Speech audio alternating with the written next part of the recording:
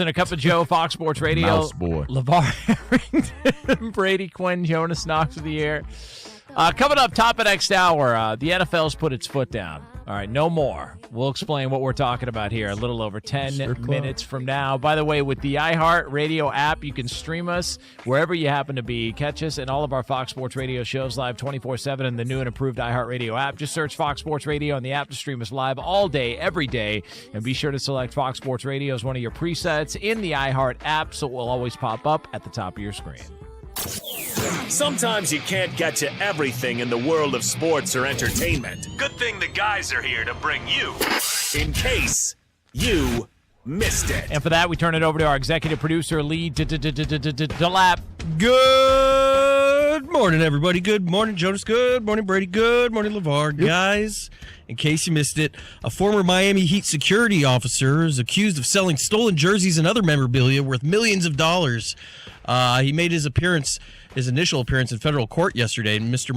Marcos Thomas Perez, 62, of Miami, was charged with transporting and transferring stolen goods in interstate commerce. These included game-worn jerseys, amongst other things. Over 300 stolen game-worn jerseys, and hundreds of them sold for approximately $2 million. Hey. So one of the jerseys he sold for $100,000. I think it was a LeBron James game-worn playoff jersey or something. It ended up finding its way to an auction for $3.7 million. Oh, wow. So he not only was he was making money off this, he was severely undercutting what the actual value of these jerseys were. Wow. I mean, and you got all that in your stash, LeVar, somewhere. I do. Legit. That's crazy, man. Like, legit. Can you smell the sweat? Can you smell, like, the BO and stuff from it? I didn't get into all of that. I don't know. Well, where's all the stuff? What do you mean? Like, the jerseys that I had, they were framed. I got them framed. So you never saw them outside of the frame? Mm-mm. Oh, can you imagine you crack that thing open, though? Nope. It's going to stink. Probably. Yeah. Like I wonder if that, on a Thursday morning. How much would that make you? Like, actually, like LeBron James or Michael Jordan funk. Like, BO. Like, how much is that? You got to be able to, like, you have to pay for that. Does BO ever go away if you don't wash it? Is there like an end you'd know date? that answer. I doubt it. Once it's in there, it's in there. Wouldn't that be your department, Jonas? Why would that be my department? You always talk about BO and your BO. No, I'm just honest. If I have BO, I have it. I don't have it a lot. Because you don't use deodorant, Two times a year. Yeah, I do. Two times a year. Hey, Lorena thinks I smell great. Yeah, he smells pretty good. Yeah. Does it? Oh, okay. All right. What about Lee, Lorena? Mambo. Today, not too bad. Today, not too bad. Yeah, sorry, Lee. I'll take that. Wow. Okay. Nice. There's What still an hour. time. We are Fox Sports. Hey, it's Jonas Knox. There's a lot of uncertainty in the world, but one thing's for sure, you need a PC you can rely on. Whether it's for school, gaming, or whatever your next chapter holds, Lenovo.com has the tech to help you succeed. Shop PCs right now at Lenovo.com during their back-to-school sale, where students can save more when they sign up for a Lenovo education account. Free shipping, easy returns, flexible financing. That's Lenovo.com. Lenovo. This is the story of the one. As a lineman, he does whatever it takes to keep the power on in his community. And he wants a partner like Grainger who does the same. Grainger offers the professional-grade products he needs, from voltage detectors to harnesses to hard hats, plus fast, dependable delivery, so he can rise to every challenge. Call 1-800-GRAINGER, click Grainger.com, or just stop by. Grainger, for the ones who get it done. Hey, it's Dusty. And Bob. On Thursday, August 7th, we are hosting Travis Kelce Appreciation Day right here on Fescoe and Dusty. We're going to celebrate number 87 all morning long as we get ready to watch him enter his 13th season in KC. We will look back on some of the best plays of his career. And listen to some of them, too. Pump faking right side. He wants it. A comeback cut. It is caught by Kelce. It's Travis Kelce Appreciation Day, all things 87, Thursday, August 7th on Fescoe and Dusty. On your home for Chiefs football, 96.5 The Fan.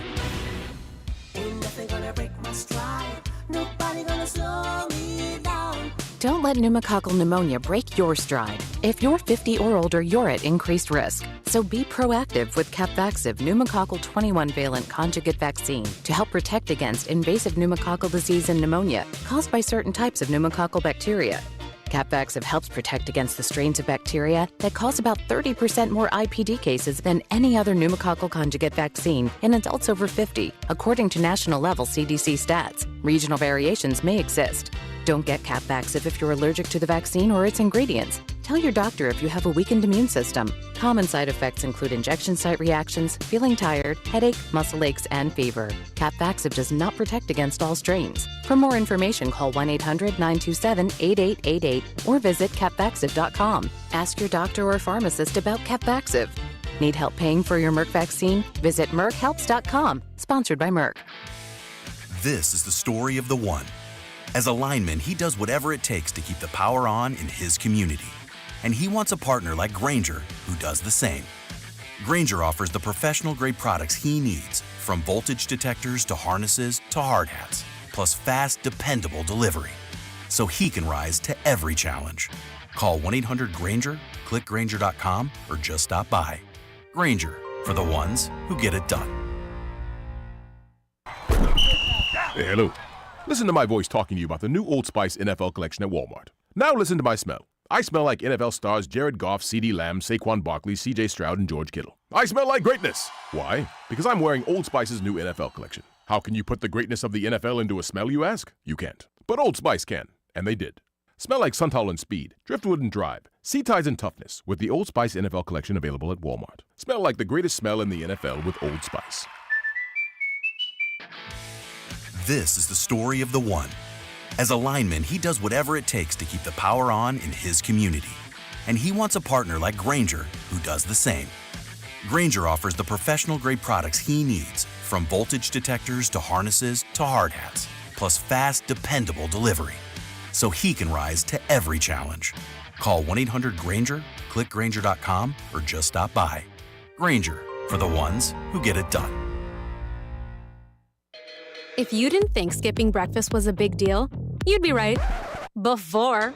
But now, Wendy's has Buck Biscuits. We're talking sausage, egg, and cheese biscuit, bacon, egg, and cheese biscuit, or even the Honey Buddy chicken biscuit. For just $1 each. Seriously, you can get all three if you want. They're just $1, so you'll never skip breakfast again. If you're smart. Breakfast for $1? Gotta be Wendy's. Limited time only. Price and participation may vary. Limit 5 qualifying items per transaction. Not valid in a combo while supplies last. This summer, Cody and Gold will be live in St. Joe on the Chiefs practice field as the defending AFC champions set their sights on another Super Bowl run. Real-time updates as practice is going on. Live press conferences with Andy Reid and Patrick Mahomes. Plus, exclusive one-on-one player interviews. This summer, tune in weekdays starting at 10 to Cody and Gold. Live from Chiefs training camp on your home for Chiefs football.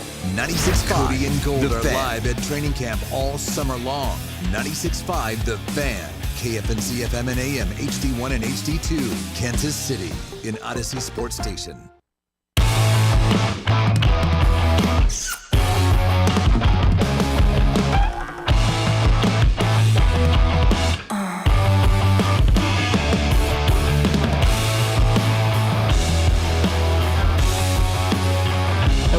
Wednesday here on 96.5 The Fan. Fescoe, Mac, Likens, all with you. Guys, if I get in a group today around like 8 o'clock, just tell me to leave the show. Let Zerpa come in here and finish the last 2 hours. No, I'm not that ridiculous. Okay. I would never do something like that. Like if I was, hitting the takes, all the spots were on time, we got out on time, and then all of a sudden it's like, you know what? You didn't get out on time one segment. Go ahead and take the day out. Yeah, I don't think that you've ever had an outing as good as Ryan Bergert has had, and I've never removed you early from having an outing like that. Thank you. That was a really bad decision by Q last night. He stunk. I'll just flat out say it. He stunk last night managing this ball club, and there's not many times, Dusty, where I walk away from a regular season baseball game pissed off. Mm-hmm. I walked away from yesterday's regular season game pissed off because that was a game that they should have won, that the manager got in the way of and didn't allow them to win that game. And it just goes back to me having a major problem with this organization using analytics, numbers, and all this kind of stuff instead of feel. And last night was a game where you needed to manage with feel, and they managed with numbers, and we saw exactly what happened. And then after the game, Q said that base hit, that wouldn't have been a hit in all these other ballparks. I'm like, that was a looper over second base. That would have been a hit in every single ballpark that was out there last night. And I thought Q managed them into a loss last night. And there's not many times I'll come in and, be critical of a manager or a coach because it's a very hard job, and I understand all that. But last night was just a major, major, major bad decision by Matt Quatraro in that dugout last night. Oh, I thought my computer was up. Oh, it kind of was. It was sort of up last night. Yeah, that game last night really pissed me off, to be honest with you. And that's exactly how I feel with Jay Binkley and walking away from that game last night. And when you get wedded to numbers and get wedded to analytics and you're letting people make decisions based on numbers and what should happen, you fail. And last night, they failed. They should have won that game last night. That Berger kid pitched his ass off last night. He was going toe-to-toe with Garrett Crochet. I mean, it was an unbelievable outing. I was sitting there watching this kid just dart the ball all over the place to the Boston Red Sox lineup. That is a very good lineup. And he's mowing dudes down. And then all of a sudden he gets into the seventh inning or whatever it was, walks somebody, and all hell breaks loose, panic at the disco, and let's take this kid out of the game. I don't care about pitch count because he wasn't near 100 quite yet. I don't care about third time through the order. That guy was dealing. And sometimes it's okay just to sit back and say, you know what? This guy's pitching pretty well. I don't care what the analytics and the numbers say.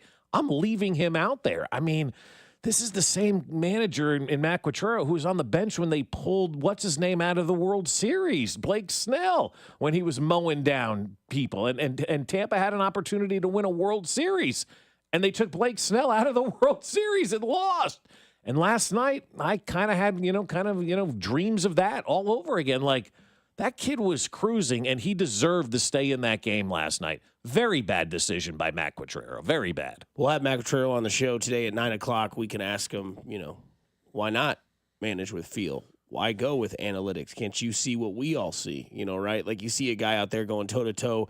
Definition of shoving when it comes to the terminology in baseball with Garrett Crochet. Obviously, Garrett Crochet was, like, I think Ryan LaFavor said last night, Garrett Crochet came out here breathing fire. It was like, yeah, so did the Berger. Yeah. Double cheese. Yeah. Extra onions.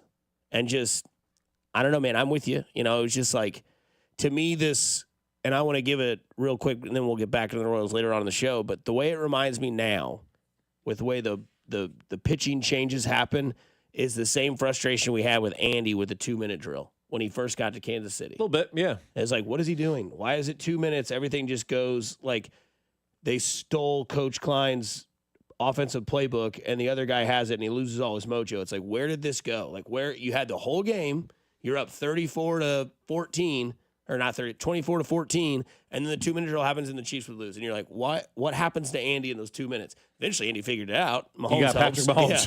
Yeah. Now, the bullpen thing, it's just like, come on, man. Like, I'm with you. Like, I was sitting there last night watching it. And you knew he was going to take him out as soon as he walked that guy. I mean, you knew it. It was right there. 85 pitches is what he was at. I mean, you knew as soon as he walked that guy, they were going to go to that bullpen. And again, it's predictable. You can't be predictable.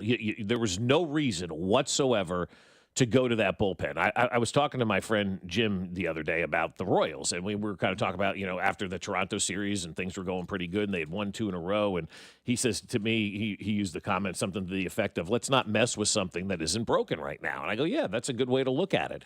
Well, that's what happened last night. There was nothing broken last night, and they messed with it. They got involved, and you know how it is around here. We don't want our boss involved with anything, right? Let us do our thing. Let us take care of business, and as long as we're doing our thing, you stay in your office over there and keep your door closed, right? That's kind of how everybody wants their life to be. That Berger last night couldn't have done anything better. That guy was dealing last night. He was cruising last night. He was doing his thing last night. And then his boss got involved, right? You know how it is when your boss gets involved at work. A lot of times these people get promoted to management. They forget what we do, on the front lines every single day, and they forget how the operation works. They go up to management. They have coffee breaks. They eat Danish. They cash bonus checks. You know how it is, right? And then all of a sudden they have to get into the day-to-day operation, and they forget what it's all about. That's what last night was. That was last night. That was management getting involved when management didn't need to be involved last night. Also, there was another thing that got involved again last night. Our girl Sophie Cunningham was hit with another green dildo. Yep, saw that last night. Taking over the WNBA. I don't know what's going on with this. I don't know why this is continuing to happen. I mean, I know why it's happening. The coverage of it makes it funny, and then people want to be the next person to do it. And in comes another green missile onto the court. Yes, I saw that again last night. I mean, what are we supposed to say about this now? You know, it's funny. Yeah, I don't know. Like, am I wrong for saying that? I got nothing on this one, man. What are we? Oh my God, we should eject the people and all this kind of stuff that we're going to hear later on today, right? Like, are they ejecting the people? I don't know. You've got to see somebody like. Yeah, I think they got the last person out. How do you throw it? Do you hold it by the head and like let it flip, or do you kind of spin it? I'd try and get a spiral. Yeah, I'd hold it by the base. See if the head's flying through. Yeah, that's what I would do.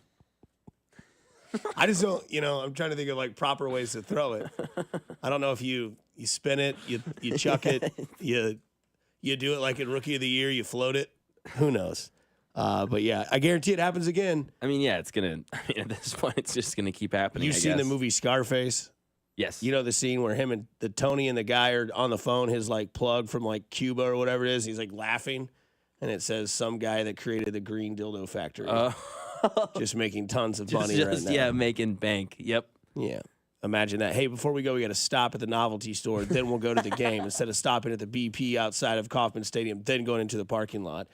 You brought up a good question yesterday in our group text about the 3 quarterbacks that Boomer Esiason want to take a picture with. Yeah, Boomer was talking yesterday about 3 quarterbacks, and he's only asked in his life for 3 selfies, if you will, with 3 quarterbacks in NFL history. And I asked you guys, can you tell me who those 3 guys are? And he said Tom Brady, Michael Vick, and Joe Montana was my guess. Would that be your 3? Would that be the 3 that you would want pictures with? No. I asked you that, and you said yes yesterday. Oh, I thought you meant, is that my guess is for? No, for me, I don't know what my 3 would be. I'd have to say Mahomes, Brady, and I guess Brady. Drew Brees. Okay, that would be your 3? Yeah. See, I would be Mahomes, Brady, and Montana, the 3 greatest of all time. I think, that, at least in my opinion, those are your 3 greatest quarterbacks of all time. And Boomer Esiason was talking about it yesterday, and he goes, yeah, there's been 3 people, and one of them was Patrick Mahomes. So it goes to show you where Patrick Mahomes is in the lexicon of things. Like, everybody recognizes talent. Patrick Mahomes is number 1.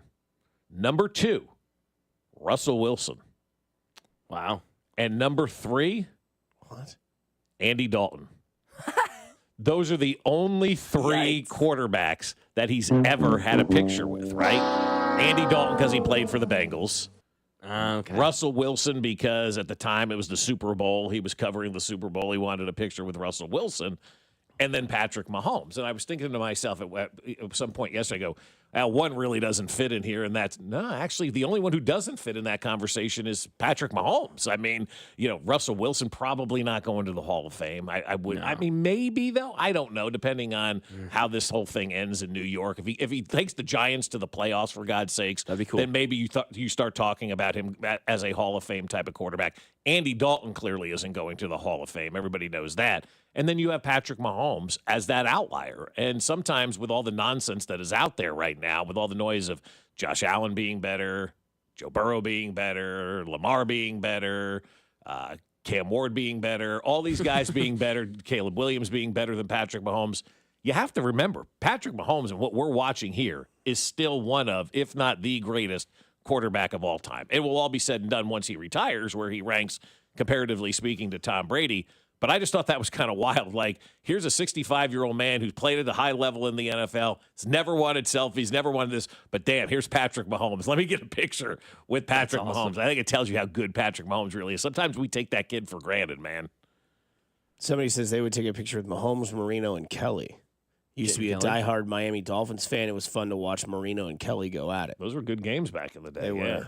Combined 0 Super Bowl wins and 5 appearances for Marino and Kelly. I mean, so that's like we judge by Super Bowls all the time, right? Those guys don't have 1. They're 0-5 in the Super Bowl. And they're both Hall of Fame quarterbacks. Yeah. I mean, if Russell wins 2 Super Bowls, he's in, right? If he wins the back-to-back? Yeah. Because he never won MVP, did he? No. No.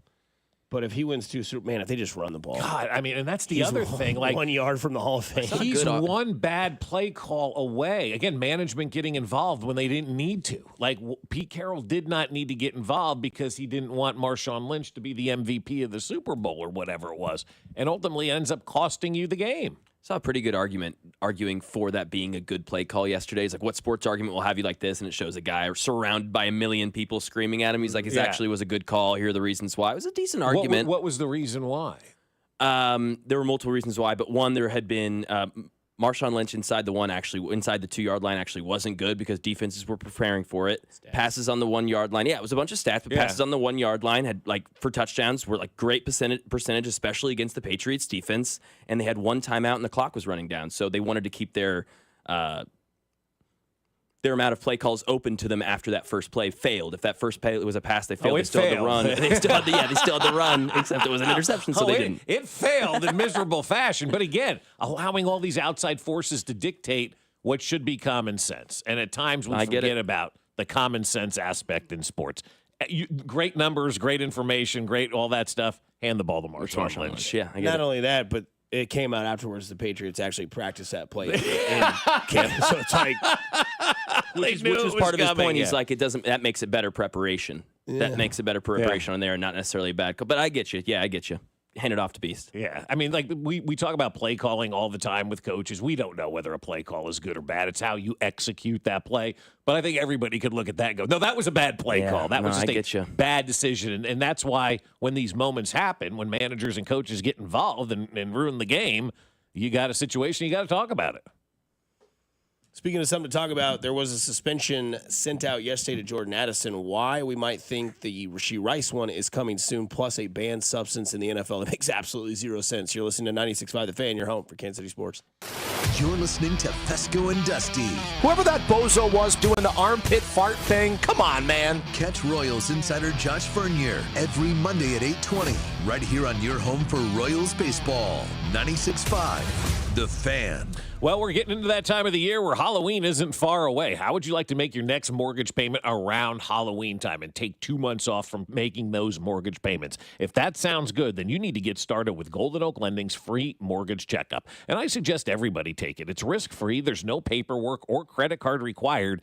It's just a simple phone call to find out where you are with your mortgage. When you call Golden Oak Lending at 913-890-GOLD, they'll ask you all the questions, and you'll do all of the talking. You'll tell them exactly where you are in your mortgage and where you want to go. You'll also tell them what you're trying to accomplish financially. Maybe you've got a wedding coming up, or back to school time gets expensive. I know it has been for us. Or maybe you're doing some repairs around the house and you need some extra cash. Golden Oak Lending can help you get there. They'll take all of that information and then find out if they have a mortgage that's better for you than what you're currently in. If you do, you're in. If not, you're out, and you don't have to worry about it. They'll come back in about 6 months and say, hey, maybe we've got something better. The average cash out customer saves $1,104 per month, and then you skip 2 months of that mortgage payment when you refinance. So call Golden Oak Lending today, 913-890-GOLD. That's 913-890-GOLD, and let Golden Oak Lending cure your blues. The world's coming to Kansas City in 2026. Is your parking lot ready? Faded lines, potholes, unsafe sidewalks. Gann Asphalt and Concrete is your winning team. One contractor. All things parking lot. Visit GannAsphalt.com today. If you have back-to-school shopping to do, then you should make Macy's your first stop, because Macy's has back-to-school styles from brands like Nike and Jordan, must-have denim from Levi's and Good American, and now Macy's has Abercrombie Kids too. It's all in one place, all at great prices. And here's another reason to come in. If you're already at Macy's and you saved so much, you could stop by the fragrance counter and pick up something for yourself too. The best back-to-school styles are here now at Macy's. New Harley-Davidson starting at $99 a month at Rawhide Harley. Over 600 Harleys in stock. Only $99 a month for a brand new Harley-Davidson at Rawhide Harley. Visit rawhideharley.com. Payments based on Nightster models and base color with 30% down, 84-month term, 6.99% APR with approved credit. Doesn't include freight, setup, tax, title, and license fees. See dealer for details. For more than half a century, contractors and trade professionals have relied on WeatherGuard for heavy-duty truck and van storage equipment, not just to protect their tools, but to protect their professional reputations. Whether it's inside or outside of work vehicles, a WeatherGuard badge means pros can trust that their hard-earned name is in good hands. Since 1968 and every day since, WeatherGuard has been protecting anything it takes to build a professional reputation. WeatherGuard, established in 1968, proven every day. WeatherGuard.com. This is the story of the one. As a safety manager at a manufacturing plant, he does everything he can to keep his coworkers safe. From finding ways to reduce risks to keeping safety supplies in stock. And for that, he relies on Grainger. Grainger offers a broad range of quality products and next-day delivery, so he can always play it safe. Call 1-800-GRAINGER, click Grainger.com, or just stop by. Grainger, for the ones who get it done.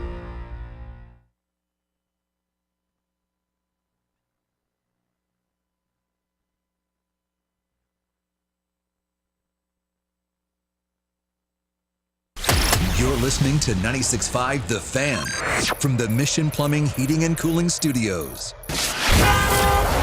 Here's traffic brought to you by DM Injury Law. Have you or a loved one been in a car wreck? Contact DM Injury Law today and get the money you deserve.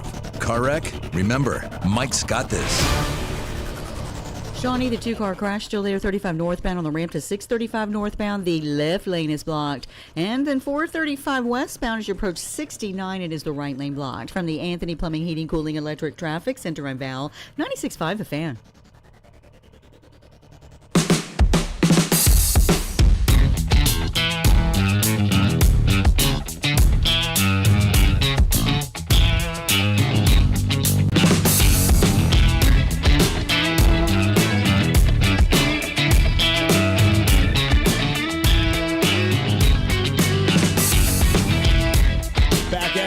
We'll get to the Fescoe and Dusty poll question. Plus, we'll get to Jay Binkley. I bet he was pissed about last night. Oh, I can only imagine how angry Jay Binkley was after last night's Royals game. What are we doing here, Q?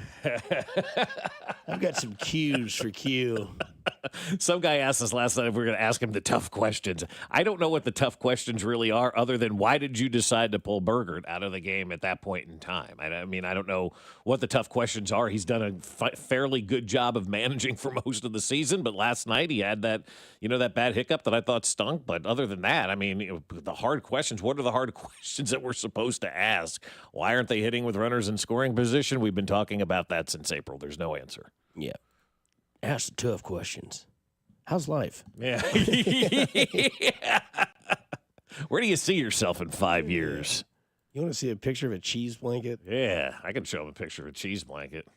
How are those? Those were good. Yeah, about 3 minutes on each side with the burgers. That puts it at the perfect temperature. Brioche bun?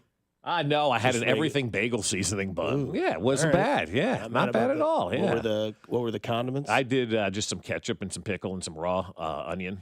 Yeah, that's it. Just simple. Sides? I made some little smashed potatoes. Yeah.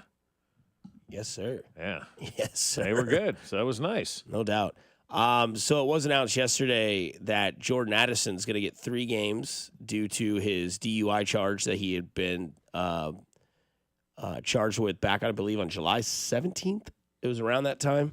NFL is suspending Vikings receiver Jordan Addison for the first 3 games of the 2025 season for violating the league's substance of abuse policy. Addison will miss games against Chicago Falcons and the Bengals. That's interesting to me because I have a hunch that we will hear something about Rashee Rice today or tomorrow because Addison's sentencing was right around the same time as Rashee Rice's. I don't know if it was the same day, but it was in the same week, which makes me think that if this is the process the NFL goes through and Addison got his yesterday, then I would assume that Rashee Rice's suspension will be announced within the next 48 hours. That's just my take on that. And the reason I say that is because I think that we're getting to the start of the NFL season. I think they just want to get it out of the way. I think that's how they kind of handle things, even though some people might think, oh, they drag this stuff out. They don't care. No. But the question is, do you think he gets more than 3 games, and do you still think the window is somewhere between 4 and 6? Can I plead ignorance here for a second? Sure. What, again, are we mad at Rashee Rice for? Like, what's he being charged with? Leaving the scene of an accident? Is that the big thing in all of this? I think there was also paraphernalia, and I think there was also a weapon. Okay, so there was some stuff as well in the car. But I'm trying to think, like, what we're really, like, what Rashee Rice is truly being charged with. Like, he's got the 30 days in jail and the 5 years probation. Yeah. Is that from leaving the scene of an accident, right? I would imagine that's probably where the big... Causing damage, injury, insubordination, and leaving the scene of an accident. Okay, so like, I think that when you pile all that together, it looks really bad. Yeah. And fool me once, shame on me, fool me twice, shame on you. Right. We know what was going on, right? Like, supposedly he was out drinking. He left the scene because if there's nothing wrong, you would just stick around and hang out. We were going too fast. It's my fault. We wrecked. I'm here. There's nothing in my car. Feel free to search it. There's just too many context clues there to where you connect the dots and you're like, okay, dude, you were doing something wrong. There's clearly evidence there. You left the scene. There's injuries that were caused. Yeah, people were hurt. There were cars that were messed up. Some people might be traumatized from it. I don't know. Mm-hmm. And you left the scene. The reason I ask is it happened so long ago, quite honestly, I don't remember the full details of this whole thing. No, right? for sure. And also I'm trying to figure out how what he did relates to a DUI. Like, you start to try to figure out the NFL's thought process is what I'm getting at with all this. And you can't. And that ultimately becomes the answer, because you can't figure out the NFL's thought process, because three-game suspension for a DUI, I thought we were looking at a minimum of 4 for that. I could have been totally wrong, obviously. So I'm thinking Rashee Rice didn't, quote, have a DUI. Do they look at this more than they look at a DUI? You know what I'm saying? Is this a harsher penalty? Is this a harsher thing that he did than a DUI in the minds of the NFL? I don't know what the answer is, but I think a 3-game suspension is probably about fair for all of this, right? Like, when it's all said and done, when you look at kind of the other suspensions that have been issued, I think a 3-game suspension is probably something everybody would be pretty satisfied with. And I talked to somebody last night. They've not yet heard anything about whether or not this. And again, I don't know how it works in the NFL, if they call the teams and say, hey, in 2 days we'll have an answer, and 1 day we'll have an answer, or if they just issue the suspension. Like, I don't know how any of that kind of works behind the scenes and what they're going to get done. But I think if Rashee Rice gets away with a 3-game suspension like Jordan Addison did, I think everybody's going to feel pretty fortunate inside the Chiefs organization that they're only losing him for 3 games. Now, correct me if I'm wrong. Does he deserve more than a 3-game suspension? I don't know the answer to that question, guys. And so I look at both of you and I say, does he deserve more than a 3-game suspension? Does he deserve less than a 3-game suspension? I don't know how to define the word deserve in this situation. Yeah. I just think a suspension is merited. Of course, because of what happened. And I think the other thing that goes on to this is that I think it will be severe, because what he's doing is a continuous problem with NFL stars. Like, they make fun of it in The Longest Yard when, Adam Sandler's out there drinking and driving and going really, really fast. Right. And then we remember the Henry Ruggs thing. Like, Rashee Rice is lucky that he's not in the same situation as Henry Ruggs. No question. Right? No question. And that is taken away from Roger Goodell, because that's just law enforcement, because you killed somebody and their dog. Right. And you were going fast and your alcohol level was through the roof. Rashee Rice is very lucky that no one died. Mm-hmm. He had, they believe it was in Dallas, he had drugs in the car. He had weapons in the car, from what I think is what the report was. He left the scene of an accident. People were injured. And you need to be punished for that. And I think that the NFL is going to make an example out of that. That's why I still think the window, I sound like a meteorologist trying to predict snow. Yeah, right. I think it's 4 to 8. And I think whatever he gets is deserving. And I know that sounds harsh on my part, but I'm tired of seeing this, whether it's Rashee Rice, whether it's Joe Schmo playing for the Chargers or the Lions or whoever it may be. Like, it is a problem, and you are going to be made of an example. And we saw reports this year of Shedeur Sanders driving too fast and getting, tickets and like that. So yeah, this is what happens. Like, stop breaking the law, a-hole, right? That's what they tell you in Liar Liar. And unfortunately, I think where you can take light out of this, after hearing Rashee Rice's press conference on Saturday, I think that he knows it's coming. I think he knows whatever he gets, he's going to have to deal with because of the situation that he got. And I think he's taken himself away from that lifestyle. Yeah. And that's the best part about this. Yeah, the suspension sucks. I got suspended in school, but I learned my lesson. Like, you can't write notes with pornography and cuss words on them, and if it gets found, you're going to get caught. You're going to have to deal with the suspensions. And that's what, my parents told me, and that's what's going to happen to Rashee Rice because of the situation that was there. Yes, we can look at this and thank God that there is not any severe injuries. Oh, yeah. But people were still injured. Cars were still wrecked. He still left the scene. He still was breaking the law. And if he wasn't, then he would have stuck around. Mm-hmm. And I think that the NFL puts all those together, piles it up, puts the history together. Yeah, you might have the conversation that it's not fair. They're using him as an example. There's been others in the past, but they're trying to end this. And the NFL will always protect its shield. And if they can, they're going to by putting down the hammer on somebody who's doing things that other players have done that have caused death. And I don't think they want to see that anymore because it's bad for business. Yeah. And when things are bad for business, you are made an example of, and that's what's absolutely going to happen. Yeah, no, and look, I'm not sitting here saying I'm against a suspension at all. I'm just trying to recount exactly what he did and try to figure out what sort of suspension that, Rashee Rice is going to face, because this isn't your textbook, oh my God, this is a DUI, this is normally 4 games and we move on or something like that. This is a lot of stuff, that we're talking about with Rashee Rice. And at the end of the day, it's up to the commissioner to see, what kind of suspension is warranted with all of this. But I think 4 to 8 seems like a lot based on what they said. I think anything over 4, I would be sticker shocked with. And that's kind of where I sit on this one.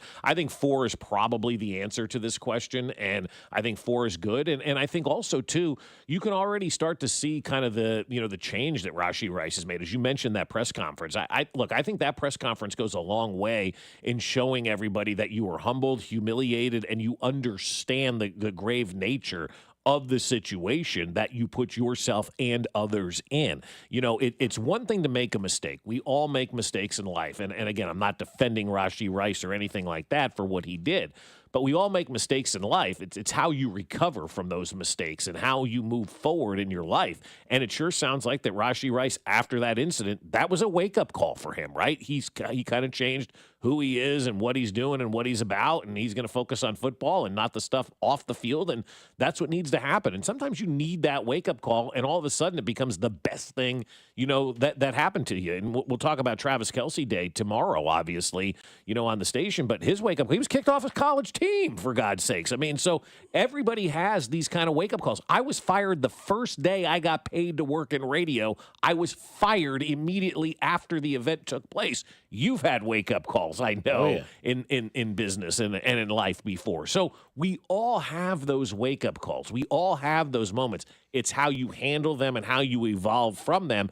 And it sure seems like right now, from what we've seen, Rashee Rice took this, understood the grave situation that was involved, and is turning his life around. And if he has to suffer a 4-game suspension to finish this kind of this era of his, life off, then so be it. And he serves that 4-game suspension, and then hopefully he's never in this place again. And you're right. Hopefully it does have that trickle-down effect for others to see what Rashee Rice has had to go through over the last 2 years because of the mistakes and the choices that he made. And I know there's like a separation in the world of like church and state. I don't know if there's a separation of law and NFL, because maybe if you think it's only 4 and you think that's fair, the NFL might look at it and say, look, he's going to have to serve 30 days in jail. He's on 5 years probation. He missed an entire year due to injury. I don't think they care about that, in my honest opinion. I think like what the law decides, what we decide is what we decide. Right. But with the information that came out yesterday with Addison getting suspended for 3 games, I'm not comparing the two. I'm just saying I'm comparing the timing of when they were charged and then when the suspension came out. Addison was sentenced with all his stuff on July 17th. Rashee Rice, I believe, was the same day. Addison gets his suspension yesterday. I assume in the next 48 hours we see what Rashee Rice's suspension is, and then we'll see where the world goes from there. Yeah, and I just wish there was some sort of play chart to follow for all of this so we kind of knew, what the NFL was looking at. Because if you're Roger Goodell and you see, this come across your desk, how do you even begin to think about what a logical suspension is? At least with a DUI, you kind of have precedent and you have things to go off of and say, okay, we gave most people 3 or 4 games for a DUI. Let's just kind of keep that going and kind of keep that, the same. This one, there's no playbook for something like this. And so I just don't know how you come up with what you feel is a right amount of games for a suspension for something that we've never seen before. It's just interesting to me how they come up with the numbers of games that are suspended. Yeah, no one really ever knows. That's right. That's the thing, yeah. I mean, Shedeur Sanders went 120 and a 40 twice this offseason. He's not going to get anything because he was sober, right? So it's like he could have killed and hurt people, and it's extremely dangerous. And I'm not comparing it to what Rice did at all. Rice was racing, and there was marijuana found in the car that's not alleged. The rest of that stuff, we don't know for sure what was found in the vehicle. But, Yeah, I mean, 4 games, I don't know. I know a lot of people in the text line think it should be more. I get that too, but I think you are correct to say the NFL and the law are completely separate. Yeah. And we should also notice that the consequences that he's facing are from the law, too. It's not the NFL's job to make him face the consequences of his actions completely. That's the law's job, and they did that. They did, yeah. No doubt. And hopefully, like I said, he got a mentor, and he maybe changed his life around. Because after that happened, there was the club incident that then it got expunged, and it was like, hey, man, like, maybe get yourself around some good people. Like, go hang out with, like, Creed and Trey. They're your teammates. They're fun guys. Yep. They'll go have a few beers and some barbecue and then take you home in an Uber or something like that. But that's the other thing, dude. Just Uber athletes. Don't you have like a number? I mean, but it's the thrill of the speed, man. I get it, man. I understand. It's the money. It's the fame. It's all that stuff. You just won a Super Bowl and you were a key point in that as a rookie. Like, look, learn from it. That's all I hope. Learn from it and take your suspension and own it. Put it on your chest and move on. Speaking of things that were suspended, yesterday we saw that smelling salts are no longer allowed in the NFL. Hello, friend. How are you? I honestly just came up here to air a grievance. Our team got a memo today that smelling salts and ammonia packets were made illegal in the NFL. Wow. And I've been distraught all day. Okay. Illegal? He even said that he's not practicing anymore. I considered retirement. Yeah. So they go ahead and bring that back for George Kittle. Yeah, so we got to figure out a middle ground here, guys. Somebody help me out. Somebody come up with a good idea. Fred, it's on you. Am I missing something? Like, Oh, yeah. Why are they not allowed? Oh, I mean, I don't know why they're not allowed. Yeah. I think the FDA said like something about ammonia is now not good for you or something. And a couple of years ago, they ruled that ammonia was not good or whatever the case may be. So the FDA ruled on something that is not good for you that are in these smelling salts. But like I know it was kind of like a joke yesterday, but this is a big deal. Like the amount of smelling salts that are used in a game is insane. And I know because I was on the field when the Chiefs beat Houston in the playoffs years ago. Remember that first playoff win, 30-0. Nobody talks about that playoff win, right? They went up to New England the following week, ended up losing, but it was the first playoff win in 20-some years for this franchise and this organization. And we were down on the field at the end of the game. And I remember walking on one of the sidelines. And honest to God, to this day, I couldn't tell you if it was the Chiefs sideline or if it was the Houston Texans sideline. I don't remember. And I do remember, though, looking on the ground and seeing hundreds, and I'm not exaggerating, hundreds of used smelling salts on the sideline. And I remember sitting, and that was 2015 or 2016, whatever it was, that January. And I remember sitting there going, holy cow, you had heard about smelling salts and whatnot. I didn't realize that these were that big a prevalent thing in the NFL, right? You see people every once in a while, they catch a guy hoofing it on the sidelines and stuff like that. And you laugh, ha, ha, ha. No. Hundreds of these smelling salt packets on the sidelines because what it does, it gives you that jolt, and all of a sudden you get that energy and that boom, and it clears the brain for a little bit of time, and you go back out there for 3 more plays, smash heads, go back, hit it a little bit more, go back out there, your brain kind of wakes up. My dad was telling me about this stuff. When he was in high school, they would use smelling salts. Oh, wow. I mean, that's the way it was back then, right?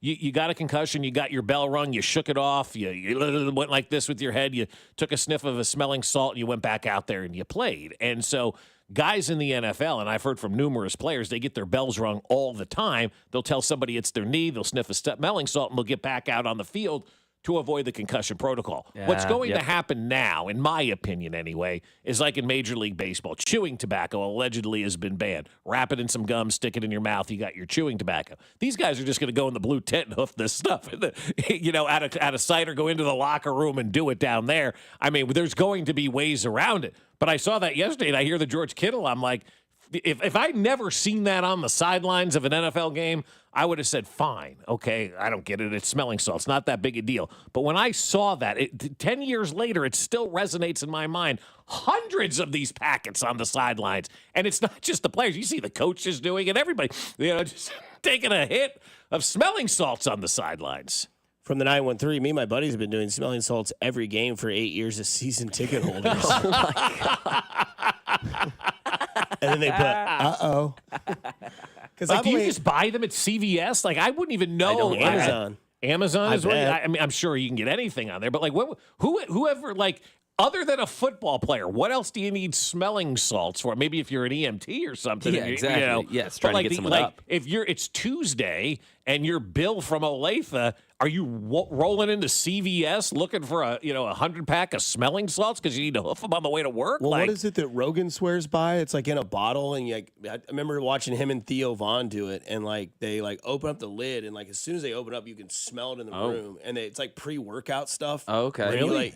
Like you go in there and and then you're like, oh, and then like you pump up. Yeah. And they do it on his podcast, and like Theo's like, give me another crack of that, man. And he's like, oh, you put your whole nose in it. But that's what it does. No, like it gives you that jolt, Like I don't know how else to explain it other than whoa, more than coffee, obviously, and all this other stuff because you're sniffing is going right into your nose, and you got all the little the hairs in the nostrils and all this kind of stuff that like right there, right into the bloodstream, and so these guys would get a kick, basically, is what it was, like a quick hit of caffeine times 1,000 on the sidelines for all of this, and so now they're banned because the FDA said there's something in them that's no good or whatever the case may be. And now the NFL's banning them on the sidelines. I'm going to be interested to see what they flip to instead because they're always one step ahead, right? Everybody's always one step ahead. Yeah, just start using Zens or Velo. I mean, you get a nice little head rush with those. I can speak for example.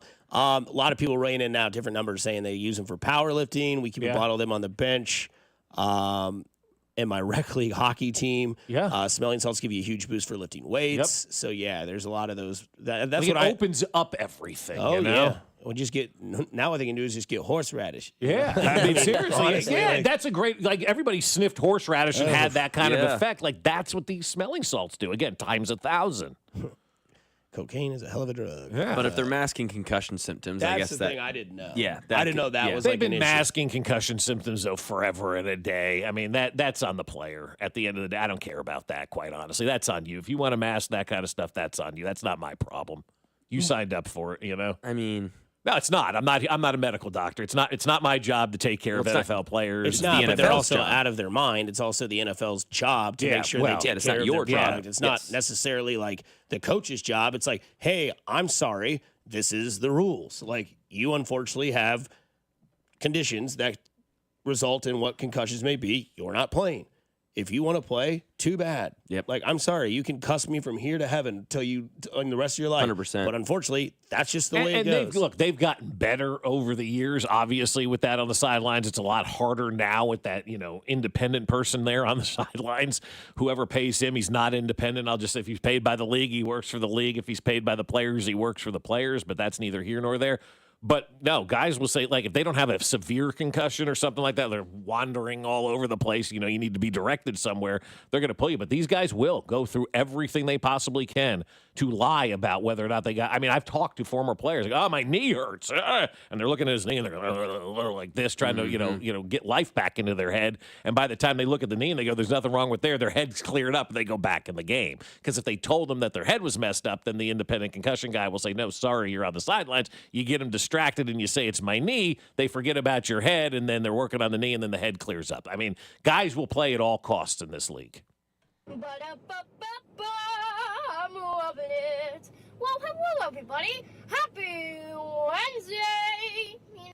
That's right. It is Wednesday, so it is the Fescoe and Dusty poll question. The question is simple. Michael Garcia or Mike Moustakas for third base? Michael Garcia is lighting the world on fire this year, but that's the question. Do you want Moose or do you like Michael Garcia at third base for your Kansas City Royals? And don't forget, the only place you can hear Chiefs versus Cardinals is here on 96.5 The Fan on Saturday. The Royals on Saturday will be on The Fan AM 610 with Vern's On Deck show starting at 5 o'clock. Coming up on the other side, we'll find out how pissed off Jay Binkley is from last night's game seeing the burger get taken out, because you never take a burger away from Jay Binkley. I can tell you that. Here on 96.5 The Fan, your home for Kansas City sports. You're listening to Fescoe and Dusty. Hey, what go up, man? On your home for Kansas City sports. 96.5 The Fan. All right, guys, I want you to do me a favor. More importantly, I want you to do yourself a favor. I want you to call Heartland Men's Health right now because, as you know, it's summertime. The weather's great. Late nights, date night, all kinds of fun things are going on right now, and everything seems a little more alive. You should feel good this time of year, confident, connected, and ready to enjoy it all, and not being worried about erectile dysfunction. But if you are worried about erectile dysfunction, my friends over at Heartland Men's Health have treatments that work when the pills are herbals fail. And they have treatments with success rates well over 90%. Some treatments can even have you last an hour or more. Heartland Men's Health is successfully treating men right here in Kansas City, and they're ready for you. So do yourself a favor, do your partner a favor, do me a favor, and schedule a consult with Heartland Men's Health today. Your initial visit is just $99 and includes a medical consult with a licensed medical provider, a T and PSA test, and if medically advised, a test dose. And if that test dose doesn't work in the office, your visit's free. Plus, they have an expert staff, and if you're like a lot of men, you could be having sex the day after your appointment. They have 3 locations: Overland Park, Independence between Blue Springs and Lee Summit, and their new office in North Kansas City. So call them today, 844-447-6600, or visit heartlandmenshealth.com. Hi, this is Megan, your friend and jeweler from Shane Company. Did you know not all warranties are created equal? At Shane Company, our free lifetime warranty is all-inclusive and even protects the diamond in your engagement ring. We can offer such an incredible warranty because our rings are crafted to last a lifetime. As your friend and jeweler, our gift to you is peace of mind. At Shane Company, we also cover unlimited repairs, resizings, and cleanings for free for life, saving you thousands over time. Because a friend always has your back. Shane Company, your friend and jeweler. Transform your home with the power of KC. Powell Exteriors KC. Powell Exteriors KC will create the perfect custom deck or patio cover to keep you cool, comfortable, and loving life outside. Get your free estimate now, and you could be enjoying your new deck or patio in a matter of weeks. Siding, windows, roofing, they do it all. This time of year, it's all about decks, cover, and shade. Go to PowellExteriorsKC.com to schedule your free estimate today. It's the power of KC. Powell Exteriors KC. Kansas City's exterior experts. Hugs from patients, like Patrick. It's something QC Kinetics medical professionals experience every day. I hugged them. You should hug somebody who does that for you. They gave me my life back, and I really didn't know where I was going to go because I was definitely afraid of having a knee replacement done. No surgery, no downtime with QC Kinetics regenerative treatments. They give patients relief from joint pain using their own healing properties to repair and restore damaged tissue. And the results? Well, that's why we see a lot of hugs at QC Kinetics. Everything is back that I thought I was never going to be able to do again. I'm still smiling, and sometimes it gets emotional. I get a tear in my eye because of how I was before I went in there. Those smiles and hugs never get old at QC Kinetics. It means patients are finally getting relief. And now, it's your turn. Call QC Kinetics today for your complimentary consultation and see if you're a good candidate for these amazing treatments. Call QC Kinetics, 816-412-6299. That's 816-412-6299. 816-412-6299. When you're hiring, have you ever felt like you're missing out on meeting truly great candidates for your roles? It seems impossible to find them, but they have to be out there somewhere, right? Well, they're not hard to find when you know where to go, and that place is ZipRecruiter. And right now, you can try ZipRecruiter for free at ZipRecruiter.com/free. ZipRecruiter helps 10 million people with their job search every day. And because these people are actively looking for jobs just like yours, it's easy to find the right person right away. In fact, 4 out of 5 employers who post on ZipRecruiter get a quality candidate within the first day. But if you're not using ZipRecruiter, you're missing out. So see what it's like when the impossible is easy. When you go to ZipRecruiter.com/free right now to try ZipRecruiter for free. Once again, that's ZipRecruiter.com/free. ZipRecruiter.com/free. Never miss out on great candidates with ZipRecruiter. For more than half a century, contractors and trade professionals have relied on WeatherGuard for heavy-duty truck and van storage equipment, not just to protect their tools, but to protect their professional reputations. Whether it's inside or outside of work vehicles, a WeatherGuard badge means pros can trust that their hard-earned name is in good hands. Since 1968 and every day since, WeatherGuard has been protecting anything it takes to build a professional reputation. WeatherGuard, established in 1968, proven every day. WeatherGuard.com. This is the story of the one. As a safety manager at a manufacturing plant, he does everything he can to keep his coworkers safe. From finding ways to reduce risks to keeping safety supplies in stock.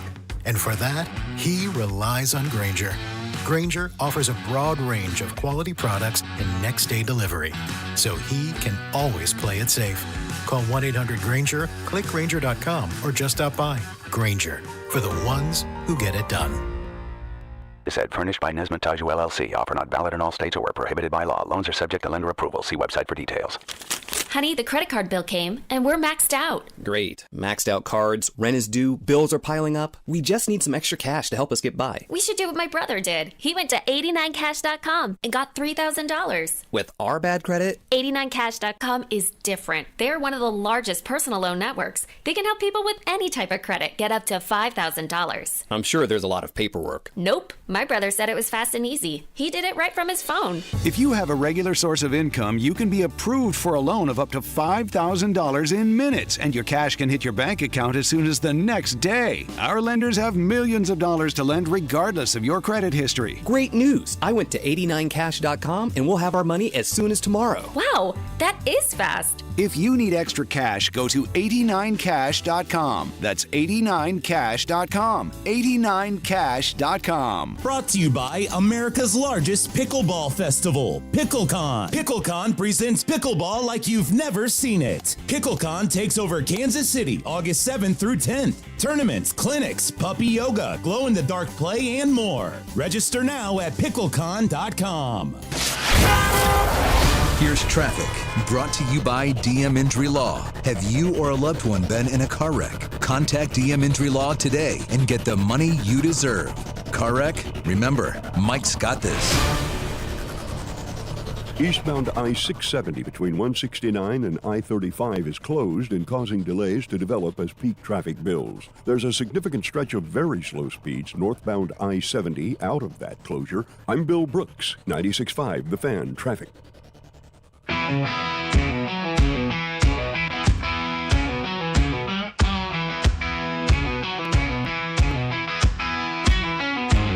loves beer and chewing tobacco, football and boobs. He knows Bobby Bowden, he knows Pete Carroll. He likes the 3-4 defense. He's Jay Bigley.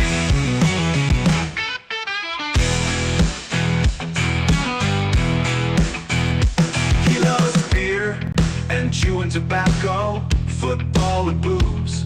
He knows Bobby Bowden, he knows Pete Carroll. He likes the 3-4 defense. He's Jay Bigley. Boobs are great. So I was just always so hammered, I don't remember anybody else drinking. That game last night really pissed me off, to be honest with you. So let's start there, Jay Binkley. Did that game last night really piss you off? Yeah, Dust, man, it was a big bag of suck, man. I was pissed off. You sit there, you scratch your head, you go, why? You remember Tom Cruise in Top Gun? He goes, don't think, just do. Right. And so you're sitting there, you're thinking about it, just do it. 85 pitches. You're in crunch time. It's in August. We're about to be the mid-August. You're playing the Red Sox, the hottest team in baseball. You got a chance to go to a postseason. Your organization said, hey, let's go for it. Let's give Lugo more money. Let's make trades. And then you pull your pitcher with 85 pitches. Don't think, just do. Pissed me off. Yeah, I'm with you. It's really the first time in a while I've been angry at a regular season baseball game, right? Last night really angered me last night, and it angered me because as the manager and as the head coach in sports, you're supposed to put your people in position to be successful. I just don't think Hugh did that last night by going to the bullpen. That Burgert was cruising, man. It'd be like, taking a guy out after, going 7 innings of no-hit baseball, but because he hit 100 pitches, you're taking him out of the game. There was no reason to remove that guy from the game last night. Bob, it's tough, man. I mean, this organization, Sean Sherman, spending a lot of money, on this team, made the moves. That clubhouse, really excited about those moves. These guys are trying to get to the postseason. Your fan base wants you to get to the postseason, but 85 pitches, it's a professional pitcher. Let him do it. And you're facing a team that you needed to win that game. It's just so frustrating. Yeah, it really is. You needed some smelling salts. Yeah. Well, Binkley, that's a good interview. We're going to let you go ahead and go short because you've been on for 85 seconds. We appreciate the time. No, I'm kidding. Let's get into your honey hole here. How many receivers are making this team, and how can they deal with the impending Rice suspension? I think 7. They kept 7 the last 2 years, then 5 the year before that. And the one thing is, too, I mean, you look at it on paper, and you look at this receiving room and think, all right, it's great. Because Andy Reid at the end of minicamp says it's great that all these receivers are back this year. They understand the system. He even talks about, still putting in formations throughout the seasons because of the new guys that they had a receiver last year. And now they've got everybody back. And then all of a sudden, Hollywood Brown, is hurt, and we don't know how long that's going to be. And then, of course, if that coincides with the Rice suspension, now you're down 2 guys. Now it's Xavier Worthy step up again. It's first-round pick, step up again, which he did great last year, and I'm really looking forward to seeing Worthy. But now Jalen Royals, who Andy Reid says really knows the playbook, and they really like what Jalen Royals can do with this offense. But you're going to be counting on guys, and I always say you draft 2 receivers. I mean, I know they do one. They throw a dart at Sky Moore, Rashee Rice, and now it's Jalen Royals. But I always think 2 because these things can happen. Because when you have injuries coupled with suspension, you never know what happens. But I think 7 make it. I think the guys at the very end, I think Nico makes it, and I think Tyquan Thornton make it. And Sky Moore, I don't think so. Elijah Badger, practice squad, stuff like this. But Tyquan Thornton's the guy they really like. He's been making ridiculous catches. But Mahomes has talked about him a bunch. Andy Reid's talked about him a bunch. If those 2 cats are talking about you, that is good news. Dave Tope was talking about him. He learned how to be, special teams and the gunner and all the special teams he's going to play him on. And he learned from Matthew Slater, the best in the business, the 10-time Pro Bowler, when he was with the Patriots. Learned how to do that, but he doesn't mind playing special teams. And Nico Remigio keeps getting spotlighted by Dave Tope about how he keeps getting better and better. And he is a good returner. In college, Nico had 2 punt returns and a touchdown on a kickoff return back in college. But here he keeps getting better and better. And the fact that they're going to utilize the kickoff returns more now, where they're going to spot the ball, I think 7 does, man. So does 7 include Remigio on that roster just because of his return game, or can you see him contributing to the offense as well? I mean, I think specialized plays and stuff like that, but I wouldn't count on it like he's going to go out there and get you, 4 for 45 or 4 for 35, something like that. But Tyquan, I can see getting in on some certain packages with the Chiefs. But I think they keep 7 going forward. And, man, I just want to see this whole group play together, man. I want to see a healthy Hollywood Brown. I want to see Rashee Rice out on that football field with these guys and just see, because on paper, I really, really like the receiving room. But, of course, the game's not played on paper. When you look at that Jordan Addison announcement yesterday for 3 games, I know that he and Rashee Rice both got kind of their, from the law part, they got their deal on the same date. Do you think it's anywhere between 4 and 8 if you had to put a finger on it where he gets suspended?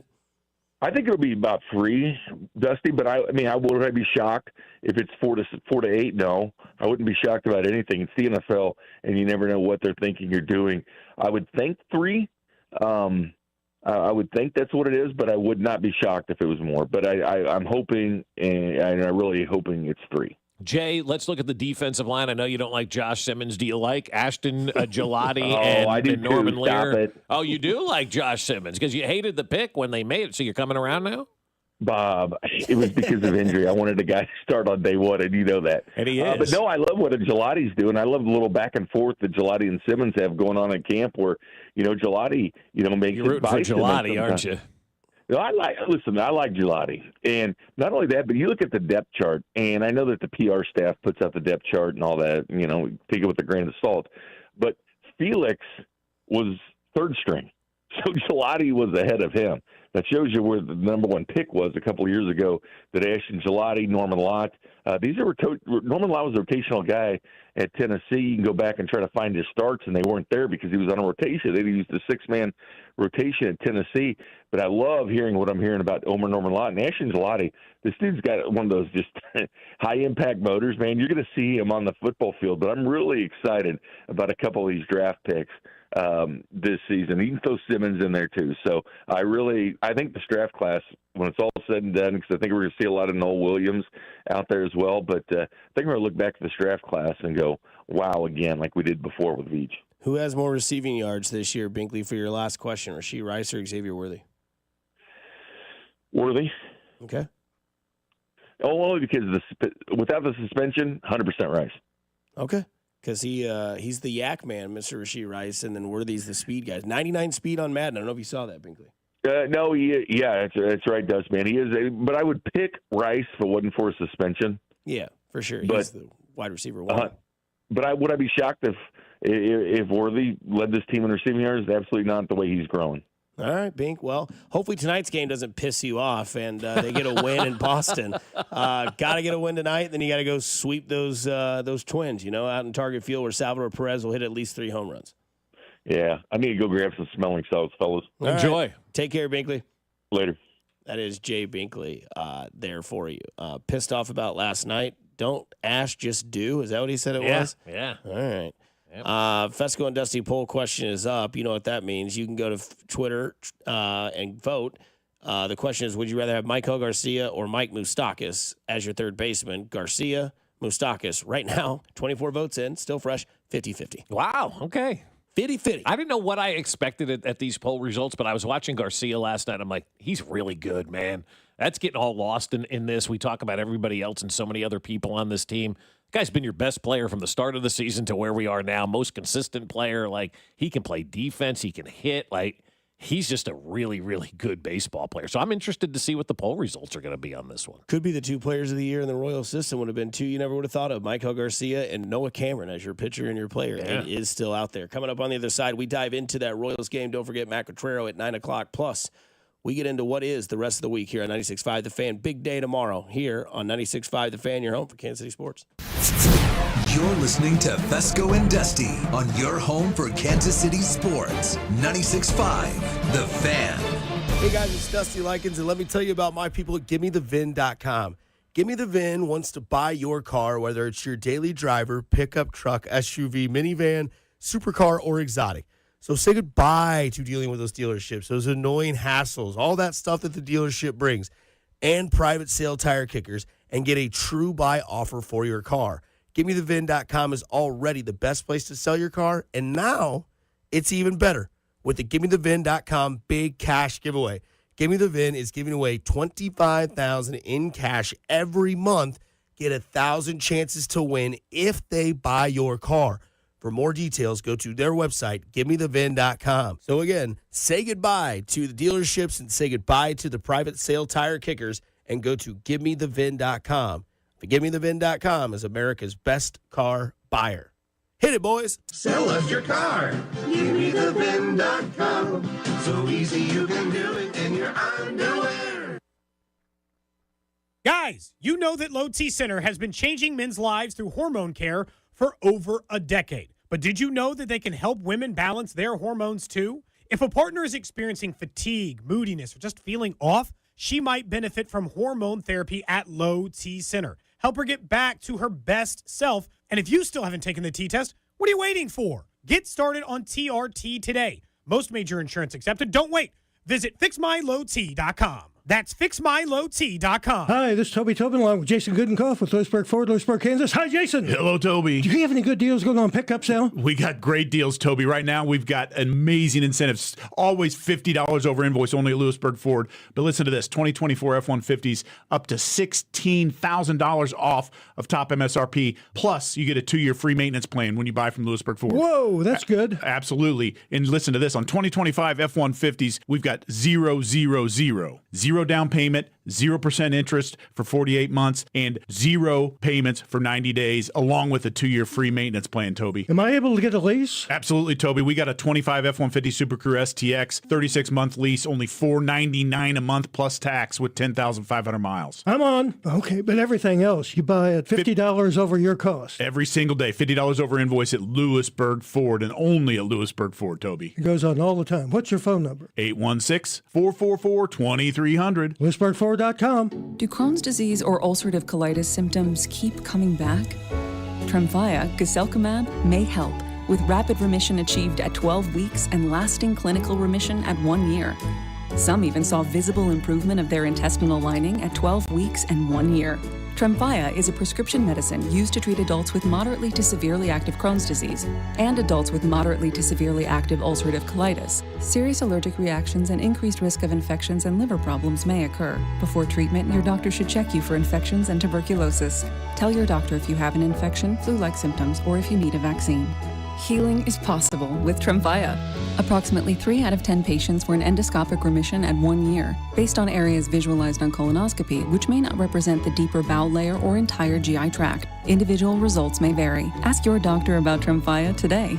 Call 1-800-526-7736 to learn more or visit tremfyaradio.com. Paid for client betrayal and endorsement. The choice of a lawyer is an important decision and should not be based solely upon advertisements. Give me one good reason why I should call DM Law. How about 3 great reasons? 1, it's easy. 2, it's fast. 3, the results. Mike's got this. 816-888-7500. Mike's got this. Car, truck, or motorcycle wreck? Remember, Mike's got this. Chiefs coverage sponsored by Renner Garage Door. RENNER forward and back. Almost Andy Reid here. Renner Garage Door has proudly served KC for nearly 70 years. Get your free estimate today. RENNER forward and back. RENNER. RENNER.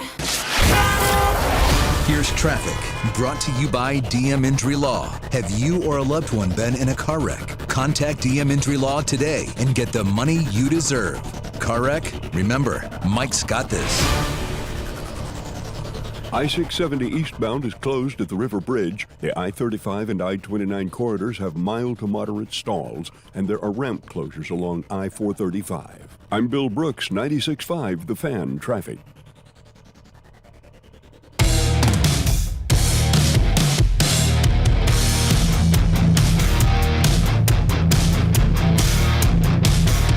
Diving right back into it on a Wednesday. Glad to have you here on Fescoe and Dusty 96.5 The Fan. We've got the poll question up, and you know what that means, Mac. We got to play our favorite sounder of the all time that everybody loves / everybody hates. I'm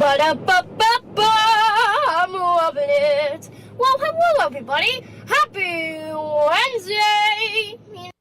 All right. The question on the Fescoe and Dusty poll question this week on The Fan 965 on Twitter. Would you rather have Maikel Garcia or Mike Moustakas as your third baseman for the Royals? 56 votes are in. More than double the votes from last time we brought this up. Still 50-50. 50-50. Wow. That's crazy. Are you surprised by that? Be honest. No, Is it recency bias, or is it the fact that as much as we love Moose, Garcia may be a better all-around baseball player than Mike Moustakas, right? I'm not surprised by it. We have intelligent fans. Yeah. Maybe nostalgia over recency bias, actually. Yeah, and I think maybe the opposite. Yeah, and I think also Garcia is a better athlete. Moose is a power-hitting third baseman. Yeah. Had a hose, but range, Right. Right. Yeah, he made a great play in the playoffs. Yep. We have the bobblehead to remind us. Sure. But Garcia, man, like he made a play last night that Rex Hudler about fell out of his seat. That's why I brought that up. Yeah. Awesome. I mean, that's when it hit me last night. He made that play, and I'm like, bare hand, Garcia or Moose? And I just thinking to myself last night, and if I'm having those kind of thoughts, I would imagine everybody else may have thought about it one time or another that, man, Maikel Garcia may be the best third baseman that we've had now since George Brett. Yeah, I mean, I'm glad he's here. I mean, I think I love him. I'd like to see two things happen in the offseason. Go get a bat and go lock up your cornerstones of your infield. Yeah.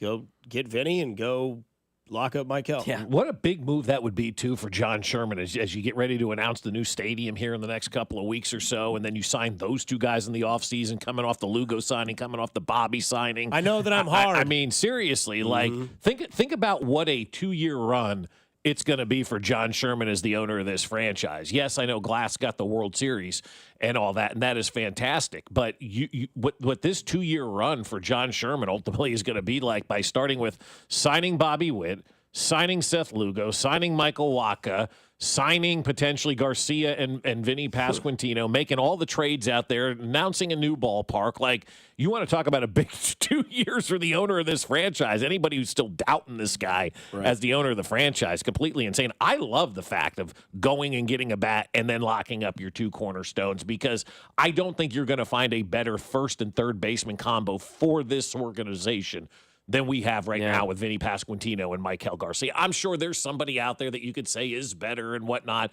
Vinny is clearly the glue that holds this team together. Vinny is clearly that guy in that lineup. He's your first baseman of the future moving forward. There's no reason to think otherwise. And Garcia is your third baseman of the present and the future as well. I just love watching that guy play, man. He's fun. Good genes. Yeah. No pun intended to that Garcia family. I mean, you got Ronald Acuna and you got Alcides Escobar. So, I mean, like, there's some baseball athleticism there. Let's pump the brakes here, 913. Garcia is a better shortstop than Witt. I'm not hearing that. Well, Freddie Patek is, according to the WAR stats. Oh, my goodness. That's the dumbest article I've ever seen. MLB has a list out of, like, who are the 20 active players that can be considered their franchise's best, and they have Bobby Witt almost there as the greatest shortstop in Royals history. And I'm like, what?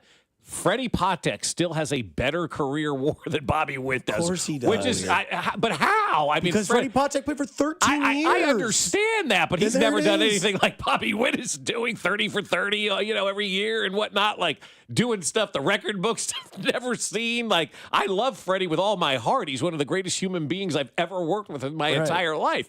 But at no point would I have ever thought that he had a better WAR than Bobby Witt Jr. because Bobby does what Bobby does, right? Yeah, it's more impressive that Bobby Witt Jr. is already at a 19 career WAR and Freddie Patek's at a 24, and Bobby Witt Jr.'s played for 3.5 years. Like, that's the end of it. That's what that article is not telling you. Yes, Freddie Patek played for 13 years and his WAR was 24. Bobby Witt Jr. has played for 3.5 and it's 19.4. So I don't understand where that's coming from because it's more impressive that Bobby's already there.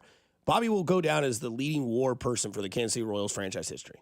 100%. Well, he'll go down as, and I'm not ready to say he's replacing George Brett yet, but he'll go down if this continues as the number 2 and probably as the number 1 if this continues like this, right? Get a couple of championships in the mix as well and really solidify yourself as the greatest franchise, player of all time. But I mean, we're seeing right now, arguably, depending on what article you read, Bobby's the best shortstop we've ever had in franchise history. We're looking at probably the second best third baseman right now in franchise history in Michael Garcia. We're looking at the best catcher in Royals history in Salvador Perez right now on this team. We're looking at a top 5 all-time Royals first baseman right now in Vinny Pasquantino. Defensively, we're looking at one of the best center fielders we've ever had here in Kyle Isbell. He is unbelievable defensively out there on the field right now. I mean, he's got a hell of a category, obviously, but I think he'll probably be one of the top 10, 5, 8 best defensive center fielders, that we've seen in this organization's history with Beltran and Kane and Willie Wilson on the list as well. Maybe he's higher than 8. I don't know, but Kyle Isbell is one of the best defenders out there at that center field position. You're seeing a lot of good players right now in this organization, and we're doing a good job of locking them up, so keep it going, John. I think last night we talked about, I guess I kind of took the take about saying that I thought last night was like a playoff game. It was a must-win. You had a big-time pitcher on the mound in Crochet. Berger was great, but that doesn't mean it's just a playoff game for the players. That goes for everyone who put on the powder blue jersey last night, including the skipper. And that was a failure last night. I'm just going to call it how it was. That was a failure of a decision last night. I understand that baseball is in a new world and people have new ways that they look at baseball games. But last night, and I will ask him, and I will tell you right now what I'm going to ask him. In hindsight, do you wish you would have let Berger finish that game because the guy was dealing? Q, feel free to answer. And he's going to say, I know what he's going to say back. No, I think we had our situation. Zerpa was ready to go. It was a lefty-righty matchup. We wanted the combination there, and Zerpa's been good all year. It just so happened it didn't happen last night. I don't need to see Angel Zerpa in that situation ever again as long as I have air in my lungs. I'm tired of it. Yes, I know there's times where Zerpa goes out there and gets the job done. I know there are times where Zerpa comes in there and does it. But I have seen this over and over and over again. A pitcher getting pulled with 80-plus pitches and Zerpa coming in with a gas tank, and they lose the game. That game result ending was 6-2. That was not the way that game was played last night in 7 innings. Yeah. And they pulled Berger. Yes, it's his debut, and people on the text line say, well, how can you feel a guy out when it's never pitched for the franchise? Watch the effing game. Just watch. Use your eyeballs. He was toe-to-toe with Garrett Crochet last night, and Garrett Crochet was on a world of it. That was Garrett Crochet. That may not be Berger. That might be the best start we ever see him go against. Maybe. And that was a powerful, powerful Boston lineup. I think they're like third in the AL in home runs, and he was dealing. And you took all of the momentum out of the room. It's like when you're at a party and that one guy says an off-the-wall comment and it takes the vibe out of the room. Yeah. That's exactly what happened last night. Q came out. I would have just, again, I don't manage baseball. I'm not a baseball manager. But that was one of those situations last night where it was a playoff game and the players lived up to it. The coaches and your manager did not live up to that playoff feel, and that's what happened. You took your pitcher out, and the game was over. Yeah, it really was a bad decision by Q. I think, in my opinion anyway, that's the worst decision he's made as the manager here in Kansas City so far. And I don't get bent on regular season games, but I walked away from that one last night pretty upset. That wasn't a regular season game, though, Bob. That I know. It was. Yeah. I mean, that was the one last night. Yeah, and I think last night was probably the true realization that maybe they just don't have what it takes to be a playoff team, because it's hard enough to go out there and win a Major League Baseball game, and then you're doing it against Garrett Crochet, and now you're fighting back about bad decisions that are being made on the coaching staff that are removing you from the game. I don't want to hear about analytics. I don't want to hear about numbers. I am not a fan of them, okay? I don't believe that they are the best thing for Major League Baseball. I think analytics are a crutch that front office people hide behind to justify their jobs, right? They can always use numbers. They can always use analytics. I think there's a place for analytics in the game, but they have taken over so much of what baseball is right now that I hate it. And I will be an anti-analytic guy for the rest of my life, because instead of taking bits and pieces of things that may work in certain situations, we've exploded and that's all we use. And we sit there with binders the size of, my stomach. We've got, spreadsheets out there. We've got all of this kind of stuff, 17 coaches on the bench. Just manage with feel. Just look at what's going on and have a feel for the game. And everybody could watch that game last night and understand that Ryan Bergert was dominating. Ryan Bergert was, as you mentioned, toe-to-toe with Garrett Crochet last night.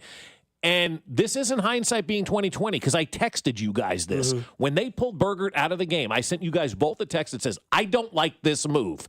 So this is not a hindsight being 2020 move. And I sent it at that time so we could have this conversation. So it's easy to sit there and be an armchair manager. No, it's not. I literally sat there when the move was being made and texted both of these guys that said, I do not like this move. I hope I'm wrong. I knew I wasn't going to be wrong because I've seen this play before. I've seen this act. I've seen this happen. When you start and continue to manage based on what the spreadsheets and what the nerds are telling you to do, you're not going to have that success. There has to be human feel. That's what a manager's all about. People get mad at managers for X's and O's and all that kind of stuff. And managers need to manage the feel of their ball club. Ask Ned in 2015 when guys were losing their parents and how he managed that club and how he became more of a father figure than a boss for these guys. You've got to have that feel when you're out there coaching and managing. And I thought last night, man, big time swing and a miss by Matt Quatrero. You can't just live and die by the numbers. You got to manage with feel. And that was a big fail for Q last night. Yeah, you just go with your gut, man. Because also you get to the point where what does that say to the team? Right? We've seen this with Noah Cameron, Seth Lugo before. Again, sometimes that was a little early on. You don't want to, get some guys injured. But at what point it's hey, what's your team think of that? Yeah. What's your team think? Oh, no, leave Zerba back there. Let's just let him get it. He's doing all right. We can get a ground ball here and get out of it. They couldn't run out of the dugout fast enough to pull Bergert out when he walked that dude. He was on the top step. I mean, you couldn't have run out there that was as me running fast if I saw a peanut butter Oreo out there on the mound. That's how fast he was out of that. He was just waiting to go out of that dugout. You can't do that. Let the guy continue to pitch. Yeah. F the lefty-righty matchup. Just go with the matchup. Coming up on the other side, though, Mac has a Chiefs question because we are Priest Holmes days away from the first game of the season. Almost that we actually are a month away. We'll say it that way. A month away or Priest Holmes days away from the first actual real NFL game because nobody cares about Dallas and Philly. We'll get to that on the other side here on 96.5 The Fan, your home for the Kansas City Chiefs. 96.5 The Fan, KFN, FNZ, FM, and AM, HT1 and HT2, Kansas City and Odyssey Sports Station. Hey, it's Vinny Pasquantino, and you're listening to Fescoe and Dusty on your home for Royals baseball. 96.5 The Fan. Hey, it's Dusty Likens. This season has been even better at the K because at every game you're always near a Surfside iced tea and vodka or a Surfside lemonade and vodka, the proud partner of your Kansas City Royals. They're absolutely delicious and pair perfectly with a day at the ballpark. You can find fans sipping Surfside everywhere at Kauffman Stadium, cheering on the boys in blue. Surfside is only 100 calories per serving, and the best part is zero bubbles, which means zero troubles. It's easy to sip and enjoy while you're at the game. Ask for it at your local bar and liquor store and grab it at the game as well. You must be 21 years of age. Please drink responsibly. At Uline, the prevailing opinion is if you don't live it, you don't believe it. The people at Uline believe in hard work, and they live it by being there 24/7 to answer your call, having 41,000 items in stock, and offering same-day shipping from 12 locations across North America. Business owners, sellers, buyers, shippers, and packers believe it. Uline is the hard-working, dependable source for your shipping and industrial supplies. Visit uline.com. Men, summertime is here. And that means vacations, summer barbecues, outdoor parties, camping, beaches, and so much more. This is Jeff for Heartland Men's Health, and if you're like many men, you may not be feeling like yourself this summer.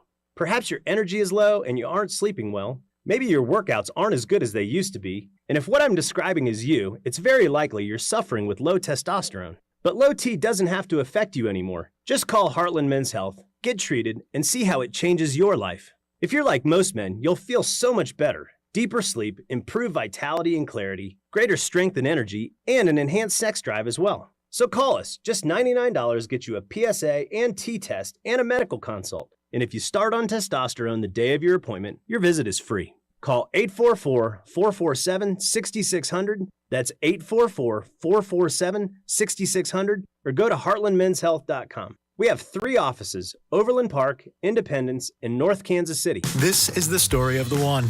As a safety manager at a manufacturing plant, he does everything he can to keep his coworkers safe. From finding ways to reduce risks to keeping safety supplies in stock. And for that, he relies on Grainger. Grainger offers a broad range of quality products and next-day delivery, so he can always play it safe. Call 1-800-GRAINGER, click Grainger.com, or just stop by. Grainger, for the ones who get it done. I'm still going for it, even with higher stroke risk from atrial fibrillation, an irregular heartbeat not caused by a heart valve problem. Over a 3-year study, Eliquis apixaban tablets reduced stroke risk better than warfarin, and over 97% of Eliquis patients did not experience a stroke. A first stroke occurred in 2.9% of warfarin patients versus 2.3% of Eliquis patients. Don't stop prescription Eliquis without asking your doctor. Stroke risk may increase. Eliquis can cause serious and potentially fatal bleeding. Don't take if you have an artificial heart valve, abnormal bleeding, or antiphospholipid syndrome. While taking, you may bruise more easily or bleed longer. A spinal injection increases blood clot risk, which may cause paralysis. Get medical help right away for unexpected bleeding or bruising, or back pain, tingling, numbness, muscle weakness, or incontinence. Aspirin products, NSAIDs, SSRIs, SNRIs, and blood thinners increase bleeding risk. Tell your doctor about planned medical or dental procedures. Learn more at Eliquis.com or call 1-855-ELIQUIS. When you've got real work to do, Metal Supermarkets will help you get it done fast. With a huge variety of metals in stock, we can help no matter what job comes your way. And all it takes is a few clicks. We make buying metal online easy so you can spend less time shopping and more time getting things done. Metal Supermarkets, the convenience stores for metal. Place an order online today at metalsupermarkets.com. If you didn't think skipping breakfast was a big deal, you'd be right. Before. But now, Wendy's has Buck Biscuits. We're talking sausage, egg, and cheese biscuit, bacon, egg, and cheese biscuit, or even the Honey Buddy chicken biscuit. For just $1 each. Seriously, you can get all 3 if you want. They're just $1. So you'll never skip breakfast again. If you're smart. Breakfast for $1? Gotta be Wendy's. Limited time only. Price and participation may vary. Limit 5 qualifying items per transaction. Not valid in the combo while supplies last. 98 years. That's how long Overhead Door Company of Kansas City has been repairing and replacing garage doors. Locally owned and operated since 1927. Headquartered in Olathe. Always look for the iconic red ribbon of the genuine, the original Overhead Door Company of Kansas City. For same-day repair service 24/7, call Overhead Door Company of Kansas City, 816-221-0072, or schedule online at ohdkc.com. You're listening to 96.5 The Fan from the Mission Plumbing, Heating, and Cooling Studios. Here's traffic, brought to you by DM Injury Law. Have you or a loved one been in a car wreck? Contact DM Injury Law today and get the money you deserve. Car wreck? Remember, Mike's got this. I-670 eastbound is closed at the River Bridge. The I-35 and I-29 corridors have mild to moderate stalls, and there are ramp closures along I-435. I'm Bill Brooks, 96.5 The Fan Traffic.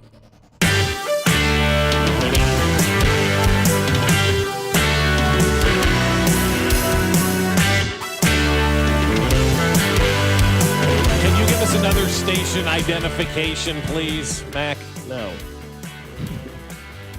Nope. I saw a funny thing on. The hell was that? Not a funny thing, but like a daily ranker Fox Sports top 10 best picks of the 2024 NFL draft. 2024 NFL draft. Pretty so solid last draft. They had their top 10. Jaden Daniels, number 1. Brock Bowers, number 2. Malik Neighbors, number 3. Brian Thomas Jr., 4th. Jared Verse, 5. Wow. Okay. Number 6, Ladd McConkey. Number 7, Caleb Williams. Number 8, Bo Nix. Number 9, Joe Alt. And number 10, Bucky Irving. That's a solid draft. It's incredible. That's a Caleb really Williams good draft. makes that list. I'm Sure he surprised. I'm really surprised by that because he hasn't had the success, quite honestly, in the NFL. Boy, the Bo Nix thing has gotten out of hand. Just so you know, I mean, everywhere I looked yesterday. I mean, Chris Sims is having Bo Nix now winning the division. Like I just want to say I was first to the Bo Nix party and I got laughed off the island, and now everybody's like, come back, like this is Fire Festival 2.0 or whatever, and like everybody is like on the Bo Nix train. I can't believe how many people are on this Bo Nix train. They must have been listening for the last year. I said, I think the kid's pretty good, and now everybody thinks Bo Nix is the second coming of Josh Allen potentially. Yeah, the pendulum has swung way too far. I mean, in a big way. And I'm a fan, and then I'm looking around going, maybe I need to kind of hedge my bet on this one because if everybody's in, right? What do they say? Bet the other way. Of course. Everybody's in on Bo Nix this year. 5-11. Fade Bo Nix. I'd like to see that sophomore season before we start giving him his own praise. Yeah, I think that's fair. Great season last year. And the same goes for Caleb. Let's see what he can do in a new year. Yeah, new we do offense, new offensive coordinator. If we're going to do it with Bo Nix and be like, oh, well, he's great, and be like, well, he'll just be great this year. No, I want to see what he can do in his sophomore season. And the same goes for Caleb Williams. Oh, he stunk last year. He didn't. He was okay. He was decent, and he had a terrible head coach. And I want to see what he can do this year. Sure. Yep. Now, if Bo Nix takes a step back, everybody can maintain low tones. If Caleb Williams kind of goes forward and with Ben Johnson, looks like he can throw for 4,000 yards, throw for 40 touchdowns, then all of a sudden, what are we going to do? And then it's like, okay, we have the same conversation. Let's see what they do in year 3. No, we're not doing that. Like we'll make a big, like if Bo Nix goes out and has a really good year again, he's legit. He's That's a right? Totally. If Caleb Williams has a really good year, say, okay, fine, they got him the right head coach. Now we can see what he can do in year 2. It's going to be exciting and watch him in year 2 with Ben Johnson. The other guy that the news is starting to kind of float out about now is Justin Fields. I mean, you saw the comments yesterday. Well, it's early. That was the comment yesterday by Aaron Glenn. It's early for Justin Fields. Anytime somebody goes with the it's early take, there's really bad things going on, right? You're trying to make excuses. So the Jets got themselves a situation right now at quarterback. I don't even know who else is on that roster other than Justin Fields. But Aaron Glenn's out there saying it's early when it comes to Justin Fields not playing well in training camp so far. So that's going to be a long season there in New York. Can't wait to watch that thing go down in flames. No doubt about it. Don't forget, tomorrow is the day, Travis Kelce Day here on 96.5 The Fan. We'll have Andy Reid, former coaches, players. We'll have some content that is all built around what is the greatest tight end in the NFL's history and Kansas City Chiefs history as we celebrate Travis Kelce tomorrow on 8/7 here on Fescoe and Dusty. And the only place to hear that Chiefs' first preseason game Saturday at 7 o'clock is here on 96.5 The Fan. Chiefs versus Cardinals, and Vern's On Deck show will be on The Fan AM 610 starting at 5 o'clock. Sunday, 10 a.m., 9 a.m. Max First Fantasy Football show this Sunday. Yes, so a lot to unpack from the weekend, right? All It'll be great. Football all week. Football's here, man, and you keep taking pictures out early. Football going to be here by tomorrow. Yeah, that's exactly.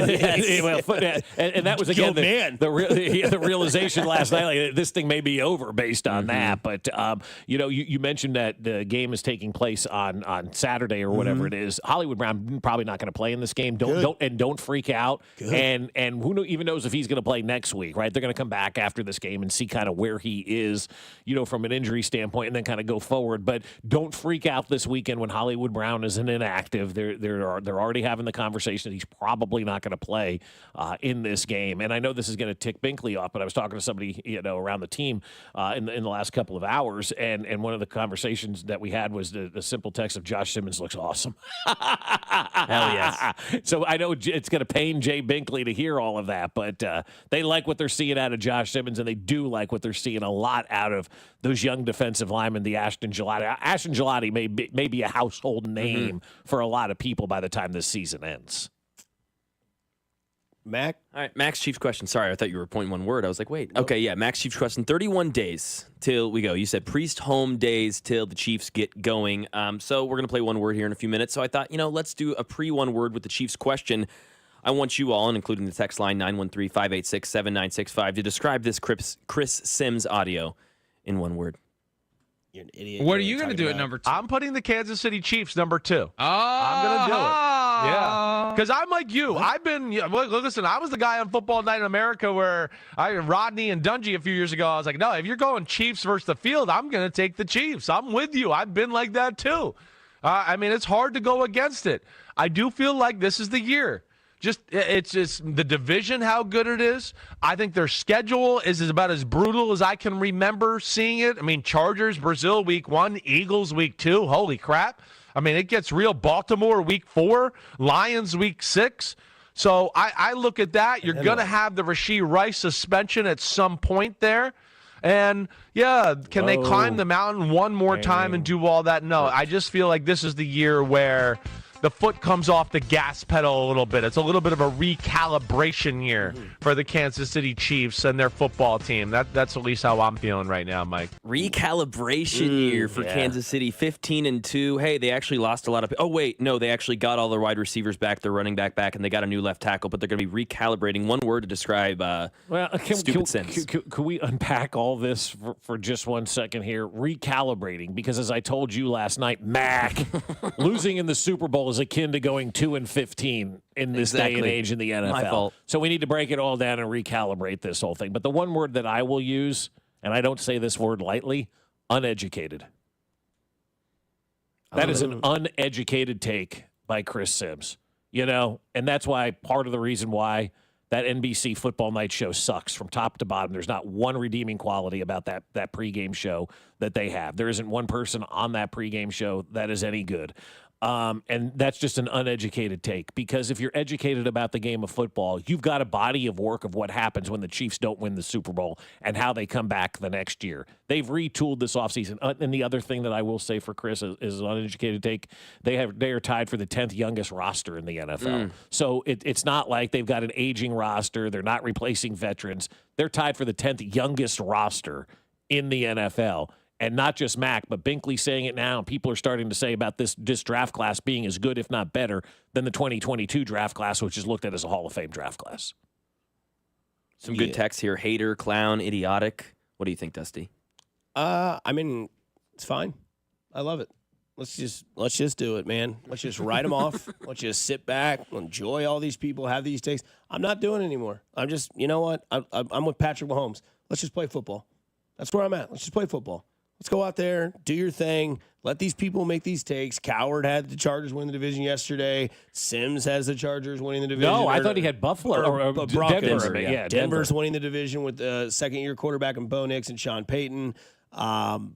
They got a tough schedule, according to Chris Sims, but then what happens after week 9? You do realize, like, all those teams have to play the Chiefs, too, right? Like, it's just not oh, my God, look at this vaunted schedule that the Chiefs have. You all got to play the Chiefs and Patrick Mahomes and a possessed Patrick Mahomes right now, right? Like this guy cut his hair. I mean, this is just, it's, a couple years ago when they won the Super Bowl against Philadelphia. The next year, a lot of people were like, you know what? I'm not doing it anymore. I'm not going to do it. I'm not going to say anything. I'm just going to let the Chiefs play football. And then they lose one Super Bowl again. And it's back to being like, well, I don't know. They're dissipating. They're not the same team that they've been. Their quarterback's older.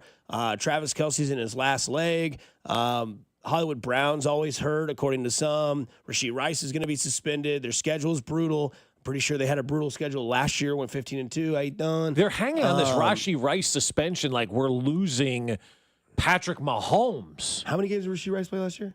2? 2.5. Two and a half. And they went 15-2. Correct. Exactly. And all the way to the Super Bowl without Rashee Rice last year. So why are we able to have these guys say that Denver's going to be so great with Bo Nix coming into his second year when last year rookie wide receiver Xavier Worthy was great? How can he not take another level? Like, why do we not put that into factor? Why do we not put in the factor that maybe they just drafted their future at left tackle? Maybe we put in the factor that they didn't have 3 of their starting players on the field at one point, Pacheco, Rashee Rice, and Hollywood Brown. Maybe we put in the factor that their offensive line was dog piss last year, and now it's been strengthened. Maybe we could put all that stuff in there. No.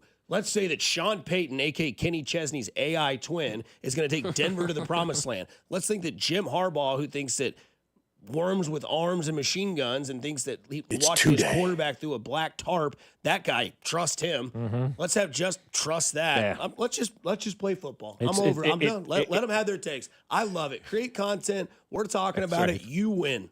They do. They ultimately win, and they do it because it does create content. It does, but it also requires people on the national level to go beneath the surface area. From now on, if somebody's giving a prediction on the Chiefs and they mention offensive line or the Rashee Rice suspension, we buzz them out of here, and they're not taken serious for the rest of the year because they're not doing their homework. You're a national analyst. You're supposed to be better at knowing all these teams than us. I don't know many people on other teams. I don't care about that. I care about our football team. And if I'm going to talk about another team, though, I will do my research and understand what's going on.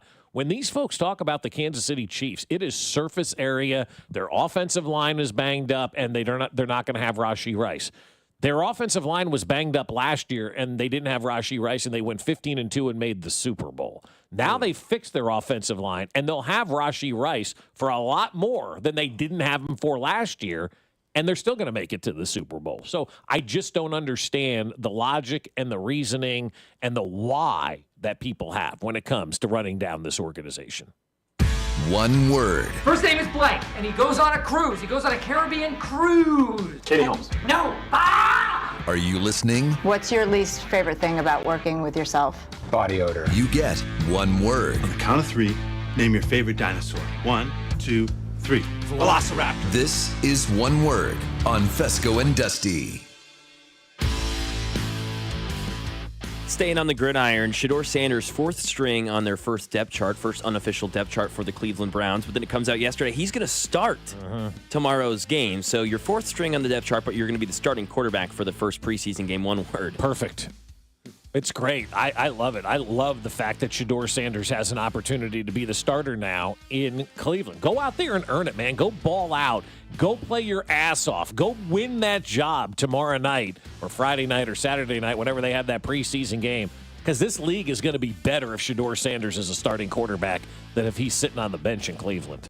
I think it's exciting because I want to see either how bad he is or how much he could prove people wrong. There's two things that are going to happen out of this start. He's going to look really lost, like a lot of reports have said, that he's slow to the learning process. He's not understanding the plays and the situations and the defenses.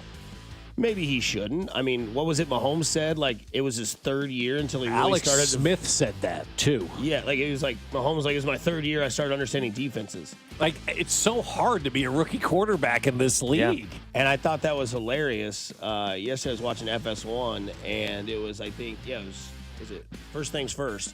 And they were talking, it was like Broussard, and he was like, it's kind of crazy that Tyreek Hill says he doesn't really know the offensive, defensive setup, and Mahomes didn't know the offense until his third year. They were just out there blowing people away with just raw talent. Backyard football, baby. Yeah, dude. That's where the F it Tyreek down there somewhere came to the fruition of that. But he says that, but I don't know how much of that I buy. This offense is so intricate. You have to be in certain places. Now, did it evolve and did they have for sure things that they added on when the play broke down? You bet. But they went into it like, you got to know where you're going because the quarterback has to know. The other reason why Shedeur is starting is because Dylan Gabriel's hurt, and who's the other guy that's hurt? Kenny Pickett's out. And then Joe Flacco's like, bro, I'm 45. I'm not playing preseason games, man. I know what to do. So, there's reasons to it. But he has an opportunity here, man. Yeah, I mean, you go out there. I mean, I don't even know who the hell Cleveland plays. Seattle? I don't even know. No, Seattle actually hosts Las Vegas, which I find very interesting. Pete Carroll's first game as the Raiders coach is this weekend in Seattle, right? Play the Panthers. Oh. On Friday. Carolina versus Cleveland. That's the Baker Mayfield Bowl. Is Bryce Young going to start, you think, obviously? He should. Yeah. He should be playing in the preseason. Yes, everyone should. Yes, I'm excited to see Shedeur Sanders, so we'll see what happens. I can't wait. Yeah, I agree with Louis Riddick on this. TV. I agree with Louis Riddick on this. They're hedging their bets. Why isn't Shedeur Sanders? Well, we gave it a shot. We started him in the preseason, sort of thing. So, but what if you know what's going to happen, right? He'll have a couple completions, look halfway decent, and everybody thinks he should be the starting quarterback. So for sure. It's a no-win situation for everybody. If Carolina's smart and they want Cleveland to be terrible, they just let Shedeur cook. And they're like, hey, awesome. play off 2 yards and let him get those let him look good. Then they'll just start a whirlwind in Cleveland. Staying in the AFC North, Cincinnati, Kay Adams was up there with the Up and Adams show, talked to a lot of those Bengals players, talked to Jamar Chase about Josh Allen being a 99 overall in Madden, was saying, hey, why didn't Joe Burrow a 99 overall in Madden? This was Jamar Chase's comments. I don't just think you can hear this in his bid to get a 99. Honestly, I feel like he has it all. The timing, the accuracy, the placement, the speed, the awareness. He has it all. The field recognition. I mean, what else? He audibles in the backfield. Well, I get this idea when you like turn on you Joe guys tape, can't. it's different from Josh Allen's tape. Completely different. You know what I'm saying? Mhm. So I don't know. People game plan against Josh Allen, not against Joe Burrow. They play against his game weapons. You know what I'm saying? So that's the difference. There's a song by Billy Joel that says, honesty is such a lonely word.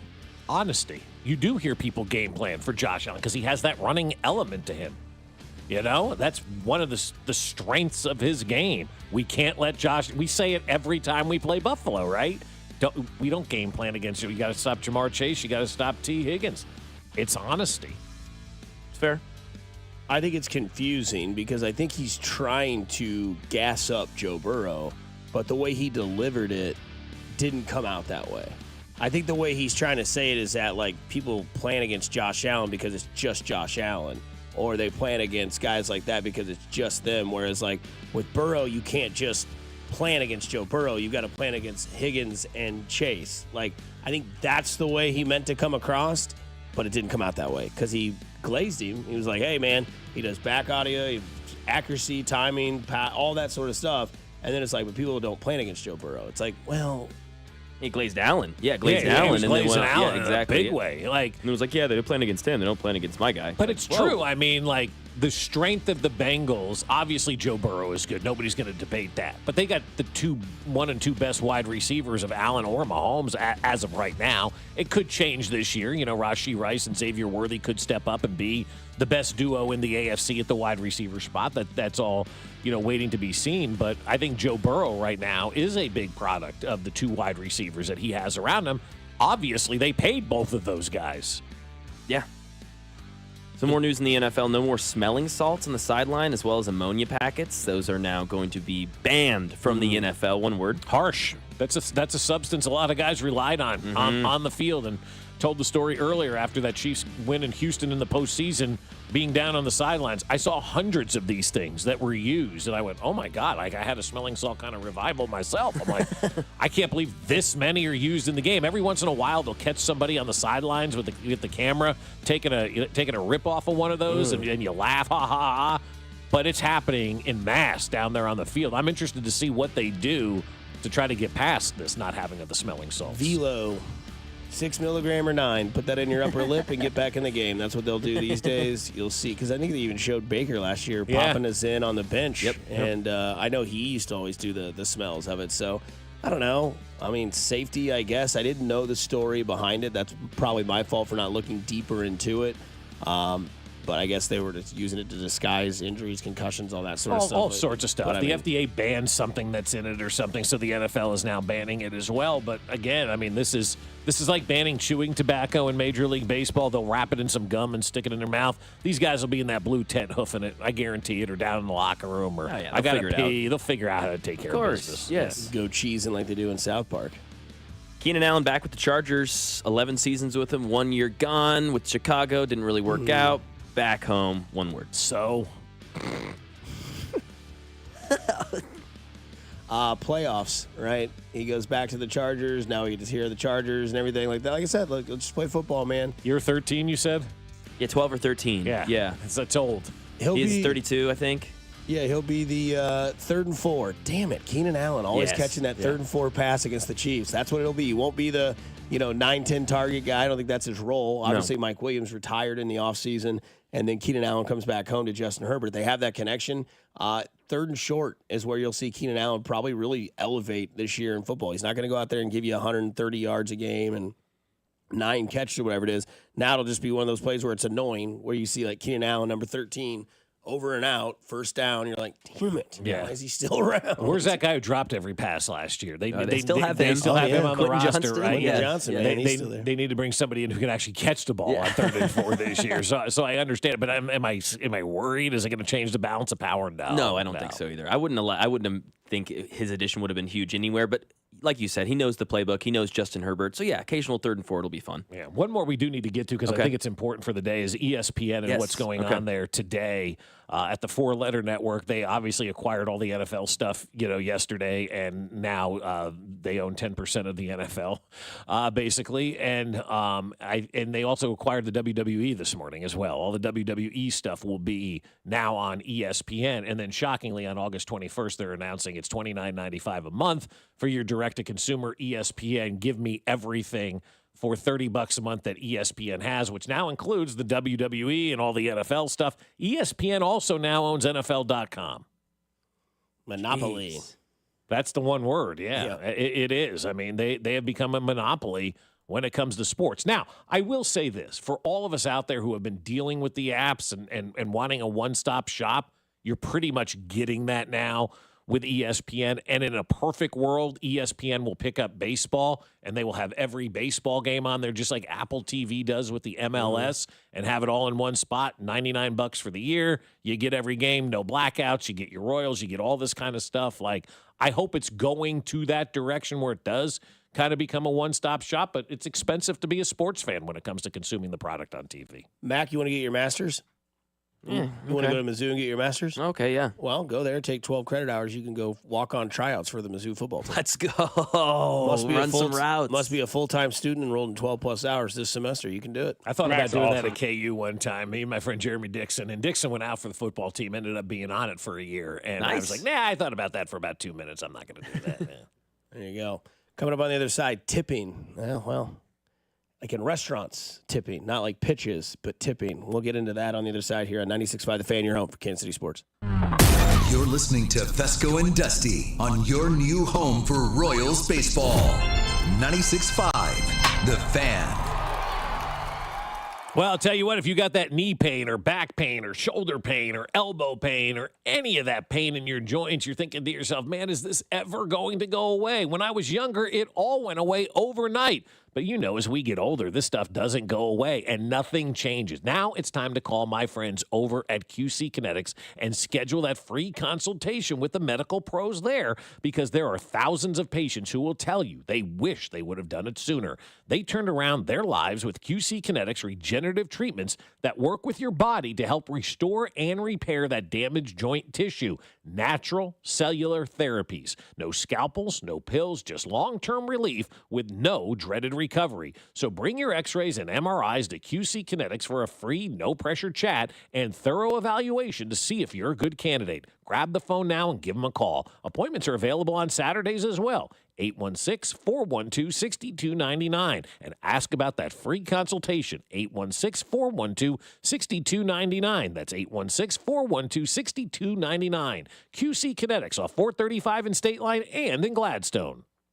Hi there, I'm Charlie. And I'm Carter. Our dad is Rex with Rex Buys KC. If you're thinking about selling a home in Kansas City and don't know where to start, our dad can help. Sometimes life throws curveballs, like moving for a new job, dealing with a divorce, or inheriting a house you weren't expecting. Dad doesn't just make offers, he talks with people to help them understand all of their options. No pressure, and it doesn't cost anything to talk with his team. He's a local home buyer who really knows Kansas City. If selling to him is the right choice, he'll give you a fair cash offer, and you can close on your timeline even in as little as 7 days. He buys homes in any condition.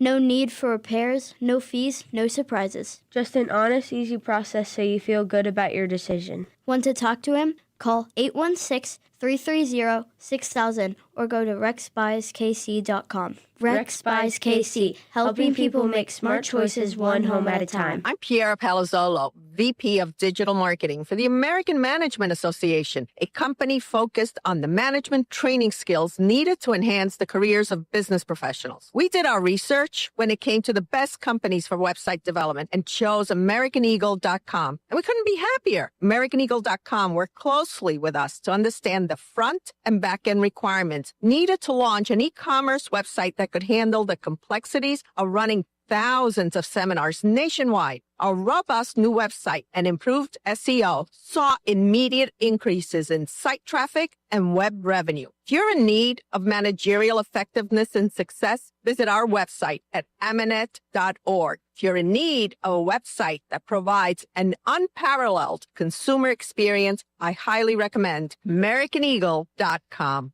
Transform your business today. Dial 877-WebNow1 for a free digital consultation with AmericanEagle.com. When you've got real work to do, Metal Supermarkets will help you get it done fast.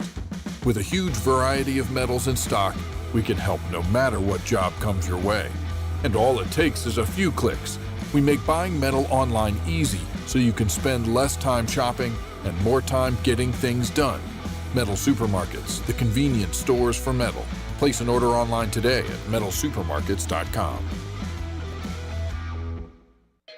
If you didn't think skipping breakfast was a big deal, you'd be right. Before. But now, Wendy's has Buck Biscuits. We're talking sausage, egg, and cheese biscuit, bacon, egg, and cheese biscuit, or even the Honey Buddy chicken biscuit. For just $1 each. Seriously, you can get all three if you want. They're just $1, so you'll never skip breakfast again. If you're smart. Breakfast for $1? Gotta be Wendy's. Limited time only. Price and participation may vary. Limit 5 qualifying items per transaction. Not valid in a combo while supplies last. Ring the bell.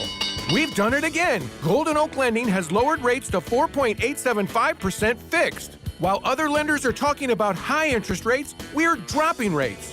And we can get it done for you in as little as 14 days. Golden Oak Lending has just secured several $1 million that we can offer you as fixed-rate mortgages for 4.875%. Lower your monthly payment, get cash out, pay off credit cards, and best of all, make no mortgage payments for 2 months. It's fast and easy. Our debt consolidation customers save an average of $1,104 every month.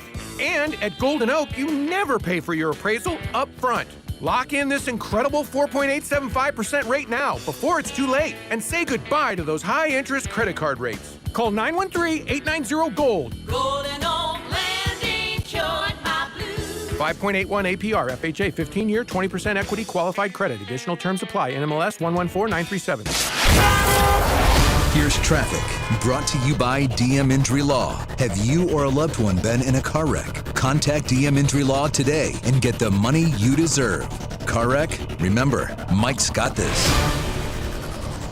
I-670 eastbound is closed between I-70 and the Missouri state line. The US 69 corridor from 103rd to 151st has construction causing lane closures and delays. I'm Bill Brooks, 96.5, The Fan Traffic.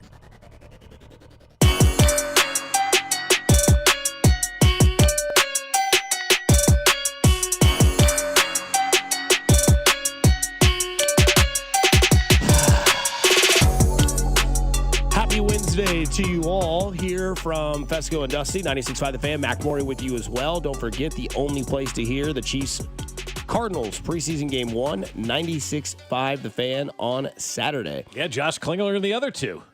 Yeah, the Royals on Saturday will be on the Fan AM 610 with Vern's on Deck show starting at 5 o'clock. Likely not to see Hollywood Brown. And likely to start understanding that Ashton Gelati is a force to be reckoned with. That's right. And I'm also ready to see Simmons. I don't know if y'all have the answer to this. So if the Rice suspension comes in this week, like, he can still play the preseason? Oh, yeah. That's what I thought. Oh, God, yeah. No, I wish he had a 3-game suspension and it was just the preseason games. I mean, come on, Mac. No, they said yesterday when Addison's news got released, he can still participate in training camp, all the other stuff, preseason games, all that sort of thing. And then the first game hits and then see you later. Yeah. We'll talk to you in a month. Do you think Go ahead. No, go. Do you think teams should be able to pick the games? Yes. I do. Okay, we're going to have you suspended for the Carolina game, the Colts game, and the Jacksonville game. That'd be great. Don't need you against the Raiders. Don't need you against the Chargers in Kansas City. And if we give you 2 Raiders, we eliminate one of the suspended games, because it's against the same team twice. Does that count as 2? Also, we don't want you to go to Dallas so you can stay home. Right. We don't want you to go to Dallas. Thanksgiving. Yeah. So, it should be that way where you could pick and choose the games. But how many teams over the years would think they knew what they were doing and pick and choose the games and ended up being totally wrong and really needed those guys? Because that's the way it usually works in the NFL. I mean, you have a 50% turnover from, playoff teams from year to year in this league. So there are teams right now that we don't know about that are going to end up being pretty good that make it into the playoffs. And at the beginning of the year, let's just say it's Carolina. You say, oh, yeah, we'll sit out the Carolina game. And then Carolina gets really good and you play them at the end of the season and you need that win to lock up a 1 seed and you've used that as one of your games for Rashee Rice to be suspended. You'd be kicking yourself, man. So, like last year, you'd be like, oh, Commanders, old team, rookie QB. Come on, we'll sit Rice. And oh, damn it, that's the rookie of the year. Right, yeah, absolutely. Or let's say the Giants this year are on your schedule, right? And you got the Jets on your schedule, 2 teams you don't think are going to be any good. All of a sudden, they start playing some good football. You're like, damn, we needed them for those games. So just take it at the beginning, obviously, when they'll have it, and we'll probably see him by the beginning of October. But, yeah, to Dusty's point about Hollywood Brown, don't expect to see him this weekend. And don't get yourself worked up. Good. Don't get yourself worked up over Hollywood Brown knows not Arizona. playing. Yeah, exactly.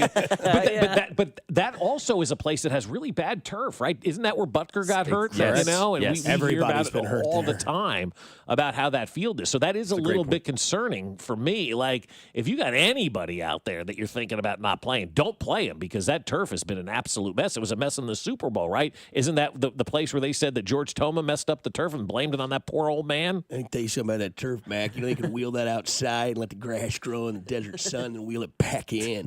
Thank you. Was that Gruden or Binkley on that one? Let me tell you something, man. This field, man, it got Butker hurt. Now, man, he can't put weight on that left shoulder, man. But Butker, man, that guy's good. So Food and Wine has an article. It says, wait, are we really supposed to tip 25% everywhere now? And the quote below it says, I'm a longtime waiter and I make my living off tips. But tipping culture feels out of control. I want your opinion on this because you did this for a long time where tipping was, your source of income. And there's many different ways to look at this. They don't tip in the European culture and they pay their waiters over there, which I pay your wait staff, right? I don't see why that's a burden on the customer to end up having to pay the wait staff when restaurants don't do that. And, you see certain restaurants, they do pay their waiter, but it's customary in this country not to tip. I don't mind tipping for certain things, but it is getting to the point of no return. I had it at the airport in Phoenix where I got one of those pre-made salads out of the cooler, went up, rang it up myself, and then it asked me for a tip. You didn't do a thing. No. You did literally nothing. Like, I've been asked for tips at the newsstand at the airport before. Would you like for what? Because I grabbed a granola bar off the shelf, and it's like the tipping culture in this country has gotten out of hand. However, I do think you tip Uber drivers, you tip people who do services for you and things of that nature, massages and haircuts and all that kind of stuff. But to have somebody just stand behind the counter and expect a tip because I grabbed my own salad, get bent. Yeah, I mean that's an egregious good drop there. That's an egregious situation. I think obviously even at the K when you go there and it's, I don't know, they have that now self-serve where you can go get the beer, ring it up, they just check your ID, and then they'll still be like, tip. And you're like, well, no. Honestly, what did you do? It's kind of I don't know, do people tip at dispensaries? Because you should. Yeah, you should, yeah. Even if you have one that's like a drive-through, you could still just be like, hey, you know what? You're standing there in the window, whatever. I think what's interesting about the tipping department in restaurants is that it is kind of gotten out of control because we have all these sort of options, and where people put in their mindset is, well, they didn't really do anything. And it's like, take a step back, because I can tell you from experience of 18 years in the restaurant industry as a server, you're tipping on accuracy, personality, and basically experience. If you have a server and they come to your table and it's, hey, how are you? You want a Coke? Awesome. And then you get your food, and your food's messed up. And the waiter's like, well, I'm sorry. I thought you said this. Then you can be like, okay, you know what? That was a 15% tip, whatever it may be.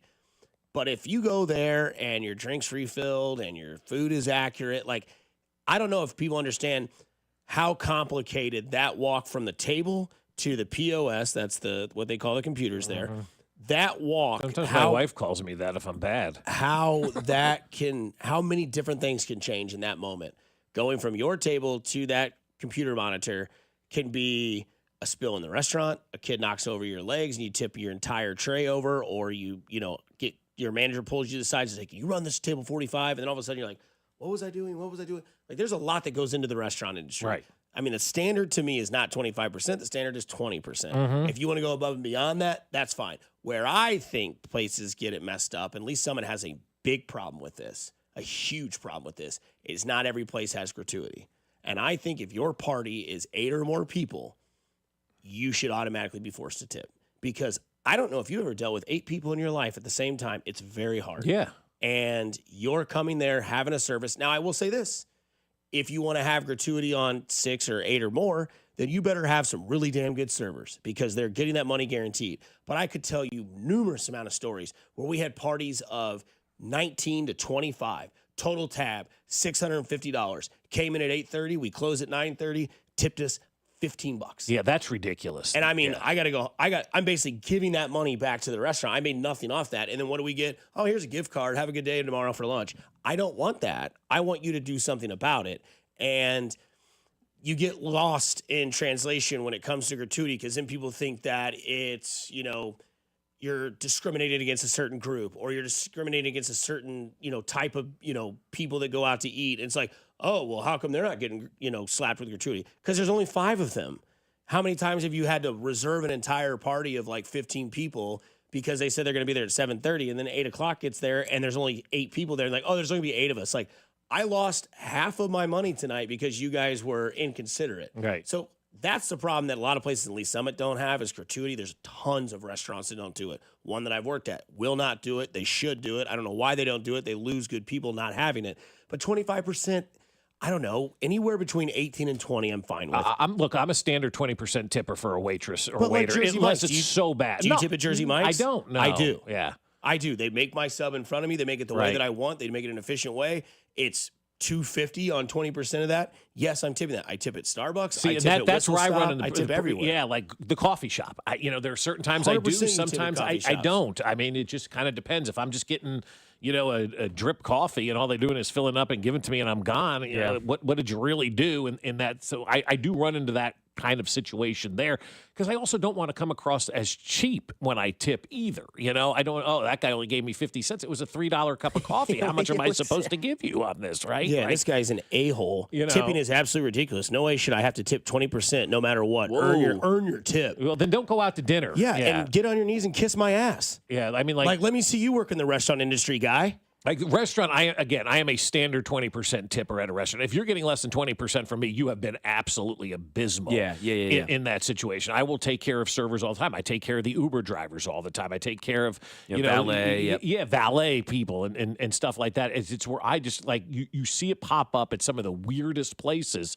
and you're like, why am I tipping at I'll throw Quick Trip in here, but they're not asking for tip. But like sometimes places like that show up. Would you like to leave a tip? No, you didn't do anything for me in this situation. I do believe that people feel they are over tipped, and the over tipping society should not impact the restaurant side of things because those are the people that should be getting tipped because they are feeling like if you're one of these people who sucks down the free refills like they're going out of style and they're constantly filling up your soda, that's a service they are providing for you. You should tip on something like that. Oh, boy, we got some real people showing true colors. I don't tip restaurants anymore. Get a better job that pays you better. What? Why should I have to pay you more? It's ridiculous.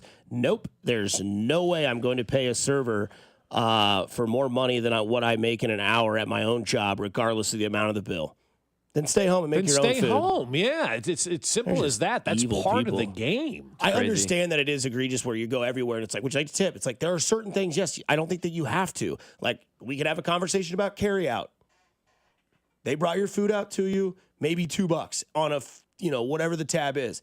they're getting paid hourly. I know that for a fact. They're not making $3.13 an hour. Right. That's what servers make, $3.13 an hour. At least that's what I made, $3.13. Yeah. So yes, I would go there and I would give my best job I could give you. Did really well. But I mean, if you're an a-hole like that and you want to say, why would I give you more money? Then stay the hell home.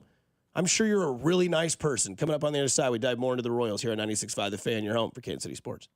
Hey, it's Matt Quattrero, and you're listening to Fescoe and Dusty on your home for Royals baseball. 96.5 The Fan. Well, I'll tell you, my friend Don Sharp is the best in the real estate business, and that's just not coming from me. That comes with everybody that works with Don Sharp. And while other agents are hoping for the best, Don Sharp and the Sharp Homes team plan for success. Their proven system takes the stress out of selling and puts money in your pocket faster than you thought was possible. And if your home has been sitting on the market without much success, it's time to call my friend Don Sharp, because the Sharp Homes team can give you options. If you want to skip the showings and open houses and go straight to sold, fantastic. You can contact them to discuss their instant offer program. In fact, contact the only agent I would trust if I needed to sell my home. It's Don Sharp with the Sharp Homes team, brokered by Epic Realty. And you can find them on Google. It is so simple. Just go to Google and Google Sharp Homes team. And then you can read from over 225 five-star Google reviews and understand why in the last 12 months,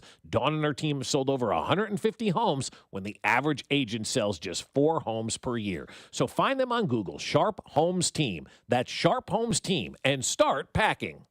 Guys, you already know that Low T Center has been changing the lives of men across the country for over a decade. Testosterone replacement therapy has helped men get their energy back, regain confidence, save their marriage, and help overcome symptoms associated with depression. It's truly life-changing. Women are affected too. Did you know that women with hormonal imbalances experience many of the same symptoms of men with low testosterone, and you know how frustrating that can be? For the first time ever, Low T Center is now offering hormone replacement therapy for women. Low T doesn't just affect guys. In fact, testosterone can benefit women as well, with in-center or at-home treatments options available for women. Find out which is right for you when you speak to one of their providers about injections, topical creams, and pellets. Ladies can come to any of their centers, get a test, and get a full hormone panel to get a personalized hormone therapy plan just for you. Ladies and gentlemen, just imagine how much better you'll feel when your hormone levels are restored. And guys, if you haven't taken your T-test yet, what are you waiting for? It's time to take control of your health with Low T Center. For more information about men getting their lives back or balancing women's hormones for a better you, book your appointment. Head over to fixmylowt.com. That's fixmylowt.com. You'll be glad you did. Why are you still paying interest? Reiselman Nissan just dropped 0% APR for 60 months on new Rogues, Muranos, and Pathfinders. Or stretch it, 1.9% for 72 months. Or 84 months at just 3.49%. Need torque? Grab a new Frontier and get up to $6,000 in total rebates. And if you're leasing, you pay no sales tax at Reiselman Nissan.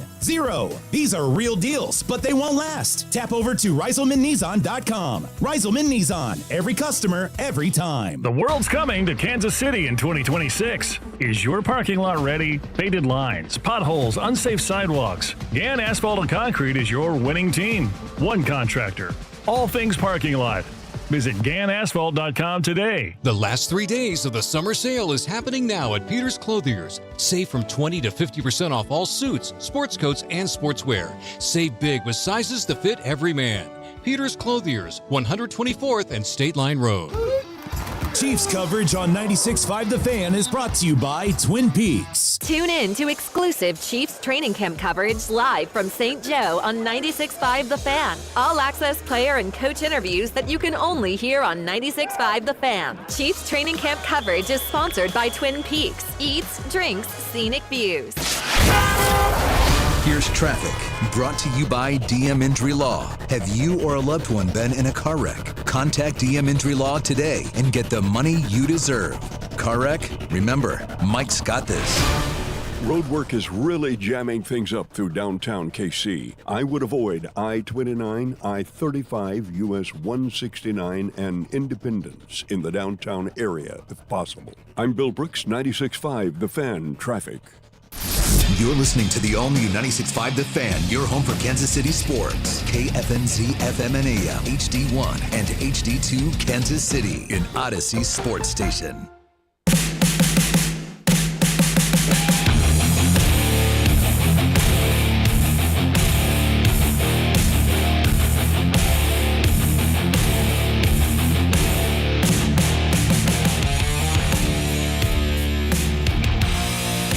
Right back Get into it here on Fescoe and Dusty. Travis Kelce Day tomorrow, 8-7. Celebrate all things Travis Kelce tomorrow here on the show. Fantasy football returns Sunday with Mac Morey. August 10th, 9 a.m. Get all your stuff ready. Got to draft early, too, so that means I've got to be ready. That means this show prep's going to be really good because I'll be using it, too. Yeah. Got to, man. I mean, I had 10 days to my draft. 10 days? I know. We're doing it earlier than That's I like dumb. to. I know. Well, we couldn't get everyone on board. Couldn't get 10 guys. Same schedule. So Yeah, let me give you a tip. You should always do your fantasy draft on Labor Day. Weekend. Yep.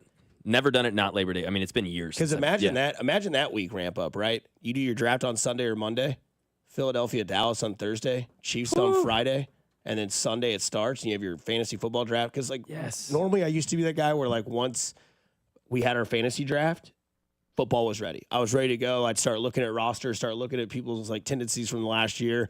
But now, you go to camp, it's like, okay, I'm here. I'm ready. And, I'm ready because a lot of people have the Chiefs dissipating. Yeah, they really do. Before we get into that, how old are the people in your fantasy football league? Probably his age. Right? 26 to 33, 34. I mean, you get ready. This is probably the last year it's going to be easy. I mean, Oh, people it's start to yeah, have their 100%. families and kids and all this other stuff that goes 100%. on. I'm not in fantasy leagues. I bailed out of that stuff a long time ago just because I wasn't interested anymore in that. And things change in life and whatnot, and you kind of move on. But once the kids and all this kind of stuff, you'll be doing not auction drafts, but online drafts that take an hour, and you'll forget that they even happen, and you'll look at your roster one day and go, auto pick. Yeah, man, 10 years ago I really cared about this. Now it's on auto pick because sure. I've got other things that I'm doing. So enjoy these while you still can, because as we age and get older, it's hard to find time just to meet with a couple of people, let alone try to get 10 people together for something like that of that nature. And for me, half of fantasy, at least half of fantasy football is the fantasy part of it's fun, nerd out, all that stuff. But it is the friends, it's the keeping relationships. And you're right, as you get older, it gets tougher, man, just to keep those relationships. So I know once a year, every August, every July, that group chat's going to kind of fire back up. I'm going to say hi to those guys, maybe talk to them on the phone for 15, 20 minutes, see how their life is, and also hey, your draft sucked, all that stuff. So it's a good way to keep in touch with some buddies, too. It is. But, just like every relationship in life, they dissipate fast. They really do. And that's kind of where the Chiefs, I mean, people have been saying, and we talked about, Chris Sims being uneducated with his take on the Chiefs yesterday. Everybody wants this team to go away, right? Everybody wants this team to disappear. Nobody wants this team to be on the landscape anymore. Well, I got some bad news for you. They're not going anywhere anytime soon. I was looking at, age of rosters yesterday for whatever reason. I got down that rabbit hole. And the Chiefs are tied for the 10th youngest roster in the NFL, which is, to me, very surprising and even more of a credit to what Brett Veach has done as the general manager of this football team. He continues to build a Super Bowl roster, continues to stay young, and never allows the salary cap to be a question. When was the last time any of these dorks who, for whatever reason, care about salary caps have even mentioned the Chiefs when it comes to salary cap? We don't have these conversations here in Kansas City because they know what they're doing. And if they continue to do this and kind of, continue to stay young and continue to turn over the roster and continue to make it into the Super Bowl and the AFC Championship game every year, I think then you have to say to yourself, there really is no end in sight for this, because a lot of dynasties end because the general manager stinks at turning over the roster, right? The 2022 draft class is looked at as one of the best of all time. This draft class that we just completed in 2025, even though they haven't played a game, people are saying could be the best of the Brett Veach era.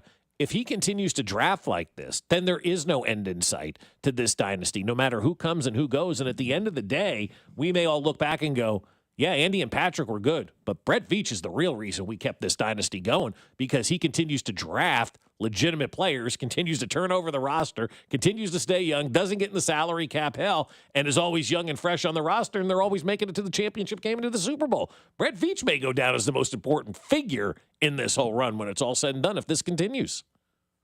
Yeah, I mean, they nailed it with Mahomes, that's for sure. Because Belichick was the GM in New England, right? Yeah. GM, head of player personnel, yeah, all that sort of stuff, right? Yes. Nobody's above me except for Jordan. Yeah. I don't know, man. Jordan. You say Jordan, I think Michael in North Carolina. Jordan. You got to say Jordan. Jordan. Yeah. Yes, that's true. I do agree. I mean, look, we always have this murky conversation with certain people where it's like Dorsey drafted Mahomes. Well, somebody had to go scouting, right? And we know that was Brett Veach. We've talked to Lee Steinberg about it. Like, Mahomes' main agent of the agency was like, yeah, Veach was the one in Lubbock that was watching him do it. Like, what Veach has done, like, yes, he should be enshrined in Kansas City forever. Like, you have a guy that just seems to always understand it. And I was telling Mac this morning, where we talk about Mahomes and Allen and the separation is kind of getting, lesser and lesser. There is that same sort of conversation we had between Veach and Roseman, but they do it in different ways. Whereas Veach drafts and makes crucial decisions with future players like a L'Jarius Sneed or like a whatever. Howie Roseman goes out and makes the big signs and they work, like A.J. Brown and Saquon Barkley. Like, imagine having those two guys 4 years ago being like, those two guys on the same team, be like, whatever. Yeah. Those stuff don't normally happen in the NFL. Yeah, and it did because of somebody making those moves. Whereas Brett Veach's moves are, hey, we drafted a guy 2 years ago that you forgot about. He's going to take over the guy that wants to get paid $48 million a year, and we're going to be just fine. How do you know that? Trust me. Right. And you see that happen. Now, again, if he doesn't find Mahomes and he doesn't have this sort of like salary cap, like just genius mindset of how to make things work all the time, then we're not here. And yes, Andy Reid and Patrick Mahomes and whatever might get you a lot of places, but there's a reason why John Dorsey's not here. And that reason was he could not do a checkbook. He couldn't keep things balanced. Brett Veach not only drafts, develops, and scouts, he also manages a checkbook. And to me, that's why he's above everybody else, because there's more than what goes into it than being the corner whisperer or finding Mahomes in Lubbock, Texas, or, making the right moves at the right time, like Charvarius Ward, L'Jarius Sneed. But don't wait, I'm going to get this McDuffie guy who I've had my eye on for 2 years. Like, that's where all that Veach stuff comes into town and Brett Veach town. And I think that's where he is so much better than a lot of people. Whereas, like Roseman, yes, he drafted Jalen Carter. He took a chance. You know what? Brett Veach drafted Josh Simmons. Yeah, took a chance. Same type of thing, right? It's now different backgrounds, right? Jalen Carter was racing in the streets and doing all that sort of stuff. Whereas Josh Simmons, it was like a lot of people don't want him. And Binkley, that's his take. He didn't like Josh Simmons because he thought he was going to miss some time. And why would you waste a first-round pick? Whereas Brett Veach is going, I got some good insight from medical advisors, and I think we're going to be just fine. So that being said, did Binkley like the FAU pick? Because the FAU pick is more of a risk than the Josh Simmons pick. I mean, there's no question in my mind. Nobody knew who FAU was. Everybody knew that Josh Simmons was a top 5 talent that had an injured leg, right? I also feel like the FAU pick was maybe ownership kind of came into the office. Well, I think a lot of people was like, hey, we're in that. Kansas City. We don't really know what we need right now. Let's take the kid out of K-State. Right, yeah. Why not? We're not going to trade the pick. We're here. And that's what we all wanted, was them to trade out of the first and pick in the second. And then Clark's like, we're taking FAU out of K-State. And it's like, looks good. Yeah. That's just my opinion. I don't know if there's any truth to that. I don't know for a fact at all. But it just seems like you're in Kansas City. You took a K-State guy. You didn't necessarily need to pick in the first round. Could have loaded up in the second.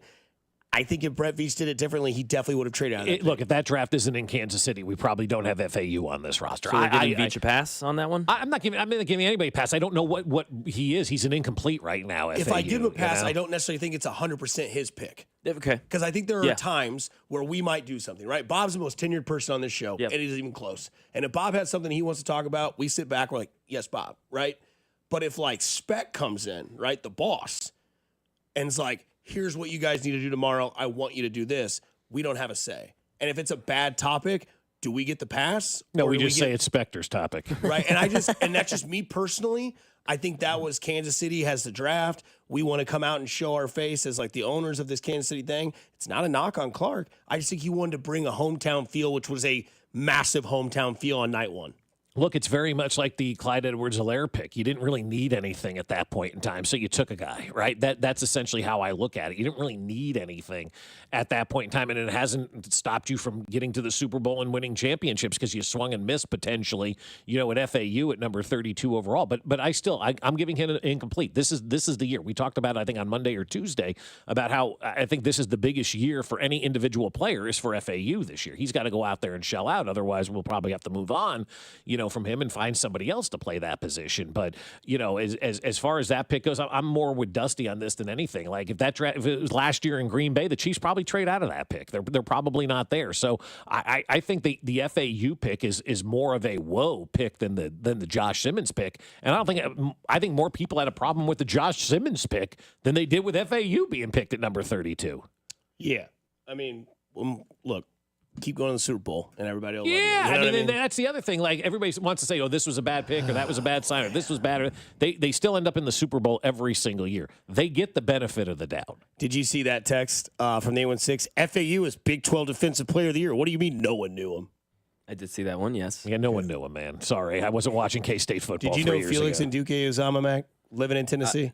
No, but I was at the Okay. draft, and I wasn't super pumped about that pick. Okay, but but I mean, everybody knew him. Like, everybody. I remember when he got drafted, we all kind of went, all right, Call cool. your brother Asher right now and be like, hey, do you know who Felix Nduke Uzama was before he got drafted? Never heard of him. Exactly. Anyways. No, most people didn't. Like, everybody knew he's the Defensive Player of the Year, Bob. I'm not, sorry, not on my radar. Like, who cares? Yeah. And then somebody says, wait, did Jalen Carter get any discipline from the NFL? I don't think so No, because he was in college. Yeah, he wasn't an in the NFL athlete. Not I think their that- jurisdiction. Nope. Yeah, so it happened before he was an NFL player. Yeah. Sorry, that's just the rules. Coming up next, Royals and Jerry Jones, all in one conversation. He bought the Royals? If he did, he wouldn't have Micah Parsons or Bobby Wood Jr. No chance Bobby Wood Jr. is a Royal if Jerry Jones owns the team. And don't forget Mac at 9 o'clock here on 96.5 The Fan, your home for the Kansas City Royals. Who's having sex with Jerry Jones? You're listening to Fescoe and Dusty. Make sure to follow us on Instagram at TheFan965 for behind-the-scenes content from the show. Kansas City's FM sports station, 96.5 The Fan. Well, I'll tell you what, you probably got some knee pain, right? Maybe you got some back pain. Or maybe you look at the stairs every night and go, I just can't make it up those stairs with my hips. They're out of whack, and I just need to do something, but I don't know what the answer is. Well, it's time to call and schedule that free consultation with the medical pros at QC Kinetics. There are thousands of patients who will tell you they wish they would have done it sooner. Don't put yourself in that category. Call my friends at QC Kinetics now. They turned around their lives with QC Kinetics regenerative treatments that work with your body to help restore and repair that damaged joint tissue. Natural cellular therapies. No scalpels, no pills, just long-term relief with no dreaded recovery. So bring your x-rays and MRIs to QC Kinetics for a free no-pressure chat and a thorough evaluation to see if you're a good candidate. Grab that phone right now and give them a call. They have appointments available on Saturday, too. 816-412-6299. And ask them about that free consultation. 816-412-6299. That's 816-412-6299. Off 435 in State Line and in Gladstone. It is out of here. Man, if your stream isn't as strong as it used to be, or you're taking more breaks to the bathroom than the 7th inning stretch of a televised baseball game, We'll be back after this. it's time to get checked. An enlarged prostate or BPH could be the cause, and Kansas City Urology Care is here to help. Fast answers, trusted care. Don't wait. Come see Kansas City's largest, most experienced, and most advanced urology team. Visit kcuc.com today. At KCUC, you see the best in KC. Back to school is on the brain. That means new notebooks, pencils, new everything. And while the kids are getting ready to get book smart, it's time for you to save smart with Straight Talk Wireless. Switch now and get a free Moto G 2025 with 5G when you activate select plans. Now that's a smart call. Get Straight Talk covered by Verizon's 5G network. Available at straighttalk.com and Walmart. Offer valid through 10/19/25. Taxes and fees apply. Purchase of gold unlimited plan or higher required for offer. Must activate the plan in-store at Walmart. Cannot be combined with other offers. Rita, hold head. Let's bring the nail gun over here. Jose stands tall atop his sustainable flooring company. Totally. It's renewable and moisture resistant, but we have several green options too. Or we got some beautiful reclaimed oak. But floored by his success, he needs to hire more installers. I need Indeed. Indeed you do. When you sponsor a job on Indeed, it's easier for talented candidates to find it, which makes it easier for you to hire them. Visit Indeed.com/credit and get $75 towards your first sponsored job. Terms and conditions apply. Some things can steal your sunshine. Ugh, I just got my hair done. Sorry, the cooler's broken. Anyone see my flip-flops? Anyone? But COVID-19 can steal a lot more. I just took a COVID test. Ugh. Prescription medications for COVID exist. If you test positive this summer, ask your doctor if they're right for you. Visit Pfizerforall.com/COVID-19 to learn more. Sponsored by Pfizer. This is the story of the one. As a lineman, he does whatever it takes to keep the power on in his community. And he wants a partner like Grainger who does the same. Grainger offers the professional-grade products he needs, from voltage detectors to harnesses to hard hats, plus fast, dependable delivery. so he can rise to every challenge. Call 1-800-GRANGER, click Grainger.com, or just stop by. Grainger, for the ones who get it done. With Robinhood, not only can you trade individual stocks and ETFs, you can also seamlessly buy and sell crypto at low costs. Trade all in one place. Get started now on Robinhood. Trading crypto involves significant risk. Crypto trading is offered through an account with Robinhood Crypto LLC. Robinhood Crypto is licensed to engage in virtual currency business activity by the New York State Department of Financial Services. Crypto held through Robinhood Crypto is not FDIC insured or SIPC protected. Investing involves risk, including loss of principal. Securities trading is offered through an account with Robinhood Financial LLC, member SIPC, a registered broker-dealer. Hey there, Royals fans. It's Royals Hall of Famer Mike Sweeney. Have you or your kids experienced a high school coach who wants to make our Kansas City community a better place to live, work, and play? The Royals and the See You in the Major Leagues Foundation, together with Blue Cross and Blue Shield of Kansas City, are shining a spotlight on 6 impactful coaches in the KC metro area. Nominate a high school coach today at royals.com/coaches with carrots. It's not too late to enjoy your summer with a new or improved deck. Go to PowellExteriorsKC.com to schedule a consultation today. Get your free estimate now, and you could be enjoying your new deck or patio in a matter of weeks. You are one click away from your best summer ever. You're listening to 96.5 The Fan from the Mission Plumbing, Heating, and Cooling Studios. Here's traffic, brought to you by DM Injury Law. Have you or a loved one been in a car wreck? Contact DM Injury Law today and get the money you deserve. Car wreck? Remember, Mike's got this. Road work is really jamming things up through downtown KC. I would avoid I-29, I-35, US 169, and Independence in the downtown area if possible. I'm Bill Brooks, 96.5 The Fan Traffic.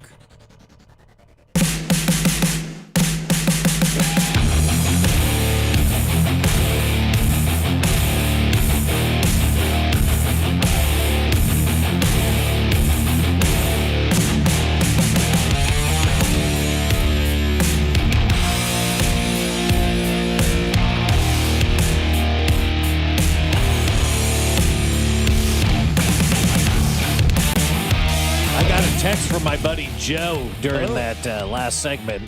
He goes, when did the Big 12 start playing defense? Well played, Joe. 3 years ago, they had the player of the year. Well played. Because that is true. The Big 12 has never played defense. Nope. Well, no. We had a conversation this morning. Who gets more hope every year, the Chargers or the Nebraska Cornhuskers? Oh, it's the Chargers. Because a lot of people have Nebraska as the sleeper in the big this year. Oh, do they really? Nebraska is that team. Nebraska fans, again, I will say this Let's and continue go to say Big Red, this. baby. Nebraska fans think it's 1995. Bud Ice is popular. Stonewashed jeans are in. Let's go. And Tommy Frazier is walking through that door. Like right now.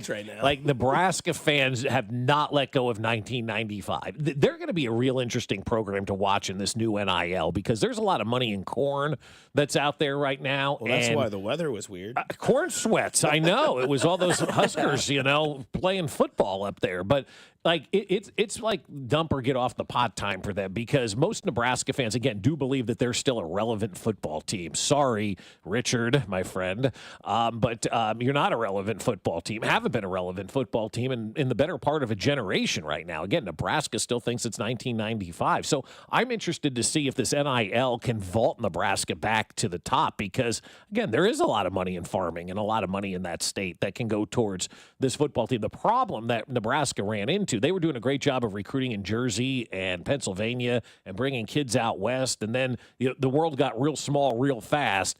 And a state like Nebraska that just doesn't have a lot of people to produce a lot of talent, much like Kansas and Iowa and places like that, you got to rely on a lot of those hometown guys. Well, Nebraska ran out of players, right? And not a lot of people are waking up in Jersey these days going, you know where I want to go? Lincoln. So they're going to have to get that NIL money up to get Nebraska back to the promised land because they're not a promised land school anymore. Well, like you're going to win in the B1G. You still, I mean, so much winning in the B1G. Yeah, exactly.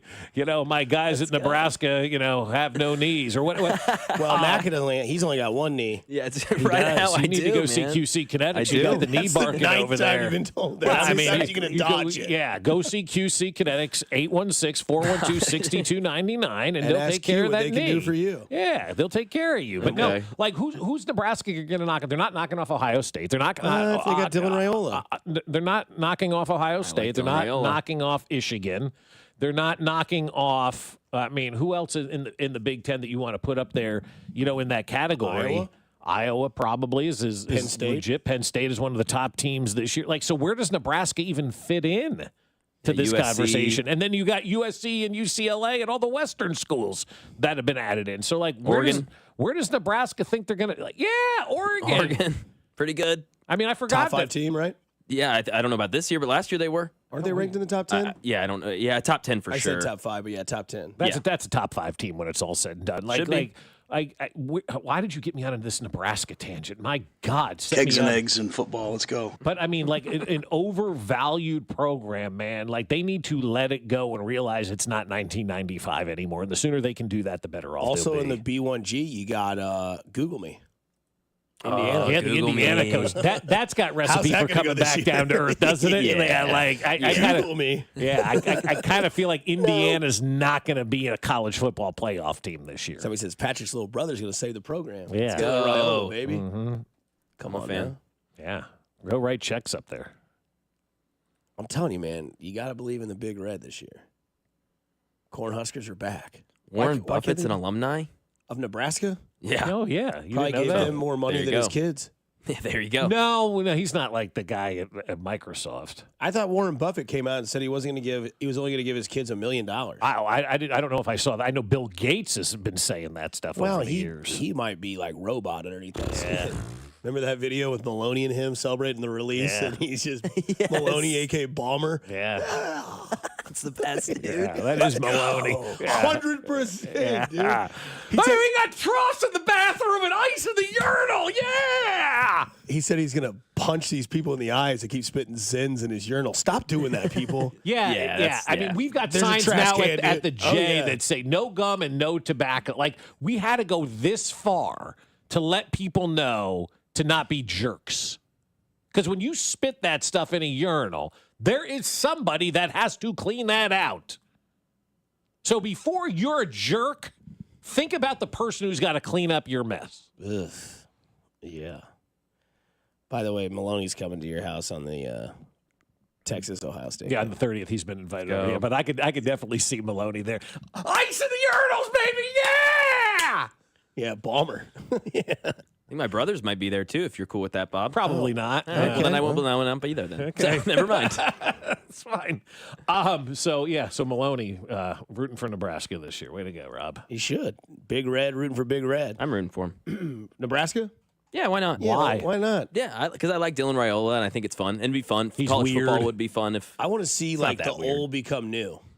Like I think having old stuff get back to being new, like Jinko jeans. Yeah. Why are they popular? I don't know. Why is Nebraska good? I don't know. Maybe it's good for college football. Maybe it's the take that like when the Yankees are good, MLB's good. When Nebraska's good, it gives us something to talk about. And if the guy looks like Mahomes, he's definitely going to get a haircut before the season starts. Just you wait. Mm-hmm. Who knows, man? Like it could be good for football. Could be a lot of fun to see what happens up there. But I just don't think I don't think Nebraska will ever be back. I think they'll always be one of those tier 2 teams now in college football. I think they lost it, and they've lost a generation and a half. It's like when everybody in Kansas City was a Red Sox or Yankee fan, and you're thinking to yourself, why are they not rooting for the Royals? Well, what did the Royals give you to root for the last generation, right? And so you lost an entire generation of fans. That's kind of where Nebraska is right now. They haven't done anything in a long, long time, fired a lot of coaches that people have liked, hired bad ones over the years. Like, they've been nothing short of a pedestrian franchise. Husker football is similar to KU basketball becoming irrelevant. Oh. KU had one down year, and they won a national championship like 2 years ago. What are we talking about? That's a bad take. Yeah. And they would have won the COVID year, but they canceled the season. Like Nebraska hasn't been relevant literally since Tom Osborne was coach. Some text saying that Nebraska is the Cowboys of college football. It's a good comparison. That's a good comparison, right? The last time the Cowboys in Nebraska were relevant were the mid-90s. Yeah, that's a great comparison.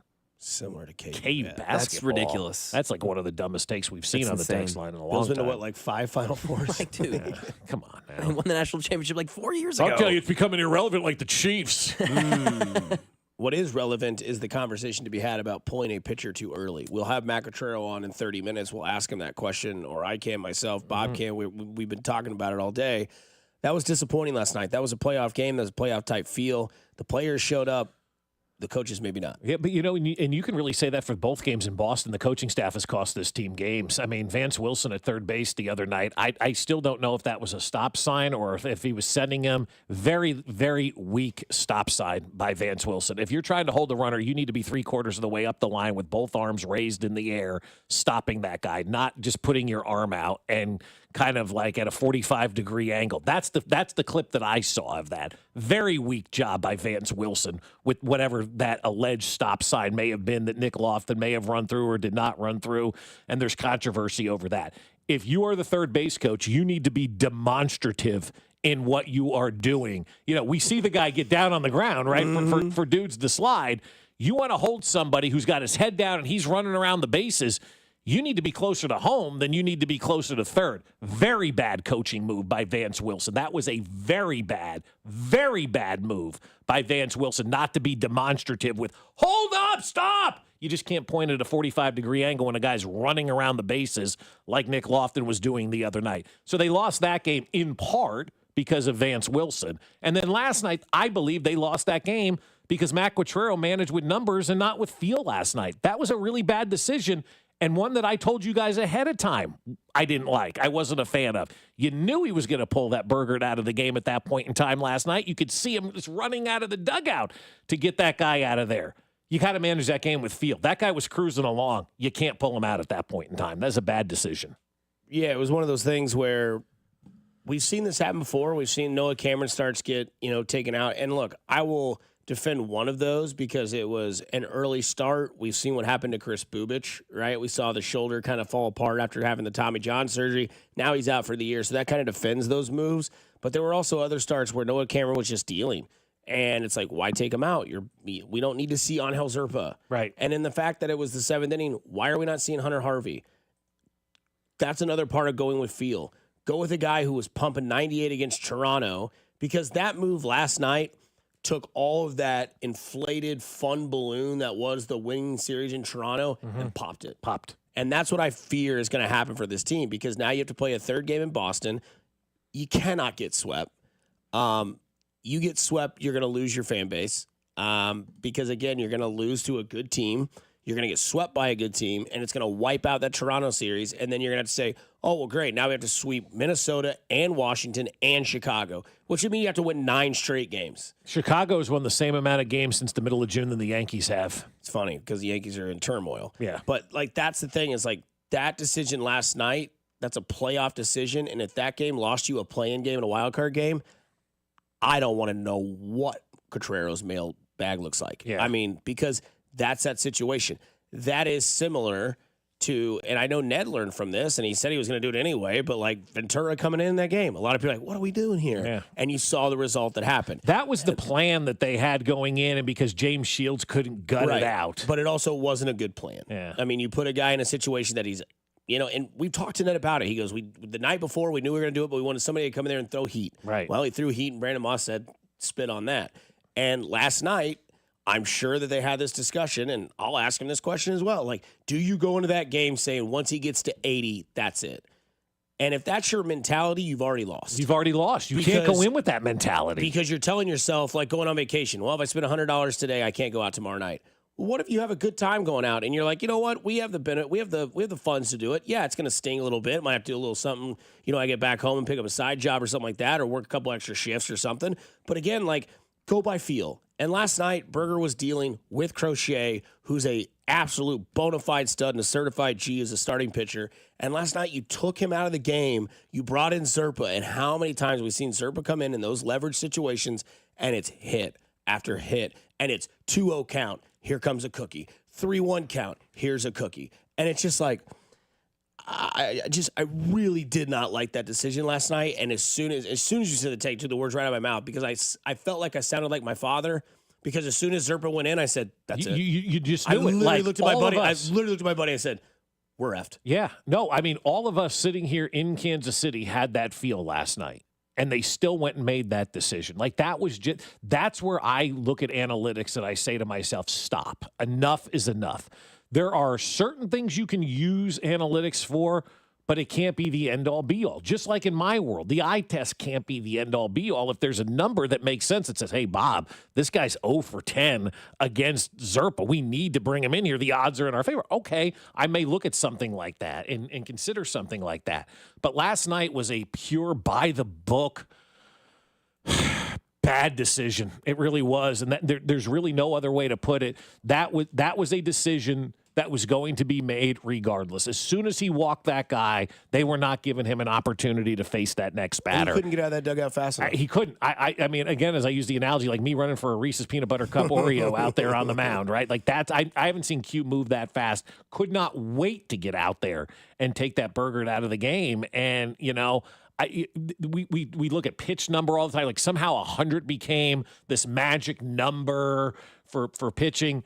How high stress level were those pitches last night? Was he cruising along? Was he in good shape? Like there's a lot of factors that go in from the human side of things, and we're taking that out of sports. And we saw it last night. And for all the analytic people out there who think I'm nuts about all this, the Royals lost a game last night, a pivotal game, because they played the analytic card instead of playing the human feel card.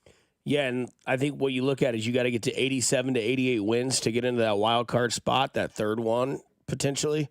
That means you got to win 21 to 22 more games in 48 games.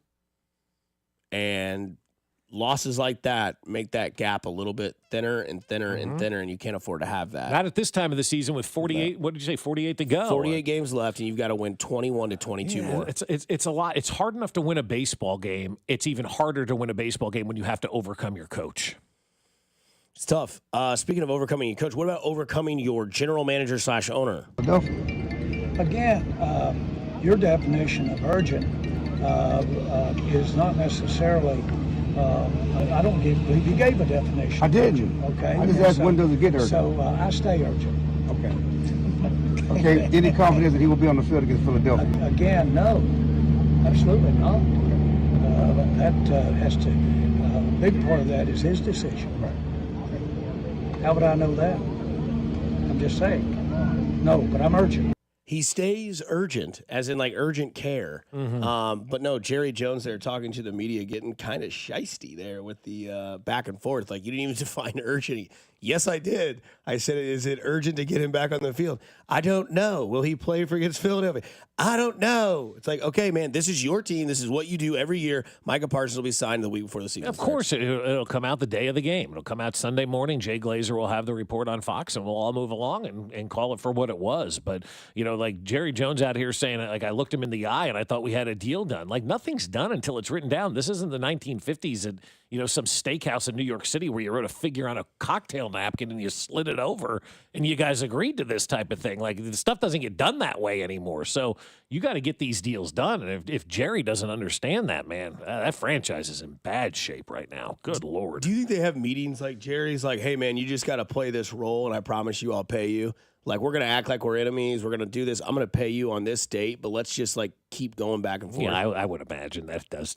For Jerry, I'm sure he still watches Young and the Restless on VHS. Yeah. Right? Like, he's got him recorded. Right. Is that even still a soap? Do soap operas still exist? Oh, yeah. I think they're still out there. I think Days of Our Lives is still going. Really? I think so. I used to love Days of Our Lives. And Romancing the Stone, I think that's still going out there right now, too. Susan Lucci's got to be doing something.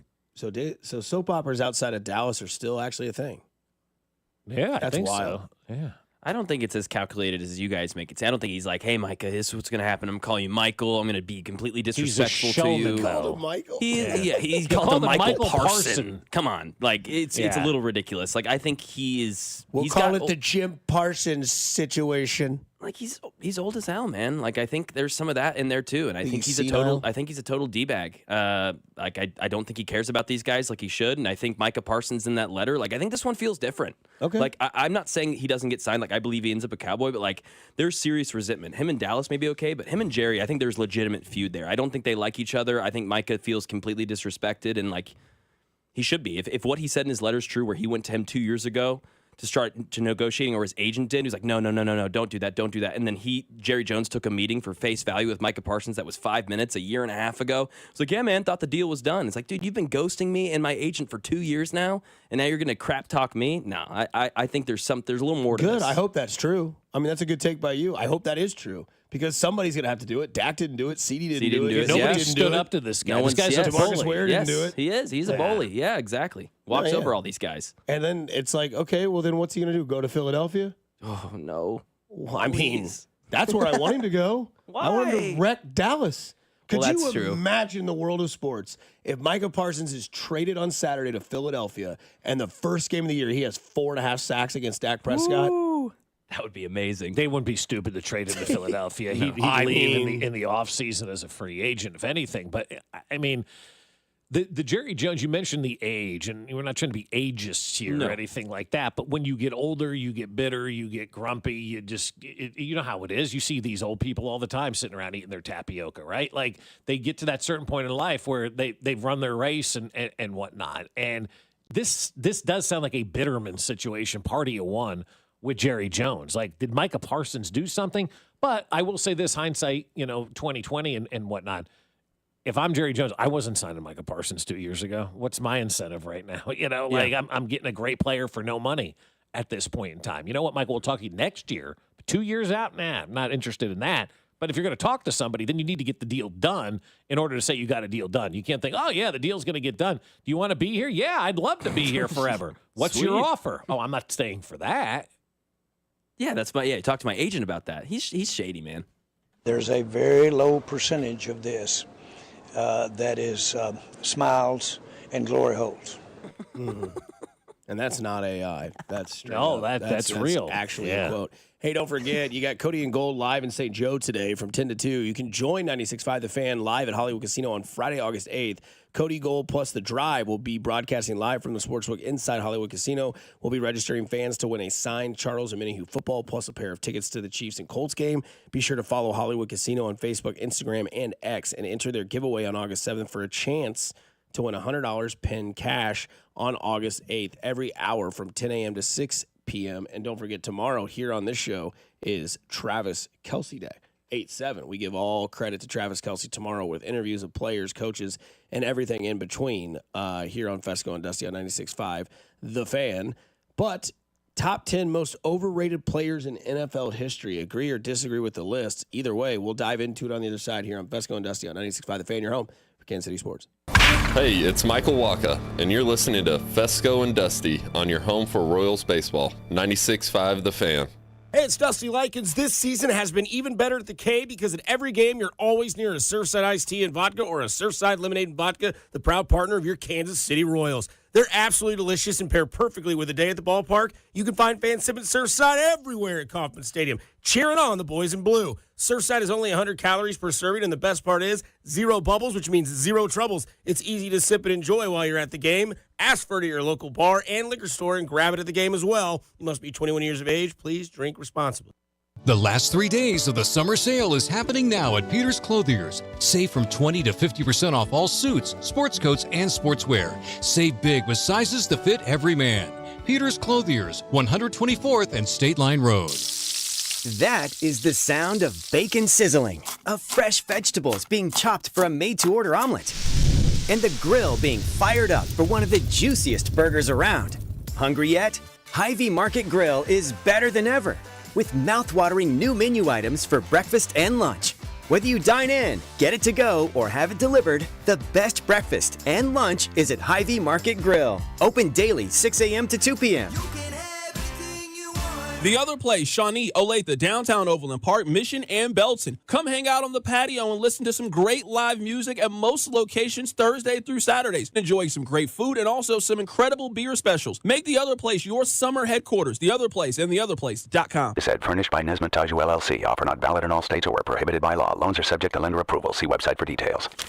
Honey, the credit card bill came, and we're maxed out. Great. Maxed out cards, rent is due, bills are piling up. We just need some extra cash to help us get by. We should do what my brother did. He went to 89cash.com and got $3,000. With our bad credit? 89cash.com is different. They're one of the largest personal loan networks. They can help people with any type of credit get up to $5,000. I'm sure there's a lot of paperwork. Nope. My brother said it was fast and easy. He did it right from his phone. If you have a regular source of income, you can be approved for a loan of up to $5,000 in minutes, and your cash can hit your bank account as soon as the next day. Our lenders have millions of dollars to lend regardless of your credit history. Great news! I went to 89cash.com and we'll have our money as soon as tomorrow. Wow, that is fast. If you need extra cash, go to 89cash.com. That's 89cash.com. 89cash.com. This is the story of the one. As a lineman, he does whatever it takes to keep the power on in his community. And he wants a partner like Grainger who does the same. Grainger offers the professional-grade products he needs, from voltage detectors to harnesses to hard hats, plus fast, dependable delivery, so he can rise to every challenge. Call 1-800-GRAINGER, click Grainger.com, or just stop by. Grainger, for the ones who get it done. Some people just know they could save hundreds on car insurance by checking Allstate first. Like you know to check the GPS directions first, before driving to the mall. Turn right at the light. In 1,000 miles, you will reach Montreal. Not Montreal, the mall. Recalculating. 6,000 miles to Nepal. No, the mall. Checking first is smart. Recalculating. So check Allstate first for a quote that could save you hundreds. You're in good hands with Allstate. Savings vary, subject to terms, conditions, and availability. Allstate Fire and Casualty Insurance Company and Affiliates, Northbrook, Illinois. This is the story of the one. As a lineman, he does whatever it takes to keep the power on in his community. And he wants a partner like Grainger who does the same. Grainger offers the professional-grade products he needs, from voltage detectors to harnesses to hard hats, plus fast, dependable delivery, so he can rise to every challenge. Call 1-800-GRAINGER, click Grainger.com, or just stop by. Grainger, for the ones who get it done. With Robinhood, not only can you trade individual stocks and ETFs, you can also seamlessly buy and sell crypto at low costs. Trade all in one place. Get started now on Robinhood. Trading crypto involves significant risk. Crypto trading is offered through an account with Robinhood Crypto LLC. Robinhood Crypto is licensed to engage in virtual currency business activity by the New York State Department of Financial Services. Crypto held through Robinhood Crypto is not FDIC insured or SIPC protected. Investing involves risk, including loss of principal. Securities trading is offered through an account with Robinhood Financial LLC, member SIPC, a registered broker-dealer. Guys, you know that Low T Center has been changing men's lives through hormone care for over a decade. But did you know that they can help women balance their hormones too? If a partner is experiencing fatigue, moodiness, or just feeling off, she might benefit from hormone therapy at Low T Center. Help her get back to her best self. And if you still haven't taken the T test, what are you waiting for? Get started on TRT today. Most major insurance accepted. Don't wait. Visit fixmylowt.com. That's fixmylowt.com. Chiefs coverage on 96.5 The Fan is brought to you by Twin Peaks. Tune in to exclusive Chiefs training camp coverage live from St. Joe on 96.5 The Fan. All access player and coach interviews that you can only hear on 96.5 The Fan. Chiefs training camp coverage is sponsored by Twin Peaks. Eats, drinks, scenic views. Here's traffic, brought to you by DM Injury Law. Have you or a loved one been in a car wreck? Contact DM Injury Law today and get the money you deserve. Car wreck? Remember, Mike's got this. Road work is really jamming things up through downtown KC. I would avoid I-29, I-35, US 169, and Independence in the downtown area if possible. I'm Bill Brooks, 96.5 The Fan Traffic.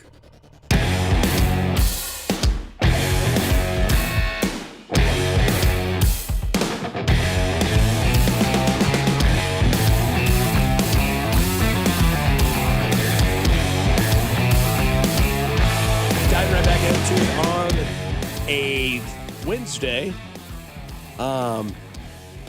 We did it earlier. We'll ask it again. We'll see what the results are. I haven't looked. I am very interested. I'm loving it. Well, hello, everybody. Happy Wednesday. So we asked a question earlier. Who would you rather have at third base? Michael Garcia or Mike Moustakas. So we go to the fan, Fescoe and Dusty page, or poll question. 186 votes. 55.4% say Mike Moustakas. Wow. So Michael Garcia takes a little bit backseat because an hour ago it was 50-50. Yeah. 50-50. Michael Garcia or Mike Moustakas. Would you rather have Michael Garcia or Mike Moustakas as your third baseman? And you can vote Garcia or Moose. And right now, 44.6% have said Garcia. 55.4% have said Mike Moustakas. So, interesting. I just didn't know how that one would play out because I think we all kind of had that feeling yesterday when Garcia made that barehanded play. You're like, damn, this guy's really good. Nobody gives this guy enough credit for how good he is. He's been your most consistent player from day one to whatever day this is right now with 48 games to go. I can't do the math. Day 120 or something. But he's been fantastic. He's been absolutely awesome, and he's got a better bat than Mike Moustakas did. He's got better range than Mike Moustakas did. But yeah, Moose is Moose, and he won a world championship here in Kansas City. So I thought he would win the vote, but I didn't know how close it would be. Your good friends over at ML Football came out with a interesting trending top 10 list, and it's titled the most overrated players in NFL history. It's interesting. Number 1, Eli Manning. Which Eli responded to the tweet and said, it's great to be number 1. Stay true to yourself, Eli. Fantastic. I mean, Eli is so self-deprecating. It's awesome. Kinda I mean, gotta it be. really is. It's so good. And he's so good at the part, and you know, his podcast is so very self-deprecating and whatnot. And obviously the Manning cast is very self-deprecating. He ended all of that discussion when he quote tweeted it himself and said, it's good to be number 1. Number 2 on the list was Joe Namath. Yeah. Struggling. Yep. Number 3, Bo Jackson. Yep. 4, Frank Gore. That's an interesting one because a lot of people will tell you Frank Gore is a Hall of Famer. Is it because he played so long? Yeah, I don't know the answer to that question, right? He's Shout out played to the long, U. put out a lot of numbers, but, I mean, overrated? I don't know. Yeah, I don't know. I don't know if he's overrated. Maybe properly rated. Troy Aikman, number 5. That's fair. Should be higher. Yeah. William Perry, a.k.a. The Fridge, at number 6. That's funny. I'm glad he made the list because there are a lot of Bears fans that are still mad that Walter Payton never got a touchdown in that Super Bowl, and the Fridge did. Yeah. And so Walter Payton never got that Super Bowl touchdown opportunity, but the Fridge did. And, like, nowadays, he'd just be a normal human being on a defensive line. Number 7, Michael Vick. Totally disagree with that. I disagree with that one, yeah. Terry Bradshaw, number 8. He'll probably tell ML Football to go chew on some bark. Right. Number 9, Odell Beckham Jr. This is where Mack enters the conversation. I'm with it. I think Odell Beckham Jr. is made so much out of that catch against the Cowboys or whoever it was with the Giants. And I mean, I think no one had more yards in their first 3 seasons up until like Justin Jefferson with Odell Beckham Jr. He was pretty historic in those first 3 or 4 years. He was also going to be the Super Bowl MVP until Yes, he got hurt. He was. He absolutely was going to be. Now his career ended shortly. Injuries piled up. Yeah. I think Odell Beckham Jr.'s career is almost similar to like Mike Trout's in baseball. Like Mike Trout. That's a good comparison. Mike Trout got out to a blazing start, did a lot of great things, and then it was shoulder, knee, hip, back, arm, neck, you name it. Yep. It was hurt, He and it was broke like down. it was just like we never really saw the true greatness. But when he did play for 20 games, it was like there's 6 home runs, 20 RBI, and all of a sudden Mike Trout's back and he's gone. And Odell Beckham was kind of that same way, and then he just kind of became like a team hopper. Yep. And it was like you went from New York, and then it was like, okay, now he's in Cleveland. Cleveland, now he's in the Rams, now he's with this team, and it was just like they're just all trying to take flyers on you and see if you can kind of, hack it in the NFL anymore. And number 10's Matt Ryan. Yeah, I don't understand that one. Matt Ryan wins that game in the Super Bowl. He's a Hall of Fame quarterback. How's Phillip Rivers not on this list? That's and Matt Ryan is. Phillip Well, ever I mean- won an MVP? No. Matt Ryan won an MVP? Yeah. Phillip ever played in a Super Bowl? Bob thinks Rivers is a Hall of Famer. That's not a chance. Me? Don't you? Didn't you say that? You said that last week. I mean, it'll be interesting, I said, to see how the voting goes, whether or not he gets in and how important the Super Bowls really are, because if we're judging on Super Bowls, he's not a Hall of Famer. Yeah. But if you're looking at numbers, just his stats, Yeah. He played a long time. But do we judge quarterbacks based on Super Bowls? Or do we judge them based on their stats? I mean, him and Dan Marino are kind of in that same category, you know? If we're judging it on Super Bowls, he's not a Hall of Famer at all. Yeah, I don't think Matt Ryan was ever lauded up as the best quarterback in the league. He was never in the class of the Breeze. Like, no one ever talked about him like that, so I don't see him as overrated. That's what I was saying. Like, he was really good. Why is he catching strays from NL football? Matt Ryan's like, what is that the hell? guy? Is that guy an Atlanta Falcons fan and still hanging on the 28-3 lead? You know, and Eli's the low-hanging fruit at number sure. 1, but 2 Super Bowls and 2 Super Bowl MVPs. I mean, that's pretty impressive. You don't just wake up and, have those moments. And you beat Tom Brady both of those times, right? So you had 2 big Super Bowl wins. So he's the easy, low-hanging fruit, up there. And my father always would say to me, Eli's favorite receiver is dirt. Eli to dirt. Everything's in the dirt, and then he wins 2 Super Bowls. And you're like, no, it's leak. So that's an easy one. Obviously, Troy Aikman. Duh. Yeah. Bo Jackson didn't play long enough. Joe Namath, if he doesn't guarantee the Super Bowl, nobody I knows. want to kiss you. That and the guarantee. His numbers were nothing. But again, he didn't play in a passing era. And Terry Bradshaw was, I'll say this out loud, he's a benefit of some pretty good defenses there. And they had a nickname. Yes, 100%. They barely passed the ball. So to have a quick conversation before Matt Cotrero, the Royals manager, joins us at 9, who is currently, to you, the most overrated player in the NFL right now? Justin Herbert. Interesting. Jalen Hurts. You want to do it again, guys? I can sit back. Yeah, that'd be my answer. Yeah, it would be. Gosh, man. Herbert's a good one, but he's good. But he's not great. Gosh, who would be a good one? Who would be a good one? Who would be a good one? I don't know, man. I'm trying to think. Those are 2. Hurts has got a lot of who people Bigley around just texted me? He said Josh Simmons is. Yeah, I don't like that pick. He's going to come after you, Bob. Yeah, be careful. He's going to come after you like the person that tried to steal his catalytic converter. Yeah. He goes, you better pray I don't find that guy, Dutch man.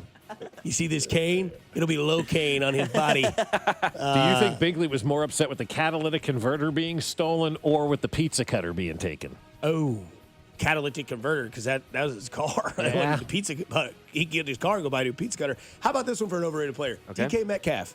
Love it. That's a good one. Completely agree. Yeah, that's a really good one. Absolutely. Don't tell any Chiefs fan that, Well, though. I'm big on that. That was an after-hours take. I wanted the Chiefs to go get DK because I want the deep ball back. Yes. But that's all he can do. That's all he does. That's all he does. For Can't that run around. size, you can't put somebody on your Like, hip. he should be a down the middle, catch the ball, and outrun everybody. He should break play a the way tackle. Rashee And then- Rice plays. Yeah, and then just run over all the Yes. small defensive backs that are out there. No, he runs in a straight line. That's about it. Real quick, though, Odell, 13, 1450, and 1360 his first 3 seasons as nuts. yards. 12, 13, and 10 tutties. And then what happened the last 5 He years? lost Eli He Manning. had the rest of his years, which was 17 to 24, 7 years, 8 seasons, 2,000 yards the rest of the year. Total? 2,000-yard seasons the rest of his 8 two seasons. 1,000. Two in 1,000 8 yeah, years. 2 1,000-yard seasons the NFL's rest of his time. And that's why they say the NFL, you are relevant for 3 years. Not That's for it. long. That's it. I Yeah. mean, Not for people long, don't ever exactly. want to realize that. And that's why the Chiefs being, this is like their 9th year now of this.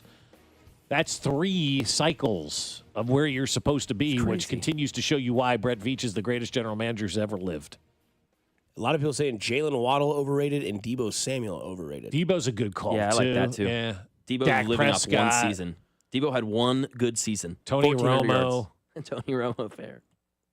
Somebody says J.J. McCarthy. That's good. And then Dan Kilgore comes in last. Yeah, Coming love up it. on the other side, we'll talk to the skipper of the Royals, Matt Cotrero, joins us next here on Fescoe and Dusty on 96.5 The Fan, your home, Kansas City Sports. Fescoe and Dusty. Subscribe and watch the show on YouTube by going to our channel at The Fan 965, Kansas City's FM sports station, 96.5 The Fan. Well, I'll tell you what, our friends over at QC Kinetics want to help you feel better, right? As you start to get older, you start to realize, this is not healing itself. I probably need to do something different, right? Knee pain, back pain, shoulder pain, hip pain. You got all those joints in your body. They're not feeling great. Go see my friends over at QC Kinetics, especially since nothing has changed. It's time to call them and schedule that free consultation with the medical pros at QC Kinetics. There are thousands of patients who will tell you they wish they would have done it sooner. They turn their lives around with QC Kinetics regenerative treatments that work with your body to help restore and repair that damaged joint tissue. Natural cellular therapies with no scalpels, no pills, just long-term relief with no dreaded recovery. So bring your x-rays and MRIs to QC Kinetics for a free, no-pressure chat and thorough evaluation to see if you're a good candidate. Grab that phone right now and give them a call. Appointments available on Saturday as well. 816-412-6299. And ask about that free consultation. 816-412-6299. That's 816-412-6299. QC Kinetics off 435 in State Line and in Gladstone. The world's coming to Kansas City in 2026. Is your parking lot ready? Faded lines, potholes, unsafe sidewalks. Gann Asphalt and Concrete is your winning team. One contractor. All things parking lot. Visit GannAsphalt.com today. Tiger, Dragon, do you have what it takes to win? Be fierce like the tiger, strong like the dragon. Only the brave will survive. Yeah, that's not how these games work. With Tiger and Dragon from the Kansas Lottery, you can win up to $125,000 or $100K in a second chance drawing. You are weak. Ouch. It's not a video game. It's better. Play Tiger and Dragon instant games from the Kansas Lottery. Let's play. Yeah, that works. See kslottery.com for details. Hey folks, I've got a couple of important questions for you. Do you know how much money you need to retire? Do you have a plan in place for your loved ones? If your answer is no, it's time to get your financial planning on track with UMB Private Wealth. It's never too late to start. Plus, their team supports you at every step of the planning process. Go to umb.com/privatewealth to schedule your appointment. That's umb.com/privatewealth. Why not start today? Hi, I'm Dustin, your friend and jeweler at Shane Company. If you're shopping for an engagement ring, we want you to feel like a kid in a candy store. All of our diamonds are in stock, in-store and online, so you get to use your eyes, not your imagination. Come in and look at marquee-shaped diamonds right next to ovals and pears. As your friend and jeweler, you can trust you'll get your dream diamond at an everyday competitive price. We have the widest selection in-store and at shaneco.com, because a friend knows choosing a diamond is personal. Shane Company, your friend and jeweler. Here's Comedians and Skechers Getting Comfortable, presented by Hands Free Skechers Slip-Ins. Hey, I'm Bobby Slayton, and I'm here with my pal, comedian, and Skechers ambassador, Mr. Howie Mandel. Why did it take so long to invent something as amazing as Slip-Ins? I know it seems simple, but it took Skechers to invent a better pair of shoes. Yep, with Skechers Slip-Ins, you just step it and go. You don't have to touch your shoes. And by the way, Slip-Ins are for the whole family, men, women, and kids. In all your favorite Skechers styles, find Skechers Slip-Ins at a Skechers store, Skechers.com, or wherever stylish footwear is sold. There's nothing like when you get that part from eBay and it just fits. Yeah, the first time. So you can do less of this and get right back to more of this. At eBay, you'll find all the parts you need, guaranteed to fit, at prices you'll love. Sounds good, doesn't it? eBay, things people love. Eligible items only. Exclusions apply. Arvest Bank, believing in the power of serving others. Arvest Bank believes in the power of serving others. That's why we're committed to supporting those who serve our communities. We believe that all communities deserve a financial partner who cares.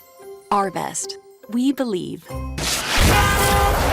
Here's traffic, brought to you by DM Injury Law. Have you or a loved one been in a car wreck? Contact DM Injury Law today and get the money you deserve. Car wreck? Remember, Mike's got this. Roadwork is really jamming things up through downtown KC. I would avoid I-29, I-35, US 169, and Independence in the downtown area if possible. I'm Bill Brooks, 96.5 The Fan Traffic. Travis Kelce Appreciation Day on Fescoe and Dusty is on Thursday, August 7th, right here on your home for Chiefs football. 96.5 The Fan, KFNC FM and AM HD1 and HD2, Kansas City in Odyssey Sports Station. Hey man, good morning, how do you do? Hey man, just wanna talk about the boys in blue. Hey man, now that you've been here a year, what's your favorite KCQ? Hey man, what's new in the clubhouse, the bullpen and the lineup too? Hey man, how How was the road trip? Bob and Dusty wanna know. Hey Matt, what do you think of Slugger and FM radio?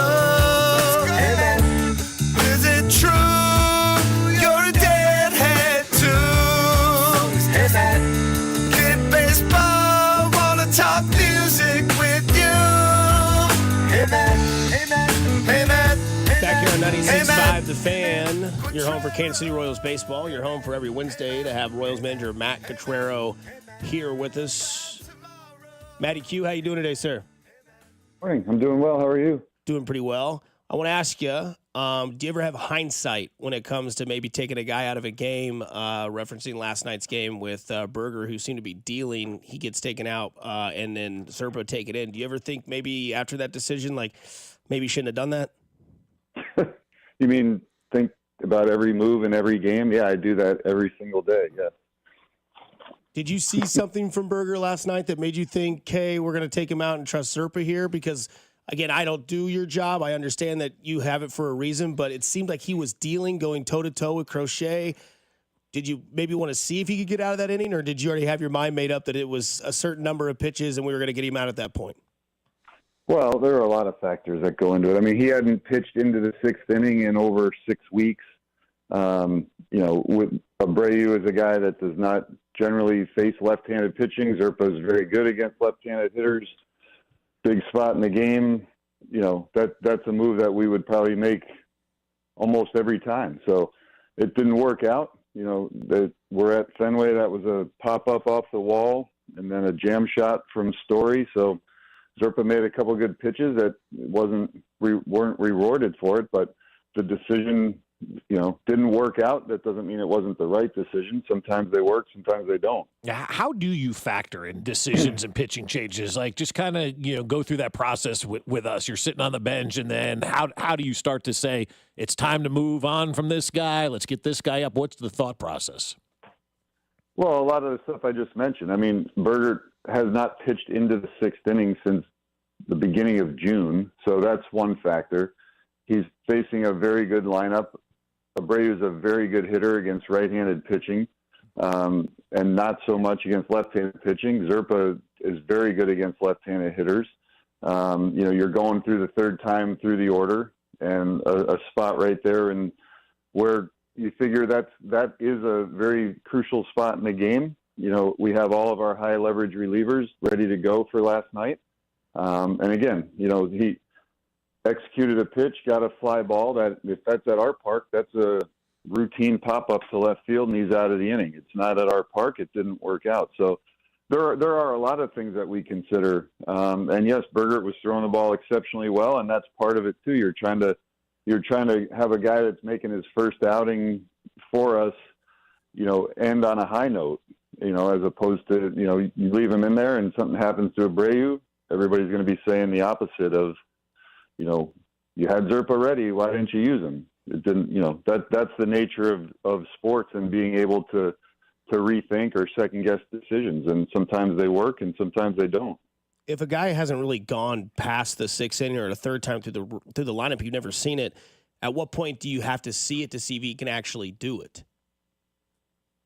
Well, that's going to be different for every guy too. Yeah. I mean, at this point, he's now been into the sixth. So the next time, there's a big difference in the workload too, the stress, the environment, he gets in a sixth up is a big physical task as well. Every time a guy has to sit down, get back up, warm up, that there's a toll that takes on the body and the mind. And now that he's been up for the sixth, we'll be more comfortable putting him out there for 6+ or 7 the next time. So there's a gradual buildup with a guy like this too. He's one of the guys that you guys were able to get around the trade deadline. 3 pitchers, an outfielder come in, 15% of your roster turned over, at the trade deadline. With those moves, what did those moves add to this team and add to the clubhouse? A tremendous amount. I mean, we've obviously we had been without Lorenzen, we've been without Veach, we've been without Reagan. So our starting pitching had taken a hit. Not only at the big league level, but the depth in the minor leagues with Avila had been hurt. Kyle Wright's been hurt. So we needed starting pitching, and we love Freddie Fermin. Everybody loves Freddie Fermin, but for him, to get an opportunity to go be a more regular player, that was great for him, and it also netted us a return of two guys that we think could be part of not only this year but our future as starting pitchers. So that's a big win for our entire system, player development. Developing Freddie, and to his credit, what he's done at the big league level to make himself that valuable. But in terms of bringing back the outfielders too, I mean, you have two veteran outfielders that have played in big spots in playoff games before, and understanding what it takes to get there, and putting really good at-bats together to lengthen our lineup out to make it more difficult for opposing pitchers. I think we've added things that are really going to help us. Also, too, with the trading of Freddie Fermin, when he was traded, man, it seemed like it hit the organization and a lot of people very hard to have to part with Freddie Fermin. That being said, now, is that more of an onus on Salvi's going to be catching 6 out of every 7 days and Maley's going to get in there 1? Like, how do you see that with the last 48 games? Yes, more so where Salvi is, the everyday catcher. We'll have to be mindful of his workload because we definitely want his bat in there every day. He's the middle of the order bat. You guys have seen what he's been doing. So we want him in there as often as possible at the highest level possible too. So that's our job to try to balance that out. He wants to catch every single inning of every single game like he did for a really long time. But is that the best thing for him? Is that the best thing for the team over the whole course of the rest of the way here? So we will balance that out the best we can, but Salvi will be catching the overwhelming majority of the game. And his last month has been insane. I mean, continues to make that case to be in the Hall of Fame. And his last month is second best month of his career, Matt.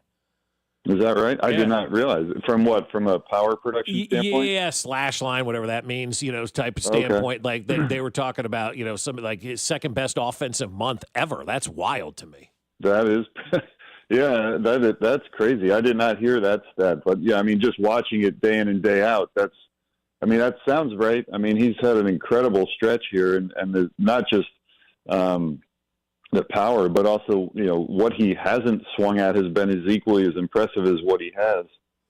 Q, we'll get you out of here shortly. I just want to bring up last night kind of felt like a playoff sort of atmosphere with that game, with the way the season's winding down. Is there any point in managing in today's baseball where you just go with feel and maybe not what the analytics say? Yeah, for sure. I mean, we do that somewhat regularly, actually.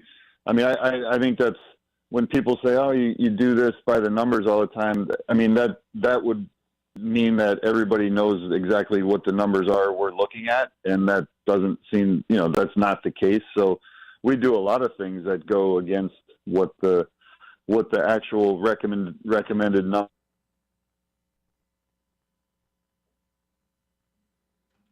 Okay. Oh, boy. I guess we just lost Matt Cottrell. Phone was cut off. He's letting the secrets out. They cut the phone lines. The numbers we actually look at are... That's what it sounded like, right? Like as soon as he was getting ready to say something. And John Sherman has cut the phone lines, ladies and gentlemen. Don't give away the secrets! All right. Well, on that note, we'll go to break. We'll come back and we'll dive into more of what he had to say here on Fescoe and Dusty on 96.5 The Fan. Hey, it's Bobby Witt Jr., and you're listening to Fescoe and Dusty on your home for Royals baseball, 96.5 The Fan. The last 3 days of the summer sale is happening now at Peter's Clothiers. Save from 20 to 50% off all suits, sports coats, and sportswear. Save big with sizes to fit every man. Peter's Clothiers, 124th and State Line Road. Yesterday, I got a text from my buddy Jim, and he said, man, I just love Park and Go. He goes, I'm only gone for a day, but these guys are awesome. He says, I'm so glad you recommended them to me. And I said, you know what? Everybody says that. Anytime somebody uses Park and Go, I hear from them on how great an experience it is. And it's not just me saying that. It's everybody in Kansas City who's using Park and Go when they fly out of KCI. All covered parking, Easy to make your reservation ahead of time, easy to prepay and save some money, and great customer service. You get all of that wrapped into one.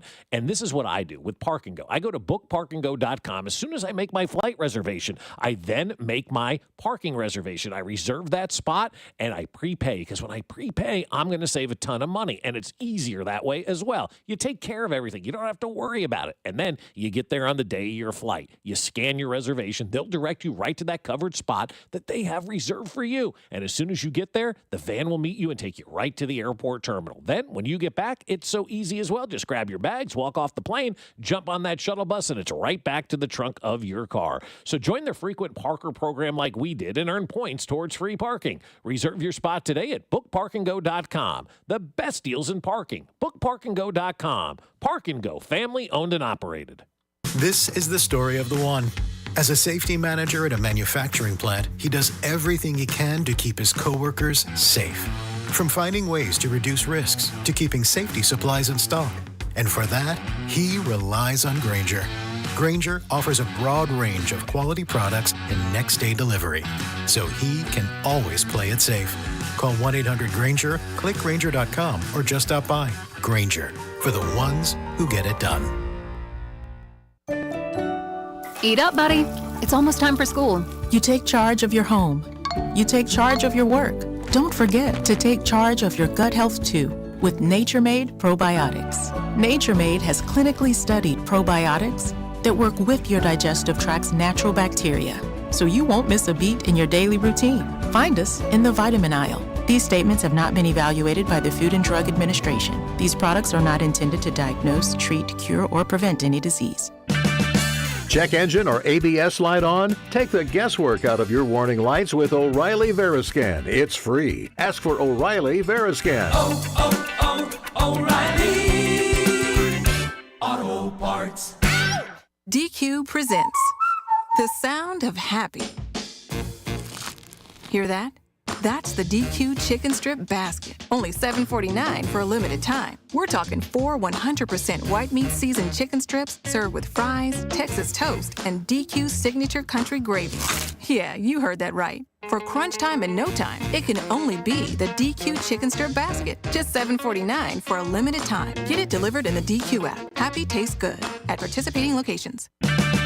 Check engine or ABS light on? Take the guesswork out of your warning lights with O'Reilly Veriscan. It's free. Ask for O'Reilly Veriscan. O'Reilly Auto Parts. We get it. Attention spans just aren't what they used to be. Heads in social media and eyes on Netflix. But what do people do with their ears? Well, for one, they're listening to audio. Americans spend 4.4 hours with audio every day. Oh, and you want the proof? Well, you just sat through this ad that's now approaching 30 seconds. What could you say to a potential customer in 30 seconds? Let Odyssey put together a media plan tailor-made for your unique marketing needs. Advertise with Odyssey. Visit ads.odyssey.com. You've got a ton of equity in your home. You're sitting on a gold mine. You could do so much with all that cash, like travel, invest it, or pay off debt. But you can't touch it unless you sell your home. But you really don't want to move. And besides, homes are sitting on the market a long time these days. You're trapped, right? Not with TrueHold. With TrueHold, you can cash out your equity in as little as 30 days. But listen, you don't have to move. You can stay in the home you love as a renter. That's TrueHold's Sell and Stay program. Cash out your entire home's value and stay put. TrueHold even covers property taxes, property insurance, and essential repairs. Imagine using that equity to travel, invest, or pay off debt, and you can stay in your home. It's brilliant, especially in this slow market. Get your all-cash offer now. Call 1-855-300-9993 or visit TrueHold.com. The smarter, faster way to cash out on your home's value without moving. That's TrueHold.com. Today, expect mostly sunny skies with a high of 91. Weather brought to you by Staples. Have you heard? The Staples Easy button is back with even more easy. Press it for custom prints, shipping services, even passport photos. Staples. That was easy. You're listening to 96.5 The Fan from the Mission Plumbing, Heating, and Cooling Studios.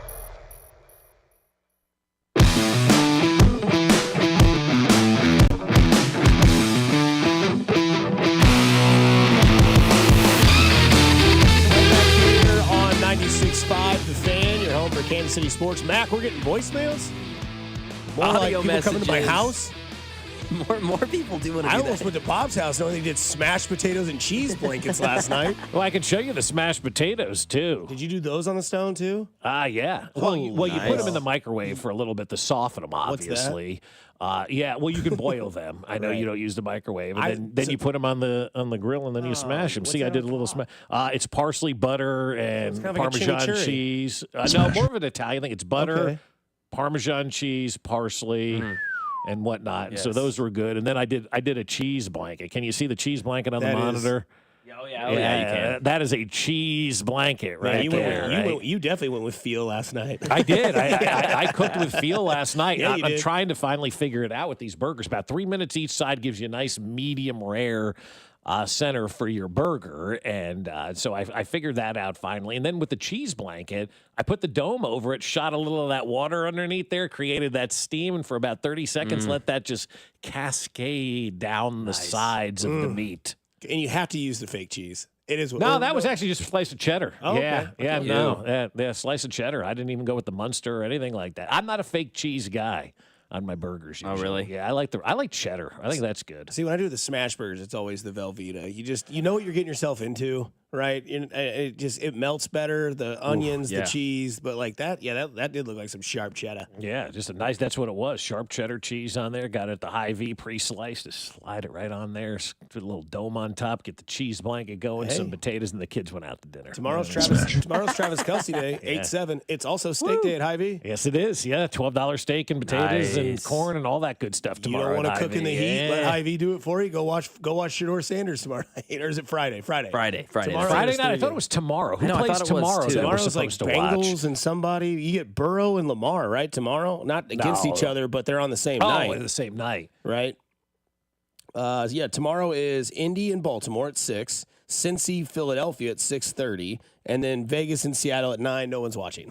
I won't be up for that one. Who did you say? The Vegas and Vegas and Seattle. That's at 9 o'clock. That's interesting because of Pete Carroll going back, right? And he's downplaying it. Like, you tell me the NFL doesn't follow a script, right? Pete Carroll gets hired by the Raiders. All right, let's schedule the Raiders and Seahawks in Seattle for the preseason. Let's set that up so he can go back. His first game back coaching in the NFL is against the team that he took the 2 Super Bowls. I mean, come on now.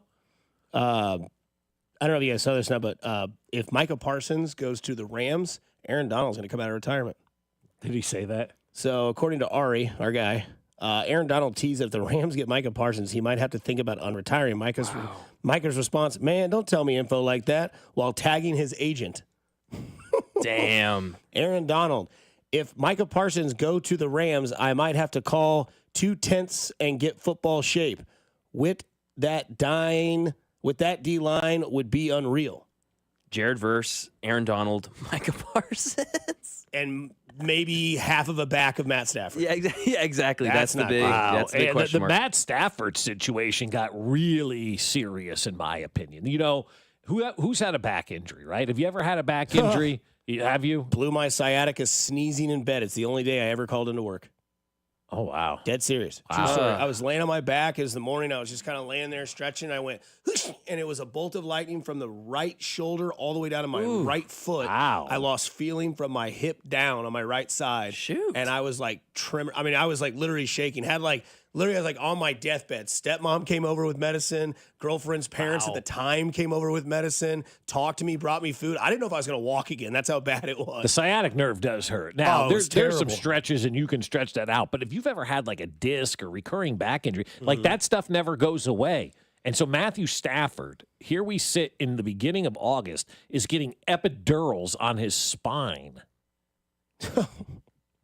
I mean, It's crazy. let's hope it works out. But you said we got a voicemail about last night's game. Yeah, man, we've got a listener who's in concurrence with you guys. This is and I found another one from a few days ago we can listen to. This guy, he's been on a roll. Well, we just got cued again. I do not understand bringing in Zerpa. Bringing in Zerpa is a dumb move. And once again, the Royals do a dumb thing like running through a stop sign at third base. My Lord, help me. Cut that ending. Yes, my Lord. My Lord, help me. Help me. As you can hear the game in the background, Yes. like it was hot off the Yeah, press. That came in at 7:38. Well, that was before the move was. Well, No, it couldn't have been. yeah, that's That game about was right. over at Yeah, that's right. 8:30. It was a 6 o'clock start last night. Yeah, You could hear Ryan in the yeah. background. No, that is true. love Yeah, it's not as good as this guy. Cody?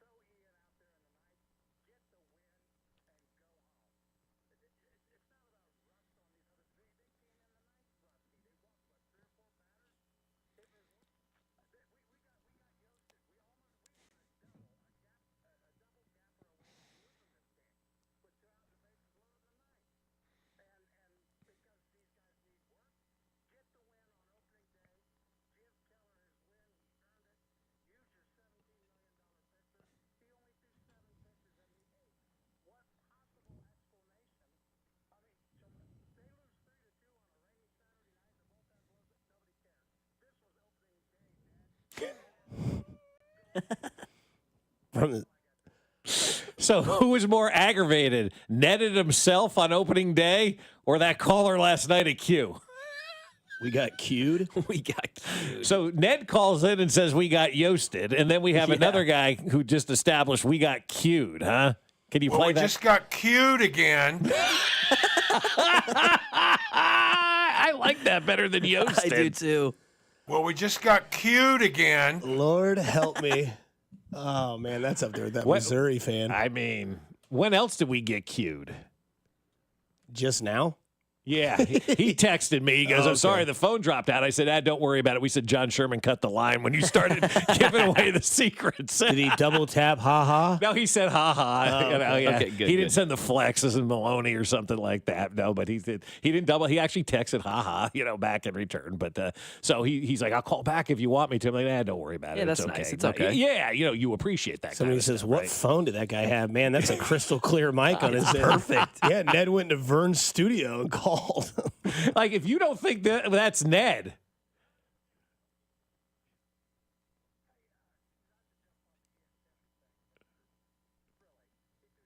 I mean, that's Ned. There's 100%. There's no debate. There is zero debate that Ned called in and ripped himself on a post-game show. Talk about self-deprecating. That's great. It's true, Somebody right? says, you sure that's not Ron White? I didn't take Ian Kennedy out of the bar. They threw him out of the bar. My Lord, help me. Yes. Yes. No, but that's really the first time I can sit back and truly say, hey, man, that one's on cue last night. Yeah. And, he's done a great job as a manager of managing this ball club out from the depths to where they were last year and, in the fight for the playoffs this year. You're going to have those moments, but as you get deeper into the season and where we sit right now with only 48 games to play, you can't have those moments anymore. Again, as I keep saying, it's hard to win in sports. We take it for granted a lot of the times. You had Garrett Crochet on the ropes almost last night, right? Like, you had the opportunity there last night. You're going toe for toe with Garrett Crochet in that game last night. You can't have the manager's decision impact what you're going to do. And he had said during that interview, and I thought you did a very nice job with the questions for him about that. He said, at one point, just because the results didn't work out the way we wanted to doesn't mean it was the bad decision. That is the definition of a bad decision. The results do indicate, whether or not a decision was good. And again, as we've pointed out, this is not hindsight. I texted you guys before. As soon as he took Burgert out of the game, I said, I don't like this move. I just felt last night was one of those nights where they had to try to overcome a bad decision by the manager. And then the night before, too, he was talking about running through a stop sign. That was as average a stop sign as I've ever seen. In that situation, that third base coach needs to be up the line by home plate with both arms in the air, giving a real stop sign, not a 45-degree angle point at the bag while Lofton's running around the bag full speed with his head down. That's just not how they do it. That's not how third base coaches signal to stay. By the way, if you want to continue listening to 96.5 The Fan, you should, from 10 to 2. Cody and Gold are live in St. Joe. But today, Chris Jones will join Cody and Gold after practice. Chris Jones, number 95, Stone Cold Jones, leader of Sack Nation, mayor of Sack Nation. He will be there with Alex and Cody today live in St. Joe when you listen to that today. There's also reports that Rashee Rice not practicing today. From what I'm hearing from folks up at camp, he's fine. Oh, okay. I'm trying to get some more information as to, what this may be. Sometimes you get these veteran days off. Maybe the suspension is looming. I don't know. Player conference. Maybe there's a conference going on right now. Because I'm glad you say that, because Jordan Addison got his suspension yesterday and also went through the legalities of what he did with the DUI on July 17th, as well as we saw that Rashee Rice's sentencing got expedited as well, so the NFL could hand down that suspension. We were talking last night. I would expect something in the next 48 hours. Hell, it might be 24 hours now for Rashee Rice to see what his suspension would be. You say missing practice, not injured, not sort of that. So the lights go off in my head and think maybe this is where some guys at camp say, hey, here's the deal. We're going to keep you out of practice today. You're going to be suspended. We've been told X amount of games.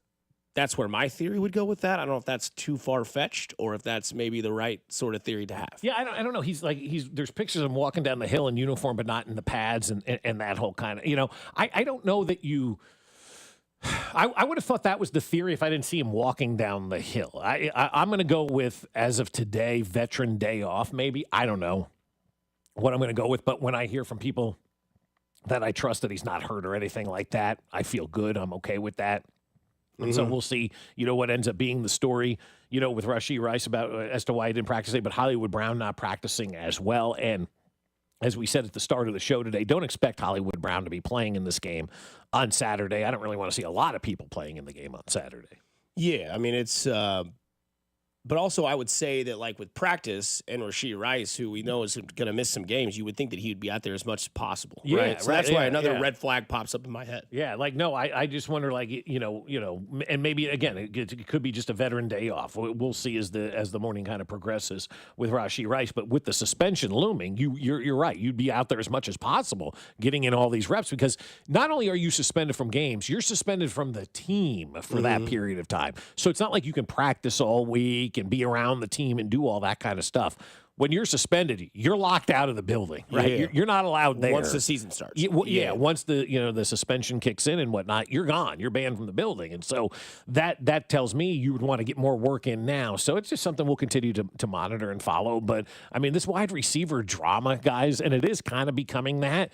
They just want these guys to be healthy and ready to go and suspension free for Patrick Mahomes, because that's all Patrick wants, man. Just give me a full, healthy, ready to go arsenal of wide receivers and let me have some fun this year. Yeah, I mean, I think that, and yes, to the point of the text line, yes, he can still go to practice, still play in training, in not spring training, but in preseason games, can still be in St. Joe, all that sort of stuff. But once week one is officially here and it's official week of the NFL, he is no longer allowed to be there until the suspension is up. Right. But it's also interesting. I thought Carrington made a good point yesterday. I was listening to the drive. He said something about Rashee Rice being out since week 4. Plus, you're going to have 4 weeks at minimum that you're going to be out in this season. That's a lot of time off for Rashee Rice. Yeah, it is, yeah. I mean, I get it. Like, we would love to see a healthy unit with Patrick Mahomes. We know Hollywood Brown not practicing today, and most likely you said not going to probably play in the game Saturday, which I'm fine with that. And then they'll reevaluate him next week, so. Yes, and it is going to be one of those annoying things where, like, the season's going to start and football injuries happen all the time. But it is interesting to think that since week 4, really early in week 4, Rashee Rice was out. So that's what, 12 weeks after that, 14 weeks after that, where they play 18 weeks plus the playoffs, plus the Super Bowl, that sort of stuff. Then you think about this season, possibly missing 4 to maybe 6 games, all of that.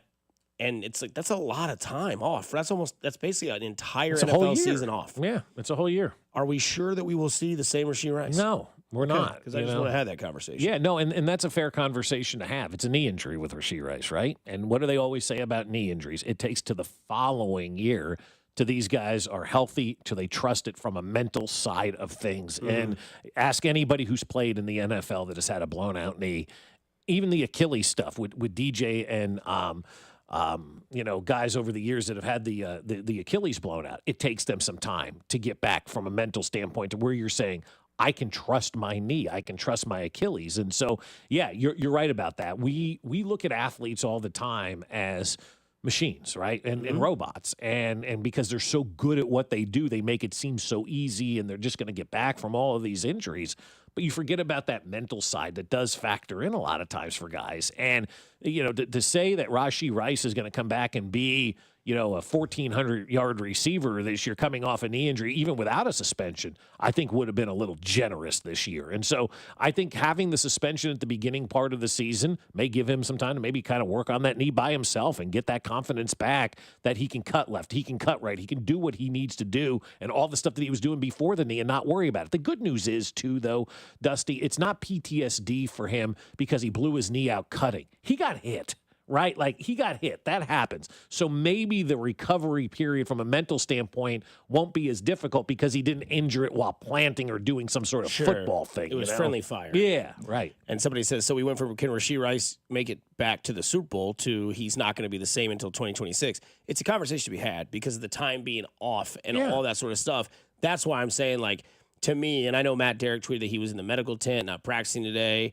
Maybe it's a, day off to give him some rest, but also you would think that he would be out there. I don't know if the suspension happens today, but it's it's coming, and I think it comes in the next 24 to 48 hours. But that's what somebody says. That's the advantage of camp. He's learning to trust it now. Like he can get back into that feel, and maybe maybe we're completely wrong. He comes back, surefire, comes out. He's the yak guy that he is, and Lord help me if he is for the rest of the league. So it'll be interesting to see what he can do this year, coming off of a suspension, coming off of basically missing an entire year in the NFL. Because everything we've seen at camp, even Saturday, Mac, he looked good, looked like he was making moves, looked like he was back to his old self, if that makes sense, even though he's still a young lad.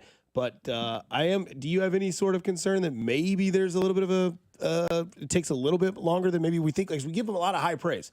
Oh, yeah. We're out here saying, even Binkley said, Worthy will have more yards, but if Rice wasn't suspended, that Rice would have more yards. I'm not against that argument, but again, like, what are we going to see from Rashee Rice? Yeah, I mean, I said over the weekend that I think he's a top 10 wide receiver, just waiting to come out. One of the better kept secrets in the NFL because of this injury. When you say a little bit of time, maybe start slow in that first week. But honestly, guys, I just think this guy's going to be able to ramp up. You mentioned the ability or the fact that this injury, Bob, wasn't a cut; it was more of a contact injury. I think that'll help his rehab and his mental process of coming back. And I think the text line said it as well. I mean, he's been killing it in training camp. He has been doing contact drills. He's been getting tackled. He's been running routes. He's been catching passes. The chemistry with Mahomes, we know, is evident and it is there. I see no slow starts for Rashee Rice. Yeah, that's all well and good until you get on the field and game action. It's completely different than what's going on at training camp. And so, like for people to say, why can't he get back because he's had training camp, that's not the mental side of things of, going out there in the games. And I'll take the word of guys who have battled back from this injury before. Every one of them to a man says it takes you a full calendar year to get back and then another full calendar year to get back mentally to where you can go out there and trust this injury. But also, too, and again, this is just a hypothesis by me, is that I look around at what they're saying about the wide receivers, both publicly and privately. They really want these guys to be healthy. And maybe this is one of those situations where anybody on the wide receiver corps gets any sort of kind of bruise, we're going to sit that guy. We're going to rest that guy because we got to make sure that these guys are healthy over the course of a season. And you've already got Hollywood Brown down, right? Now Rashee Rice potentially, with a suspension and not practicing today. Now, all of a sudden, you've taken two major components away from Patrick Mahomes. And so I think at this point of the time, too, maybe you're being a little bit safer rather than sorry later on because you as an organization potentially maybe have PTSD, with what's going on right now with your wide receivers. Yeah, I mean, he looks good. Looks like he's fitting the part that he has been for the time that we saw him. So hopefully all is well. I don't want to get overly hyped about something that may not happen the way we think it could happen. But again, what we've seen at camp, what we've seen on video, it looks like he's there. Obviously, he's had the whole offseason. He's had this whole preseason to do all this stuff. So should be a fun time to see that. And with the suspension, by the time he does get back, it'll be a year or over a year since he's played football. Yeah, well over a year. Yeah, he'll have time. He'll have time. But yeah, you're not wrong, Bob. The year after is a big thing in fantasy. Yeah, the year after, man, he's going to explode. Look at Sam Laporta last year. Yep. We didn't really see the true Sam Laporta. Now I know there's a lot of weapons in that offense, but from his rookie year, then blowing out his what was it? I think it was his ACL. His ACL. Yeah, I think so. And then we didn't really see the true Sam Laporta until about weeks 13, 14, 15 for the Lions, right? Yep. And that was a knee injury. we'll see what Aiden Hutchinson looks like coming off that. That's another one to watch too. Big. And that was a nasty knee injury. Yeah, that sucks. And that's a big dude, right? Like that's a big guy that's going to use a lot of power. So we'll see if he's still up to his old ways. But today, modern medicine and training staff and all that. So, I mean, look, Josh Simmons is starting left tackle with the Chiefs. Right. So, I mean, maybe there are ways to look at the positive side of things. I just want to have that quick conversation. No, I think it's a good conversation. No, it's a fair conversation to have because it really truly is, guys, something that we just don't factor in when we're looking at athletes is that there's more to the recovery than we think. And I think part of the reason why guys are so kind of skittish when they come back from these injuries is because they know how hard they've worked to get to that point from a rehab standpoint, right? You're not just sitting around watching the thing heal. You're probably working out harder and more intense trying to rehab one of these things than you do if you were 100% healthy, right? Because you're wanting to get back and not to make an analogy like this, but my mother had this knee surgery, right? And the doctors at 70-some years old are like, we're amazed that you're already doing all this stuff. She goes, because I wasn't sitting around. I was working my ass off to get back. So these guys are working their asses off at an extreme level to get back. And when they do get healthy and when they are physically healthy to go, they just want to make sure from a mental standpoint, I'm not going to be here again because of how much work I just put in to get healthy. It seems like it's bring your friends to camp day. Trent Green was there shaking hands with Travis Kelce. And then former head coach of the Raiders, Antonio Pierce, is at Chiefs camp day seen with Steve Spagnuolo. Yeah. Who was once his defensive coordinator with the Giants. That video comes from Harold Kuntz of Fox 4. So, we always see like Gruden was there last year. The year before that, Vic was there. Yeah. Now Antonio Pierce is here. Soon to be a defensive coordinator for an NFL team next year because he's picking the brain of the best defensive coordinator in football. Well, I mean, that's what you should be doing, right? I mean, obviously, Antonio Antonio back Pierce, to square one. You know, he did not do good as the head coach of the Raiders, but that doesn't mean he can't be a good defensive coordinator in this league. And you know, if you want to be good at something, go learn from the best. And where's Antonio Pierce learning from? Right here with Steve Spagnuolo, as you said, was his defensive coordinator when he played for the Giants and Spags was working for the Giants. So they've got that lineage. They've got that connection. Maybe Antonio Pierce is a guy that ends up on the coaching staff at some point. Some more news of obviously the ESPN collabing with everything. Yep. So Triple H, a.k.a. Paul Levesque, was on Get Up with ESPN today saying that WrestleMania, SummerSlam, Royal Rumble are all going to be bigger than ever. And then Rob Britton with a good tweet. Here's what I've learned following all the ESPN news today. Having ESPN Plus is going to be supremely important going forward. Yeah, as a sports fan, it really is. ESPN Plus went from like, why is this on my TV for just Peyton's Palace, right, to now it's going to be the app that gives you everything you want for football and entertainment. Right, and hopefully they go that way for baseball too. Like, I think sports fans would love the opportunity to sit down and have one app that brings you everything, because the Big 12 announced yesterday that they're signing with Peacock, right? You saw that. And of course, my friend group is freaking out. Another subscription got to add on to this. I'm like, I don't really care. Get the box. Get the box. You know, it's pretty simple, right? But nobody wants to get the box, but that's fine. So they're complaining about that. And then there's the article. The Big 12 basketball is on 8 different networks. That doesn't make much sense to me whatsoever. It's like the Dreamland Cafe in Seinfeld, right? You're all over the place. You got 85 different menu items. Nobody knows what you are. The Big 12 right now has 8 different places where Big 12 basketball is going to be seen. How is that good for anybody? I know the checks are going to be there, but at what point as the fan do you go, 8 different networks I'm supposed to look for these games? How many subscriptions do I need? Where do I need to go? That's a burden right there. At least with the NFL, you can probably get away with one subscription, maybe ESPN Plus, and it takes care of all of your viewing and stuff like that. Because that's where Red Zone will be, I'm assuming? Yeah, Red Zone will be there. Yep. Games will be there. WWE's going to be there. I mean, you can see everything that they're going to have. Scott Hansen will be there. ESPN doesn't take ownership of this stuff till next year, so I know a lot of people are concerned about what ESPN is going to do. ESPN needs to take solace in that. ESPN needs to realize that there's a lot of sports fans that feel duped by them and feel they're going to mess something up. They need to take that to heart. These are the customers that are talking. And if you want people to pay $30 a month for your product, you better listen to the customers on this one. So it is going to be kind of a one-stop shop. And that's better. I'd rather pay the $30 a month knowing where everything's going to be than $5 here, $5 here, $5 here for 8 different subscriptions. That's $40-some per month if you're subscribing roughly, and probably more to all of those subscriptions just to watch your KU basketball. That right there is is crap. It's the death of sports. It That's is. what it will be. That's where am I supposed? I got to buy all these subscriptions to watch. No, I'm out. Forget it. That's what's going to And happen. that's what pushed me away from college basketball. I said it yesterday back in the day when Kansas went to Time Warner Cable. I was out. Yeah, I'll say you mentioned ESPN having pressure. They are messing with the two most loved sports shows right now and up there as far as all-time lists, Red Zone and pregame NBA. Yeah, inside, TNT, inside the NBA. Thank you. So they really You're right mess about it up, that's man. a great point by you. The two most coveted, loved sports shows out there. The consumer, the sports fan, is afraid that the worldwide leader in sports is going to F it all up. Seriously. What does that say about the ESPN trust for people? You're an idiot. You don't know what you're talking about. Like, if you're ESPN, you need to look at this and say, man, like the consumer hates us. Yeah, what are we doing? Look inward. Yeah.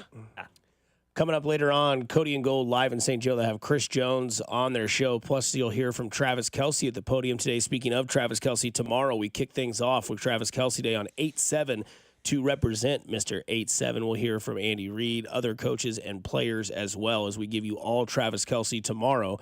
Coming up, we wrap this show up on 96.5 The Fan, your home for Kansas City Sports. You're listening to Fescoe and Dusty. What the hell's wrong with your station? On Kansas City's FM sports station, 96.5 The Fan.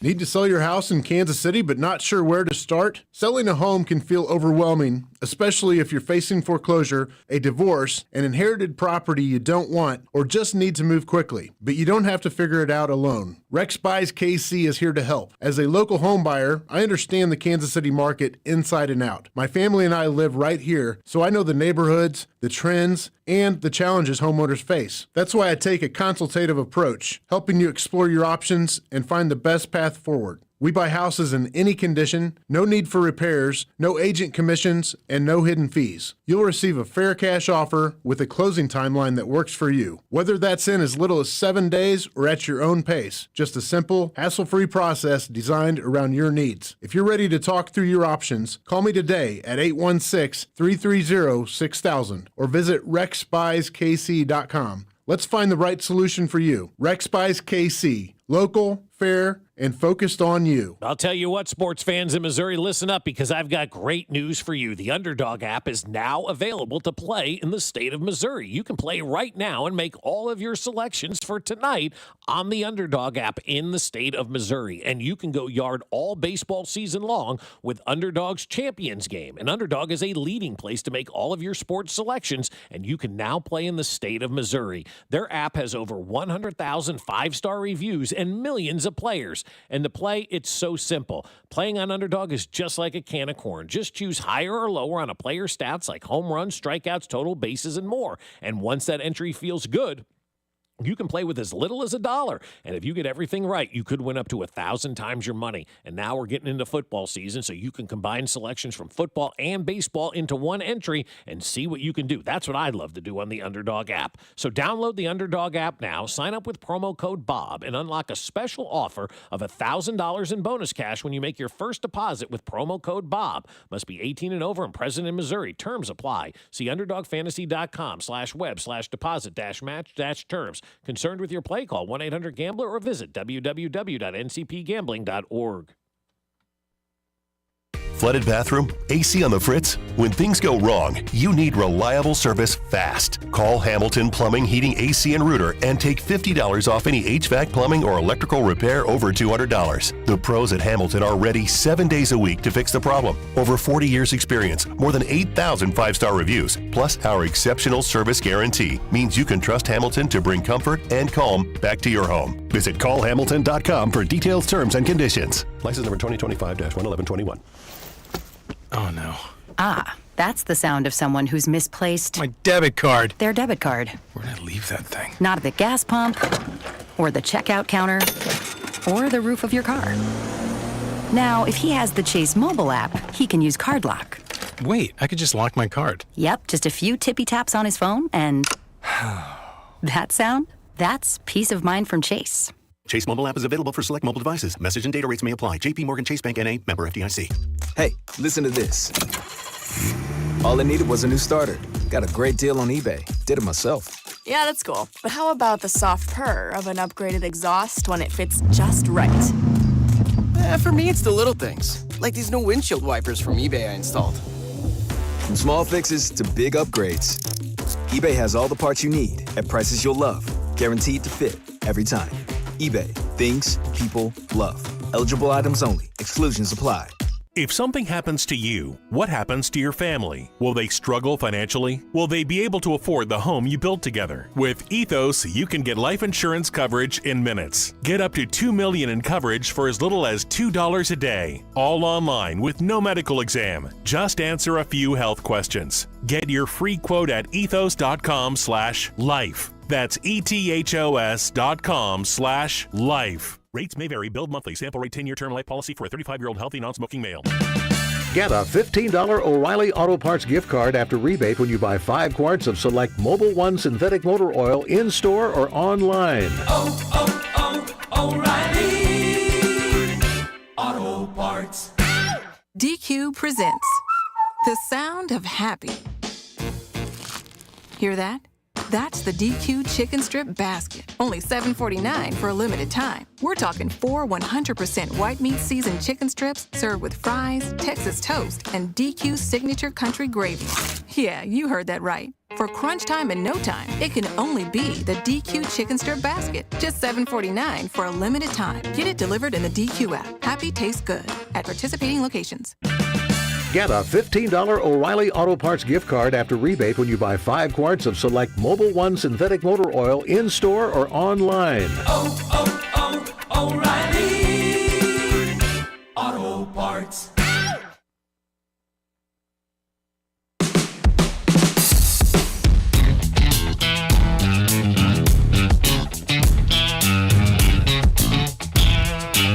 You hear this? They're banning smelling salts in the NFL. What are they going to ban next? Smelling pepper? I don't understand it. No, they really are banning smelling salts in the NFL. It is a thing. And I thought the funniest video was when they showed Adam Gase smelling it and then showing what his eyes did afterwards. Now I know what he did before his press conference. So it took 8 years. How long ago was that? Yeah, that was only game situations where they were hoofing these things that we saw. How much of this was going on in practice and just like randomly because they were bored? George Kittle says every drive during the game, every drive, he has it. Clears your head, opens your mind a little bit, right? Well, and at some point, it's like it's habit. It's probably a little bit placebo. It's all those things. Yeah, like when you do anything long enough, it loses its effect, and obviously you need more and more and more. It's like when you first start drinking, you have 2 beers, and you're like, oh my God, I'm so hammered.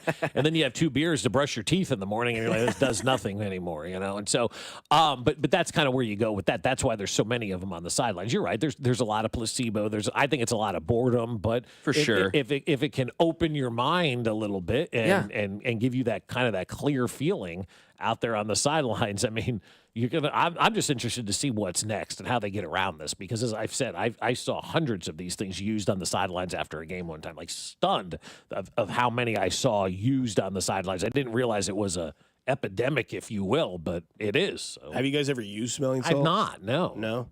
I don't think so. I only have once. Was it fun? I don't really. Fun? I got knocked. I don't know. It seems like they think it's fun. I got knocked the F out in 8th grade football practice. Oh, so like for real? Yeah, it was for some reason my coach thought I'd be a good middle linebacker. Boy, was he wrong. And it was a Mike blitz is what they called it. And so I went through like the hole that I was supposed to blitz. Running back was like a big dude. Name was like Travis or something like that. And he put his helmet down, and I went to tackle him the wrong possible way. I can see you getting blown. Yeah. And I mean, his helmet hit right underneath my face mask, whiplash to the ground, and I woke up to like a little like zit in my nose. And I was like, what was that? Yeah, it wakes you up. And they were like, they go, first question, what day is it? And I just said, I don't know. All right, you're done for the day. Well, at least they took you off the field and give you another chance. Yeah, shout out to Hallma Carter and Coach sure Brown. You don't know what day it is? Tuesday, Dusty? Oh, it's Tuesday. All right, get back out there. Yeah, no, it was the only time I've ever been knocked out, surprisingly, and it was on the football field in 8th grade at Hallma Carter. Yeah, but I'm surprised they were using smelling salts for kids your age back then. Yeah, back then they just told you to spit on it and rub dirt on it. I mean, nowadays, though, I mean, they use it to get that to open their senses. Essentially, is what it does. It opens your eyes. I don't know how to explain it with words more than I can do with my actions. You've all been there. Everybody's had that kind of whoa, where you like all of a sudden your nose is clear and you can breathe again. That's kind of what the smelling salts do, and it wakes them up. And so, yeah, I'll be interested to see if they're all in the tent doing this. They go down to the locker room, how this is going to happen, what's going to be next. Are they all, whatever on the sidelines now to open their minds? I mean, who knows? Yeah, because I think we've all. Do you guys do the? I guess it's not really wasabi. It's like horseradish colored green with like sushi. Do you ever do that? Like mix it with the soy sauce? Yeah. Have you ever like maybe gone a little too overboard? You take that first bite, you're like, oh, yeah, wow. yeah. I can smell the other restaurants. Right, but see that's probably about as long as the smelling salts last. It's a pop. It pops you. Yeah. It lights you up. Boom. Okay, go, and then you need another one. Remember they did it to Lisa Salters without her knowing on the sideline. I don't know. Did they? Yeah, they just waved it in front. She was like, "Whoa!"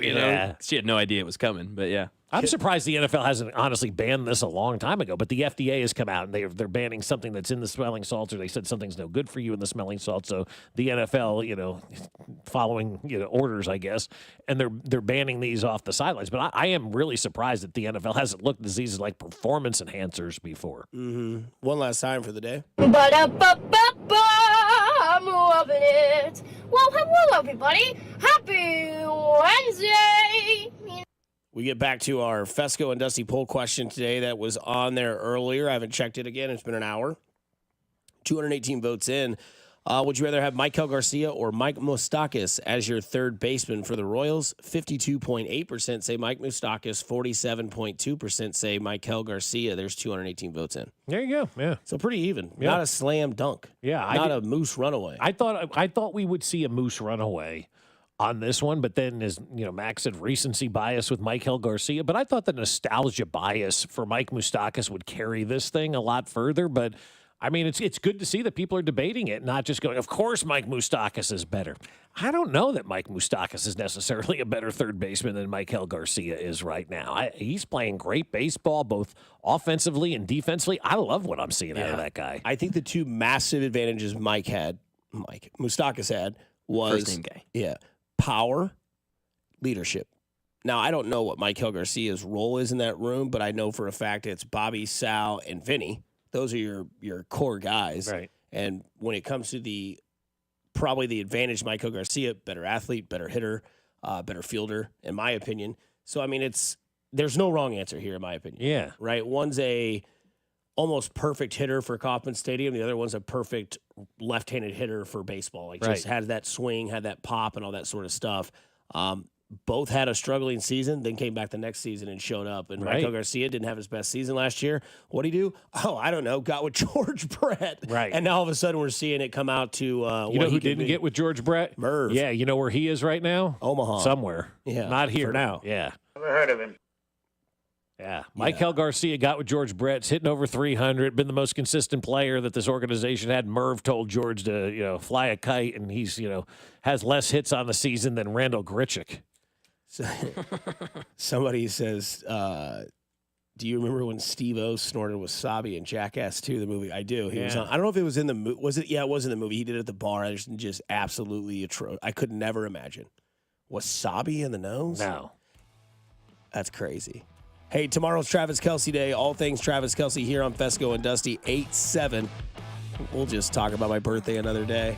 We'll have Andy Reid join us tomorrow. We'll have other players and coaches join us as well. But as always, go do something nice for somebody today. You never know. It could change their day, their week, their month, their year. It is simply cool to care. Kansas City, stay kind, stay safe. Coming up next, it's Cody Golden Drew with Stone Cold Jones. Join their show for practice. We'll talk to you tomorrow on Travis Kelce Day. What's up, Kansas City? This is Jonathan.